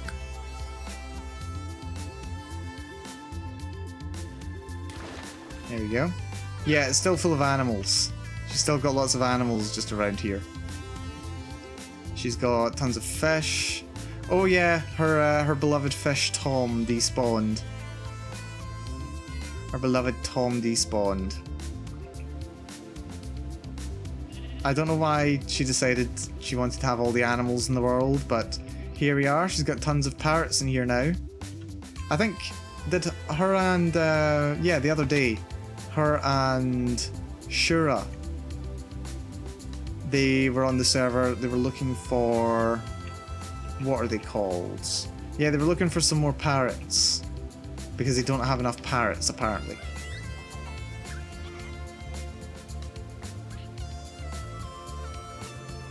Apparently they didn't have enough parrots.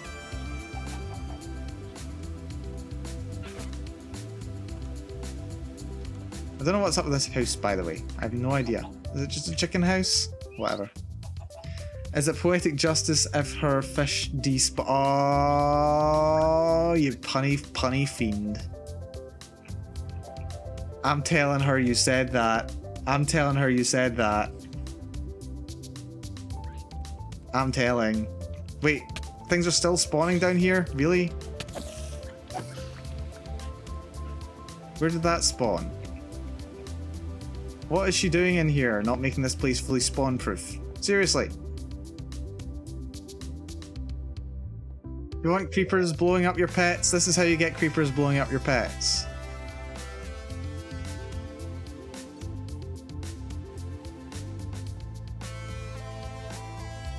Where did it even spawn from? 10, 11, 12, 13, 12, 13... Yeah, I feel like sometimes all I do is go around other people's bases making sure they're spawn proof. I get such a bad rap on this server, seriously, sometimes. I regularly get people going, oh yeah, you can't trust Mal, Mal will blow up your base, Mal's evil, do. And I'm the one who's making sure that their bases aren't getting blown up by creepers constantly. The thanks I get. What's up here? Trapper. Trapper? What's a trapper? Oh, this is our main house. Okay. What I'll do, I'll see if she's got any sticks or if she's got any... Ooh! She's cheeky. She got a wither rose. Oh, from the wither fight before. Right, yeah, she's got torches. I'm going to borrow some torches. We're going to light up some of this place for her.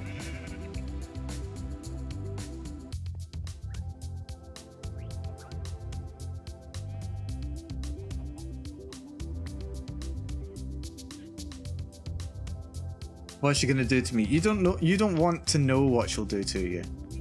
And yes, the say-so rankings were confirmed by boss.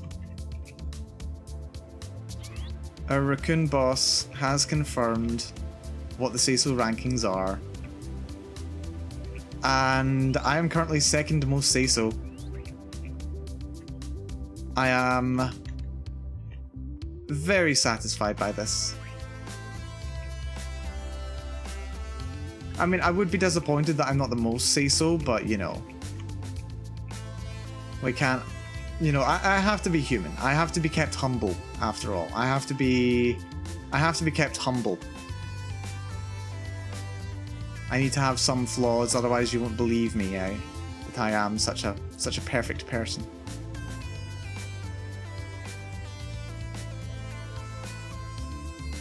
Right, that should dissuade most enemies from spawning. Most of them. Can we hop up here? Is that even possible? Don't think so. Oh, that's fine. I know I was looking in Ash's stream the other day and he was being kind of unsay-so. Ash can be kind of unsay-so. He can be fairly unsay-so. Did you just see that? Another creeper. Pew. And pew. Where the hell did you come from? Creeper. 8, 7, 8, 9, 9, 11, 9, 8, 7. Right, they're spawning in these holes.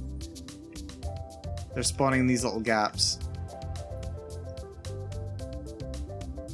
6. Ah, that's 6. Right, okay. And that's 6. That can get a spawn block on it. Oh.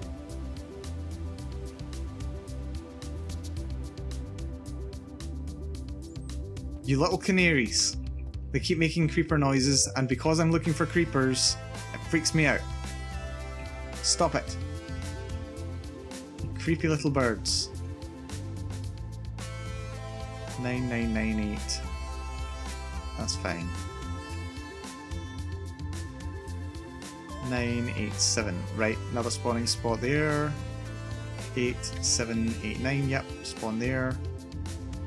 Then we've got this weird place, which I don't care for. Yeah, I don't care for this. Oh dear. Why does her base back onto this cavern?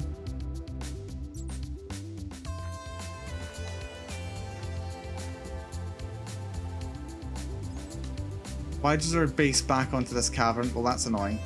You know what? If she wants to live with a creeper able to come through here, she can.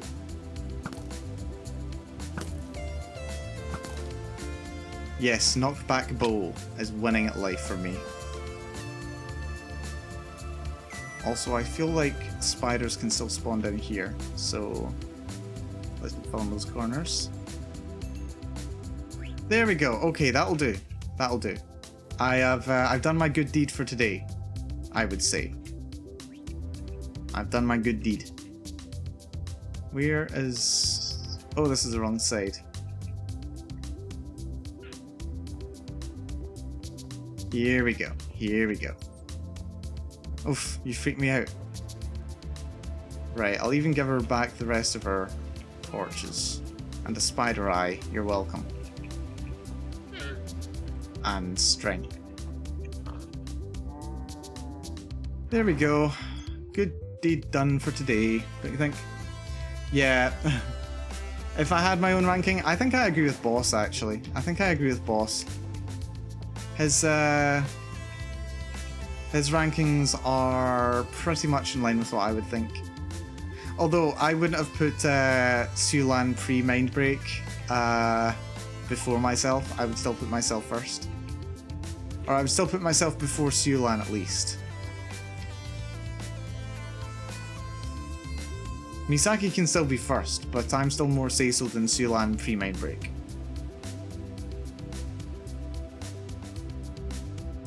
I would say at least. But yeah, other than that, pretty accurate.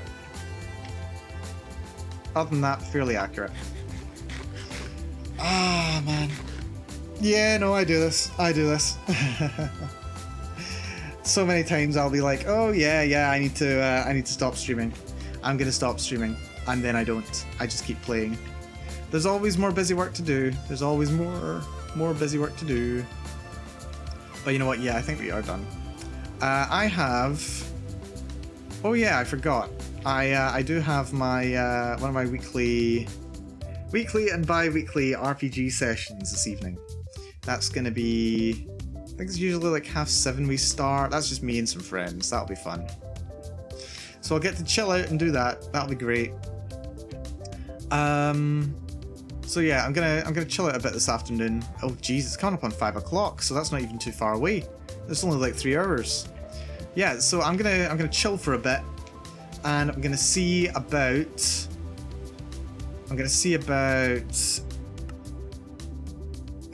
Let's see. I'm gonna see about chilling out. I'm gonna chill out for a little bit. Gonna see about getting some food. Gonna see about if there's anything else that I need to actually do. Plan on chilling out tomorrow as well. Tomorrow for the most part should be a chill out day. Got potentially something scheduled, just something chill going on. I'm going to, yeah, chill out today, do a little bit of editing on what I was writing the other day and yesterday, and yeah, that's going to be my evening. Gonna enjoy my RPG session, and then chill out tonight. Hopefully we don't play for too ridiculously long. Fortunately, our DM is fond of short sessions. Yeah, under 5 hours. Under 5 hours stream. That is quite rare for me. That is very rare for me. Yeah, so I need to look at my schedule for next week. I think I already know what I'm going to be doing for Tuesday and Thursday. I'm going to be doing, let's see, Chapter 2 of Deltarune. We're going to be playing Chapter 2 of Deltarune. That's going to be here. I think we're still going to go for the same general plan that we did last week as we did this week. most of the streams are going to be here on Twitch. So if you're not following, and really, at this stage, you've had enough warnings. You've had enough warnings now, you should be following me on Twitch. So yeah, if you follow me, you'll get all the alerts of when we're going live. But I'll be posting on Twitter what my schedule is. We're going to be looking at Undertale, or rather Deltarune. That's going to be on Tuesday, same time as this stream started, 11 AM UTC plus 0. That's going to be the time. And then on Thursday, on YouTube, we're going to be playing the very last of my Fallout 3 run. That's going to be on YouTube. So if you're not following me there, if you're not subscribed to me on YouTube, go check that out, because Fallout 3, we've had a damn good time with Fallout 3. It's been a lot of fun. I also post some VODs from Twitter over there as well. I'm going to have to put up another, not from Twitter, from Twitch. I'm going to have to put another one up over there in the next couple of days. I've been playing a lot of Stellaris at the weekends. If you've been missing those, the VODs will be going up on YouTube. So even if you do like just having me on in the background, if I can tempt you, there'll be some new stuff going up over there too. What am I going to do when I can't give you a hard time for betraying Harkness? Oh dear, I'm sure you'll find something else to diss me for. I'm sure you'll find something else to diss me for. But once we're done with Fallout 3, I'm getting a bit off my actual schedule. We'll come back to that.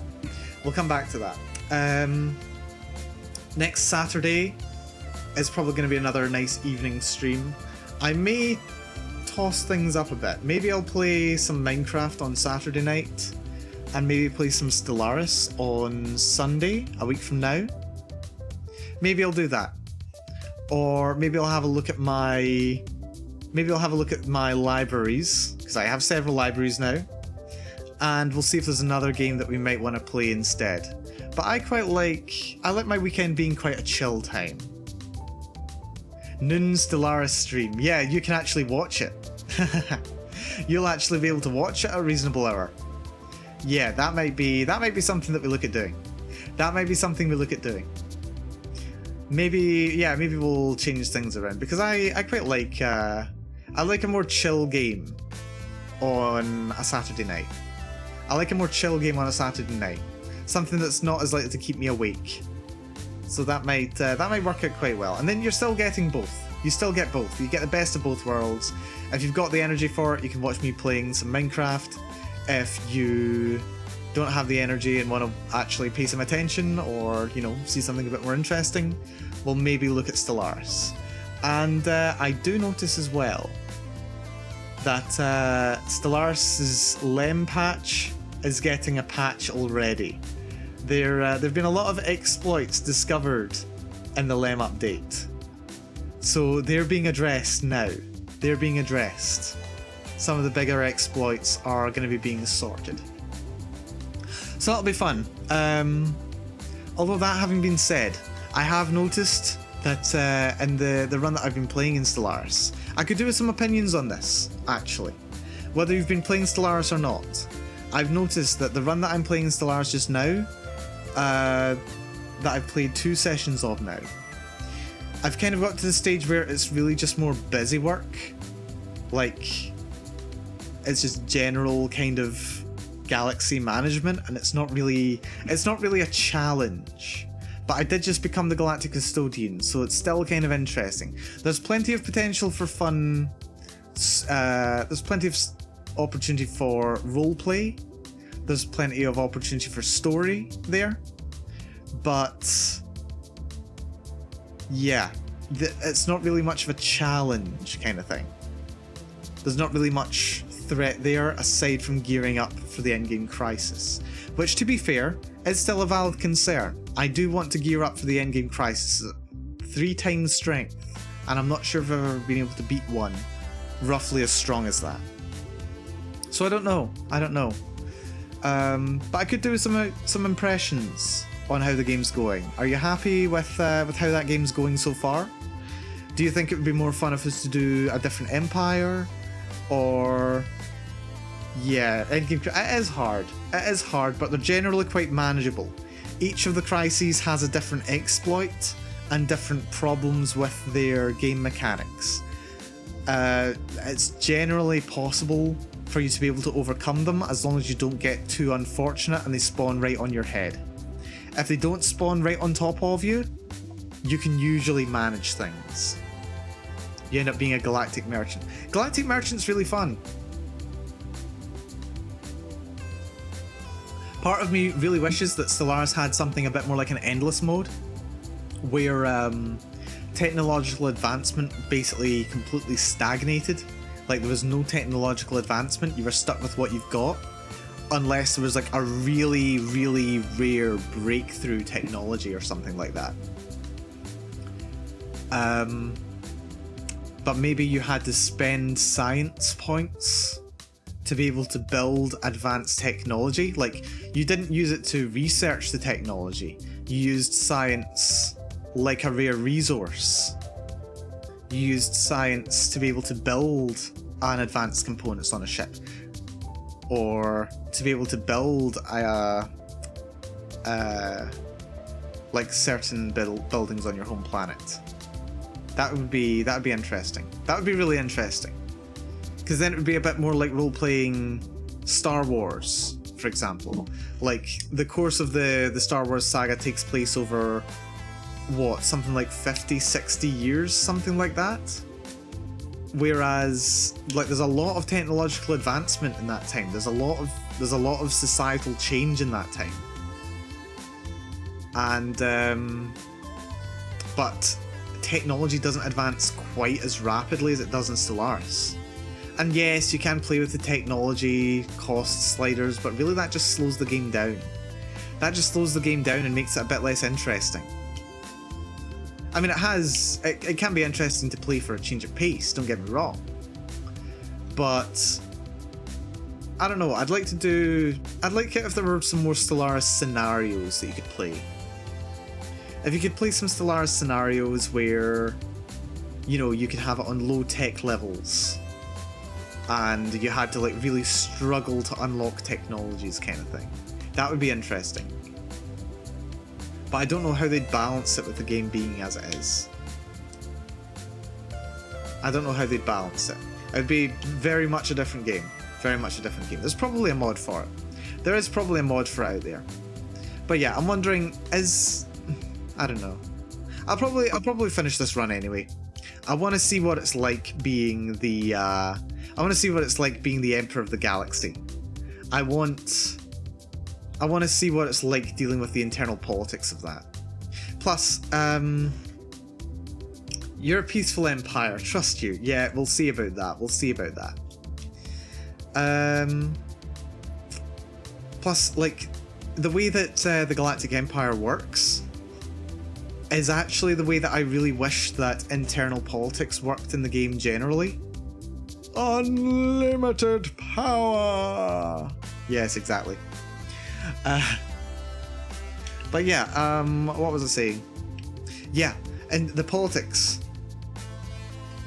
Said someone who suddenly claimed all my area and declared war the next second. That will happen. That will happen to you, especially in multiplayer.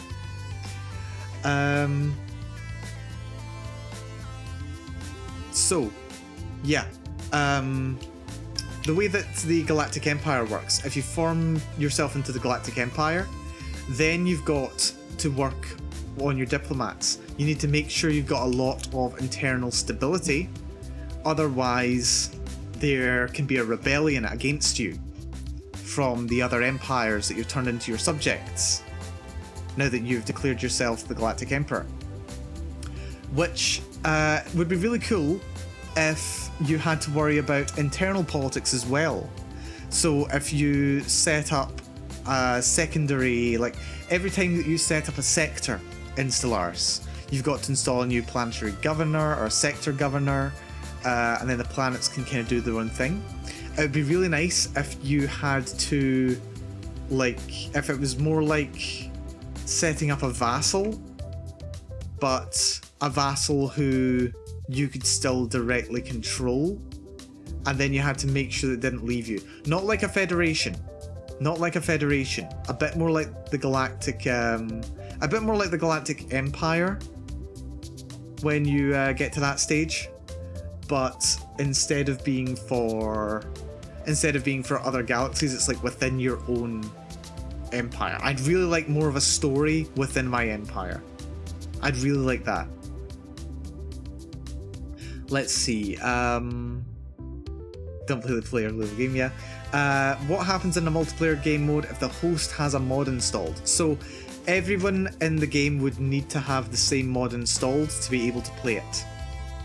That's what would need to happen for mods. Like, the game that you've got, your games do actually have most of the assets and the technology required to run all of the DLC packs that you don't have if they're not installed. So there's no problem if a player who doesn't have the DLC wants to play with someone who does have the DLC. Their computer does have the files that's required to do it. It just kind of locks you out of being able to actually play with those files. It's all handled on the host's side. You just need to download some more files to be able to actually play the game. But when it comes to mods, it's a bit different. You would need to have the same mods installed to be able to play. You wouldn't need to worry as far as, you know, UI mods or graphics mods, but yeah, you would need to if it was a massive gameplay changing mod, or if it added a lot of new assets to the game. I think you would need to, you would either need to have them installed or substitute them out for something else. Probably. I don't play very much multiplayer. I need to address this. I need to play some more multiplayer. I've played a couple of multiplayer games. I did have a multiplayer Stellaris group going, I think 2 years ago, something like 2 years ago. But we always played at like a certain time, but it was really hard to get people to commit to always showing up on those days. You know how it goes. It can be difficult getting a regular group going. Off-stream multiplayer streams, they could be a thing. That way I would be much less likely to be stream sniped. That could be fun sometimes. Yeah. Off-stream multiplayer game. Yeah, we could maybe look at doing that sometime. If people are playing. I could put a call out and say, you know what? On this day, we're going to play some multiplayer Stellaris. So why not? Yeah, we could do that sometime. If we did, I don't think it'll be over the next week, just because it's a bit short notice, and I've got some bookkeeping stuff that I really need to get around to doing in my own life. And there's also some question marks currently floating in the air that I don't know what's going on. But yeah, we could look at doing that sometime. Any other games I'm considering to take up soon on stream? Yes, there are so many games I want to play more of. I really want to play Phasmophobia with someone. I'm going to have to arrange a collab for some Phasmophobia sometime, because it looks really cool and I'd like to play it. I've had it for, over a month now and never had a chance to play it. It'd be great. What else have I got on Steam? Yeah, Phasmophobia would be a big one. I'd really like to play some of that. As far as... Yeah, I was wanting to talk about replacements for Fallout 3. We won't force you, but you welcome the invite. We'll get a game on it sometime. We'll get a game of Stellaris going sometime. Let's see, yeah. I would like to play some Grounded. I'd like to play it multiplayer, but I guess I don't have to. I could play it single player, it's quite small. I've got Nier Automata, which I know is very popular, and I would like to give it a shot. I would really like to give Nier Automata a shot. I hear it's very, very story focused, but still very actiony, so it could be really fun. And I've got The Outer Worlds. I do have The Outer Worlds, which is very much... Well, it's an Obsidian game. It's very much in a similar vein to Fallout 3, with the difference being that I've never played it before, and I don't know anything about it. So it could be really fun to play. But, I don't know. A lot of people already played it. It's not the most kind of current thing, so I don't know how much appetite there is for The Outer Worlds. I don't know how much appetite there is for it. I'm sure several people would be more than happy to watch me playing it just because it's me playing it. But yeah, is there an appetite for the game? I'll have a look. And I also have Valhalla, the cyberpunk bartender game, which has been quite cool. I know a lot of people like it, but yeah, I thought it would be nice to do for like a chill stream, maybe on a weekend or something like that. Maybe on a weekend or something like that. But yeah, there's several games that I've been wanting to play. Oh, I've also been getting a bit of an itching, actually. I've mentioned this in a previous stream. I've been getting a bit of an itch for watching people playing a World of Warcraft private server. What's it called? Project Ascension, it's called. It's like, I've been watching this one guy who does all kinds of builds in the game, and the mechanics of the game just seem really fun. Like, it seems like all the best parts of World of Warcraft, quickly leveling up to the high levels, doing high level stuff. Like, it takes out all the grind of the game. It stops you from having to grind for quite as long, as well as keeping the mechanics nice and fresh and interesting, so there's lots of interesting new builds. It seems really cool. It seems really cool. And it's also quite popular. I know a lot of people. It's kind of a niche group though. It's kind of a niche thing. So I'm not sure if it's something that people who are watching me or people who are watching a lot of VTubers would be really interested in. But I don't know. Maybe it'd be worth showing off sometime. Maybe we could do like a run through to level 60. Really struggling at the game, because apparently you can get to level 60 in the space of just a couple of hours. That could be fun sometime. We can maybe dip our toe into that. Give that a shot. You'll always be lurking. Good to hear. Good to hear. I'm always glad to have you here. Always glad to have you here. But it could be fun. It is a private server though, and I'm not sure about like there's no. I'm sure there's no problem in the grand scheme of things when it comes to, you know, to streaming it. Like, a lot of streamers do stream it, but I'm not sure if there would be any difficulties with me streaming it because I am part of a company. I'm not sure if there could be some conflicts there. Like, could Amberglow get into trouble for it? I don't know. So I need to talk about it before I did. But that could be something. That could be something. Absolutely failing that though, I could always dip my toe into Genshin Impact. Because I know a lot of people, I know a lot of the Amberglow members play Genshin from time to time. They have a lot of fun on Genshin, and it is an MMO.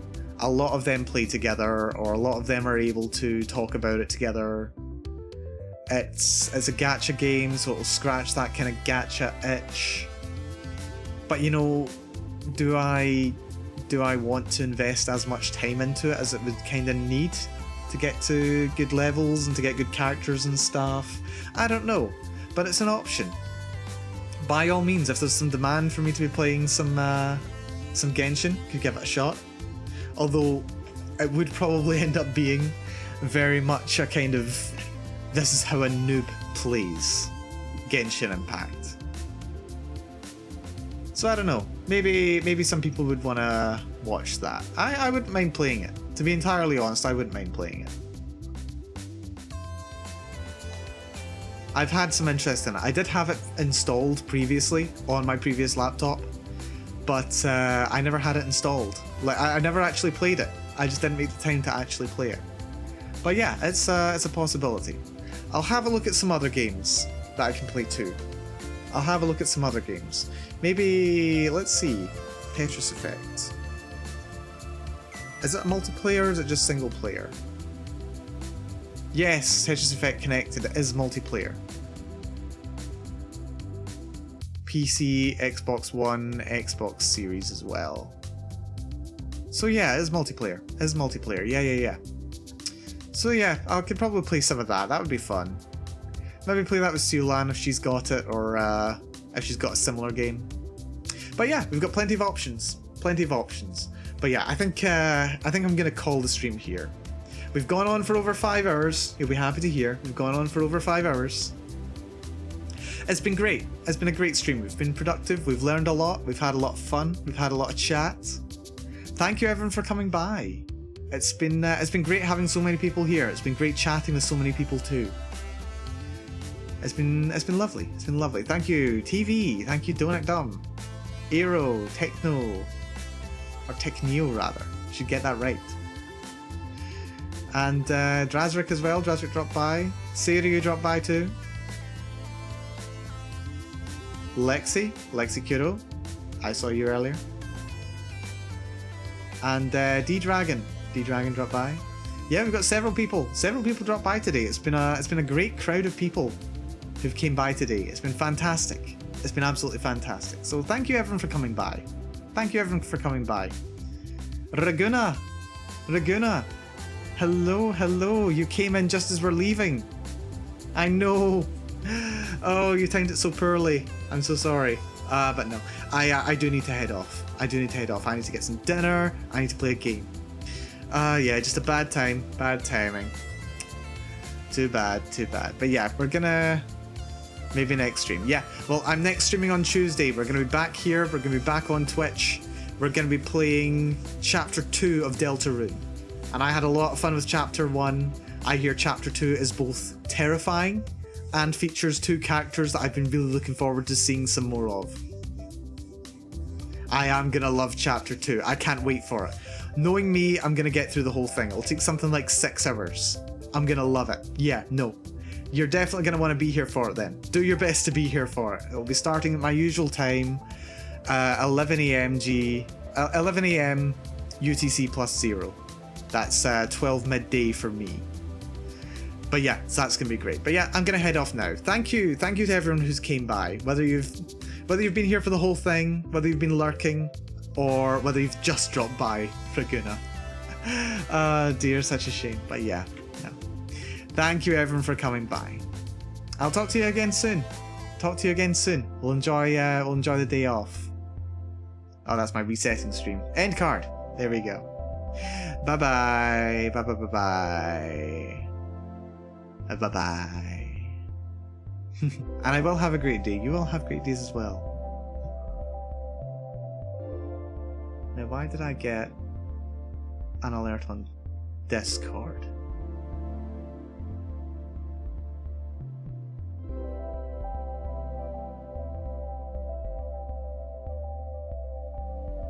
Oh yeah, retweeting all about socially engineered malware attacks on Discord.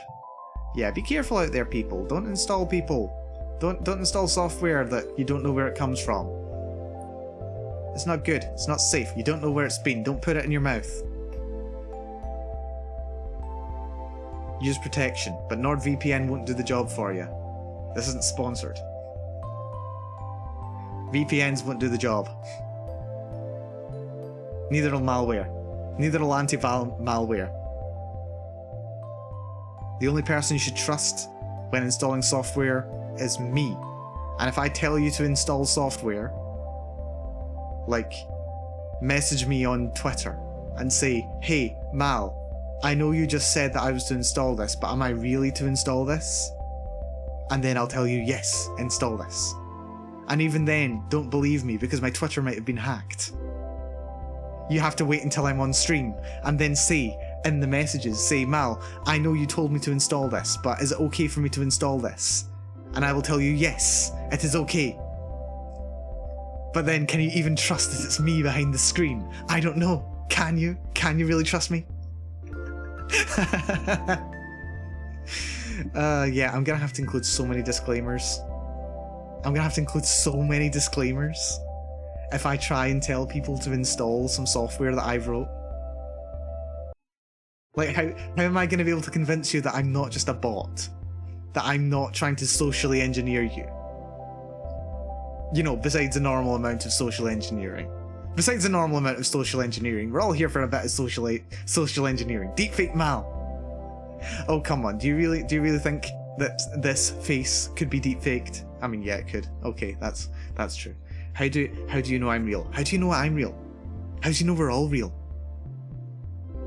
What is real? What is reality? Oh, there goes gravity. Ah. Not a beta AI test. Well. Now, I'll be very, very upfront if and when I get you to install software that I've written. I'll be very upfront, I'll be very clear. I'll confirm it on every way that I can. My stuff will be legit. My stuff will be legit. Anyway, I'm going. This has been a great stream. Thanks, everyone. Bye-bye. Bye-bye. Have a great time.